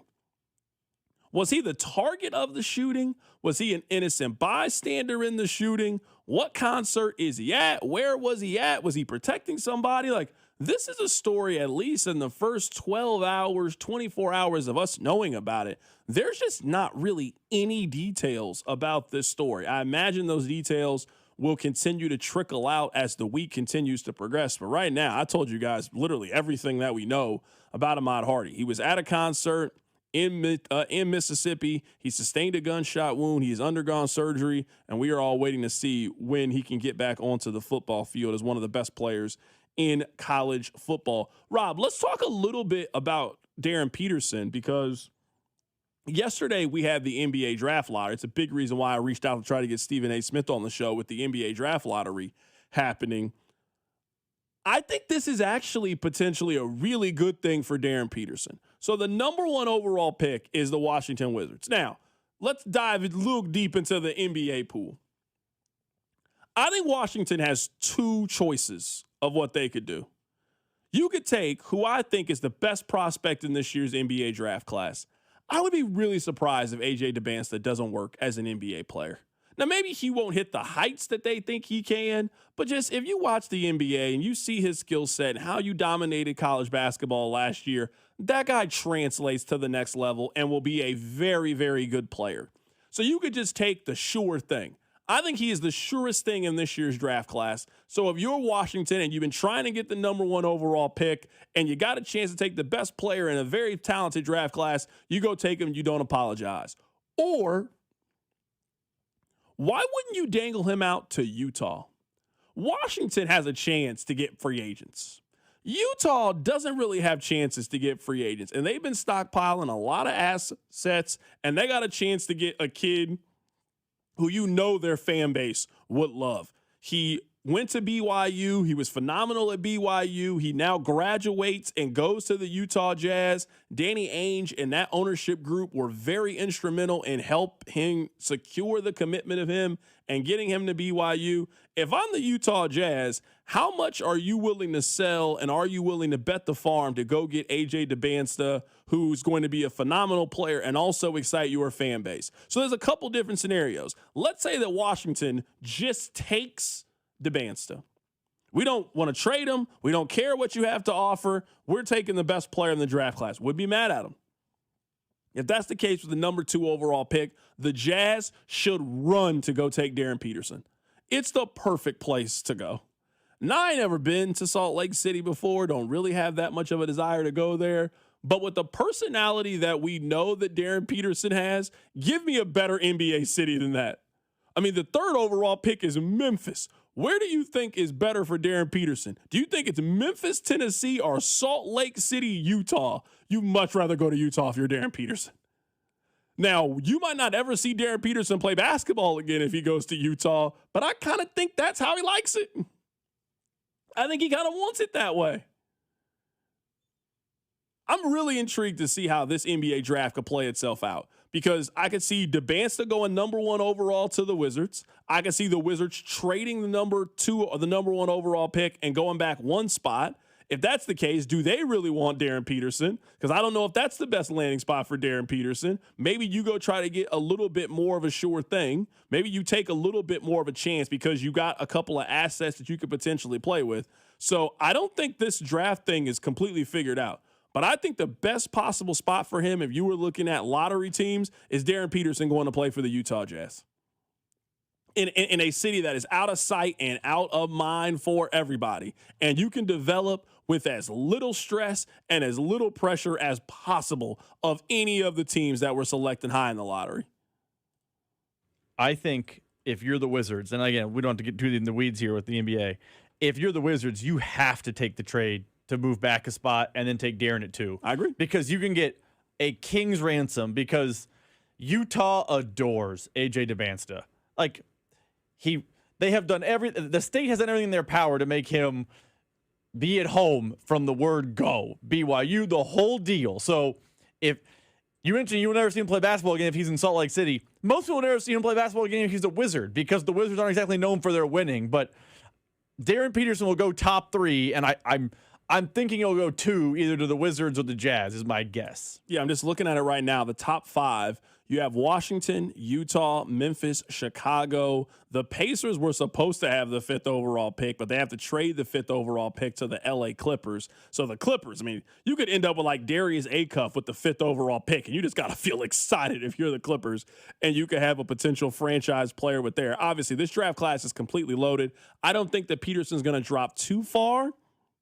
I think the farthest you could probably see Peterson go is number 4 to Chicago. I think that's the absolute worst case scenario for him. I don't see him going past 3. It would stun me if he's 4. I think you're right, but I think it's 1 to 3. He came in at 6'5" today, 6'4.5". I can see Memphis just taking Boozer for this reason. I can see Memphis going with Boozer for this. They just built themselves around a superstar that was super volatile. You know what I know Cameron Boozer won't be? A problem. Cameron Boozer will not get in any problems in the National Basketball Association. He will play a lot of games. The city will embrace him. Now, I think Darren Peters is the better prospect than him, but I could see Memphis. Man, we just had to deal with all this stuff with Ja Morant. We just don't want the headache of it. Let's take Cam Boozer here. We got a good player in that Zach Randolph kind of mold. That guy that's just going to be a good player for a very long time. I could see Memphis going in that direction. That's what I think makes this draft class so intriguing. There's just so many different combinations. I think you could argue like all the way down to like 7 or 8 in this year's draft class. Whoever the 7th overall pick is would maybe be the number 1 overall pick in next year's draft class. Like let's say Keaton Wagler, for example, who's going to be a top 10 pick. If Keaton Wagler made the decision to go back to Illinois, I think he would be in the conversation of number 1 overall pick next year. That's just how deep I think this class is. Coming up on the other side, we'll make fun of Philadelphia together. Keep it right here. It's The Drive. The Drive with Carrington Harrison on Kansas City's only FM sports station, 96.5 The Fan. When shopping for a new auto insurance policy, AAA could help you customize your coverage to fit your unique needs and budget. Trust AAA Auto Insurance to help you find the balance that works for you. See how a simple switch could make a big difference. AAA, we're always with you. Visit AAA.com/insurance. Insurance provided to qualified AAA members by Automobile Club Inter-Insurance Exchange and AAA affiliate insurers. Membership requires a separate payment. Finding great candidates to hire can be like, well, trying to find a needle in a haystack, but not with ZipRecruiter. Its powerful technology actively finds and invites qualified candidates to apply to your job. So while other companies might deliver a lot of hay, ZipRecruiter finds you the needle in the haystack. See why 4 out of 5 employers who post a job on ZipRecruiter get a quality candidate within the first day. Try ZipRecruiter for free at ZipRecruiter.com/team. That's ZipRecruiter.com/team. ZipRecruiter. Shawnee Mission Ford, on a mission to do more. Visit our inventory at ShawneeMissionFord.com. Hey, it's Cole, and I have exciting news. Ford has announced employee pricing for everyone. Over at Shawnee Mission Ford, you pay what they pay, and you still get the rebates and incentives offered by Ford, along with the top trade-in value from Shawnee Mission Ford, who's on a mission to do more in 26. Harris, Kansas City is giving away $150,000 in prizes this mid-year's Eve. Saturday, June 6th. One lucky guest will walk away with $50,000 in cold hard cash at midnight. And leading up to the big finale, we are calling names to win $2,500 in free play every 15 minutes. The best part? You can earn entries all throughout May and June. Don't miss the hottest celebration of the summer, only at Harris, Kansas City. 21 or older to gamble. Know when to stop before you start. Gambling problem? Call 1-800-GAMBLER. This summer, Casey's has 89-cent medium fountain and new Frostbite by Casey's drinks. But if you don't have 89 cents, you could check your center console, dig between your couch cushions, ask Grandma for $1, or just use your credit card. 89-cent medium Frostbite by Casey's or fountain drinks at Casey's all summer long. Restrictions may apply. See store for details. There's a new kind of energy at Starbucks. When your day needs a reset, try the all-new energy refreshers. Strawberry acai, mango dragon fruit, or the all-new mango strawberry. The refreshers you love, now with extra caffeine. New energy refreshers only at Starbucks. This is the story of the one. As a procurement manager for a hospital system, she keeps every facility in her network stocked and ready. That's why she counts on Grainger to be her single source for thousands of products, from disinfectants to lighting, air filters, and more. And with fast, dependable delivery, Grainger helps her keep every facility stocked, safe, and running smoothly. Call 1-800-GRAINGER, click Grainger.com, or just stop by. Grainger, for the ones who get it done. At Telly Tire, when it comes to car problems, we've heard it all. From tires to timing belts to faulty air conditioning. Ooh. At Telly Tire and Auto Centers, we've been fixing problems like these and customers' bad days for over 80 years. So relax and take it to Telly. Schedule your service at TellyTire.com. This is the story of the one. As a procurement manager for a hospital system, she keeps every facility in her network stocked and ready. That's why she counts on Grainger to be her single source for thousands of products, from disinfectants to lighting, air filters, and more.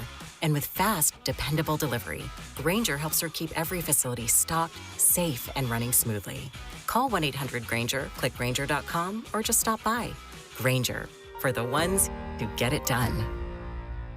Ready or not, summer is coming, and Wayfair's Memorial Day clearance is on now. Right now through May 25th, get up to 70% off everything home at Wayfair. Plus, score amazing doorbuster deals all sale long and surprise flash deals on Memorial Day. We're talking thousands of products at every style and budget. Now is the time to save big on must-haves for your patio, backyard, and beyond. These savings won't last, so don't wait. Shop Wayfair's Memorial Day clearance now through May 25th. Wayfair, every style, every home. There's a new kind of energy at Starbucks. When your day needs a reset, try the all-new energy refreshers. Strawberry acai, mango dragon fruit, or the all-new mango strawberry. The refreshers you love, now with extra caffeine. New energy refreshers only at Starbucks. This is the story of the one. As a maintenance tech at a university, he knows ordering from multiple suppliers takes time away from keeping their arena up and running. That's why he counts on Grainger to get everything he needs, from lighting and HVAC parts to plumbing supplies, all in one place. And with fast, dependable delivery, he's stocked and ready for the next tip-off. Call 1-800-GRAINGER, click Grainger.com, or just stop by. Grainger, for the ones who get it done. There's a new kind of energy at Starbucks. When your day needs a reset, try the all-new energy refreshers. Strawberry acai, mango dragon fruit, or the all-new mango strawberry. The refreshers you love, now with extra caffeine. New energy refreshers only at Starbucks. Car, truck, or motorcycle wreck? Remember, Mike's got this. Paid for, client portrayal, and endorsement. Choice of a lawyer is an important decision and should not be based solely upon advertisements. After my car wreck, there was a lot I didn't know. I do know. If you've been hurt in a car wreck, call me. I've got this. Mike's got this. 816-888-7500. Mike's got this. You're listening to 96.5 The Fan from the DM Injury Law Studios. Mike's got this. Car, truck, or motorcycle wreck? Remember, Mike's got this. 816-888-7500. Mike's got this. Here's your traffic report on 96.5 The Fan. Brought to you by SWL Injury Law, the Car Crash Kings. It's what they do. Visit SWLinjurylaw.com. A crash northbound I-35 before Front Street. It blocks the right lane and shoulder. And a wreck westbound 435 at westbound K10. It's got the center lane closed. I'm Bill Brooks, 96.5 The Fan Traffic. Subscribe to 96.5 The Fan on YouTube to watch the show from wherever you are. Let's wrap up the show today making fun of Philadelphia, shall we? Rob, what do you have planned tonight with no Royals baseball today? What do you plan on watching today? I'll probably catch up on some shows I haven't been able to get to. It's an NBA night for me. We have Pistons and Cavs. I mean, this is the difference in having a series and not having a series. I don't know if I'm going to watch the last game too much. I actually got a little bit of a theory here. Actually, maybe we won't even play the Philadelphia theory. I got a conspiracy theory or like an actual theory? I got a conspiracy theory. Ooh, tinfoil hat time. I think the Lakers win today. This is why. I don't think the NBA wants Oklahoma City to have all of that time off before their next series. Now, I still think that the Spurs are going to win the series. I think we're going to get what we want. I want to see the Spurs play the Thunder in a 7-game series. I think those have been the two best teams in the NBA this season. I still think the Spurs are going to win. But the Spurs can't win in less than 6 now. It's tied at 2-2. I think the series could maybe even go 7. I don't think the NBA wants Oklahoma City to have 9 days in between the Western Conference Finals. So the best way to do that is Lakers just shoot a bunch of free throws today. Lakers at home. Lakers win. You can say that LeBron won his last home game in Los Angeles, and the Thunder go ahead and do what they're supposed to do in Game 5. They win in 5. Spurs win in 6. There's not too much of a difference, too much of a gap between the two. So if you want my tinfoil hat conspiracy theory, Lakers win today because the NBA wants the Lakers and needs the Lakers to win. That theory's not bad. Doesn't it fall apart with the idea the Lakers have to come out and show some fight? Because in the fourth quarter, they did not show any fight against the Thunder. I mean, it normally can go in one of two directions. They either show some fight in this game, and maybe they lose just at the end, or they do what the Sixers did yesterday, and the Sixers just gave up. The Sixers had no interest in being there. The Sixers quit very early. They did. I mean, basically, the highlight everyone shows is Embiid trying to track down Brunson in the corner. He hits the three. It's middle of the third, and it's like 73-98. Like, it's done. That's how I feel tonight. And Vegas feels the same way. It opened at 10.5. It's up to 12.5 now. Like, when was the last time you saw a 12.5-point conference semifinal spread? No, for sure. It's the biggest underdog LeBron has ever been in his NBA career. I'm just throwing that out there. I'm just throwing out the possibility that we could end up seeing just some shenanigans today. You know, I think we could see some shenanigans. Speaking of shenanigans, the Sixers had very few of them. I ain't gonna lie, this is a Mother's Day massacre. I left my mom, you know what I mean, to spend time thinking that I'm going down with the ship, but I'm going down with the ship, so I gotta make it up to mama. Sell the team, fire Nick Nurse, everybody gone. Like Kyle Lowry, coach. We're getting clowned. Yeah, I got nothing. I think it was game 6 a few years ago when the Knicks beat us here and we walked out and they were chanting like this. It's worse this year. They gotta play better defense. And I love Joel and I hope he stays. I love the whole team. They did amazing, but it's just heartbreaking. It really is. It's a wrap. Rob, this is a feeling that you don't know that well. Walking out of the building after watching your team get the beats, bottom 5 feeling as a sports fan. You don't feel that a lot. You experience losing. You ain't never seen your team lose the way the Sixers got beat yesterday. I mean, what the kids say, BTA? I mean, from basically start to finish. You knew in the first 4 minutes of that game, yeah, they're done today. You knew it. I had a lot of fun today. Hopefully you guys did as well. Be sure to check out the podcast page if you missed Stephen A. Smith. I want to say thanks again to him for coming on the show. New friend of the show, Stephen A. Smith. We'll catch you guys tomorrow. Keep it right here. It's The Drive on 96.5.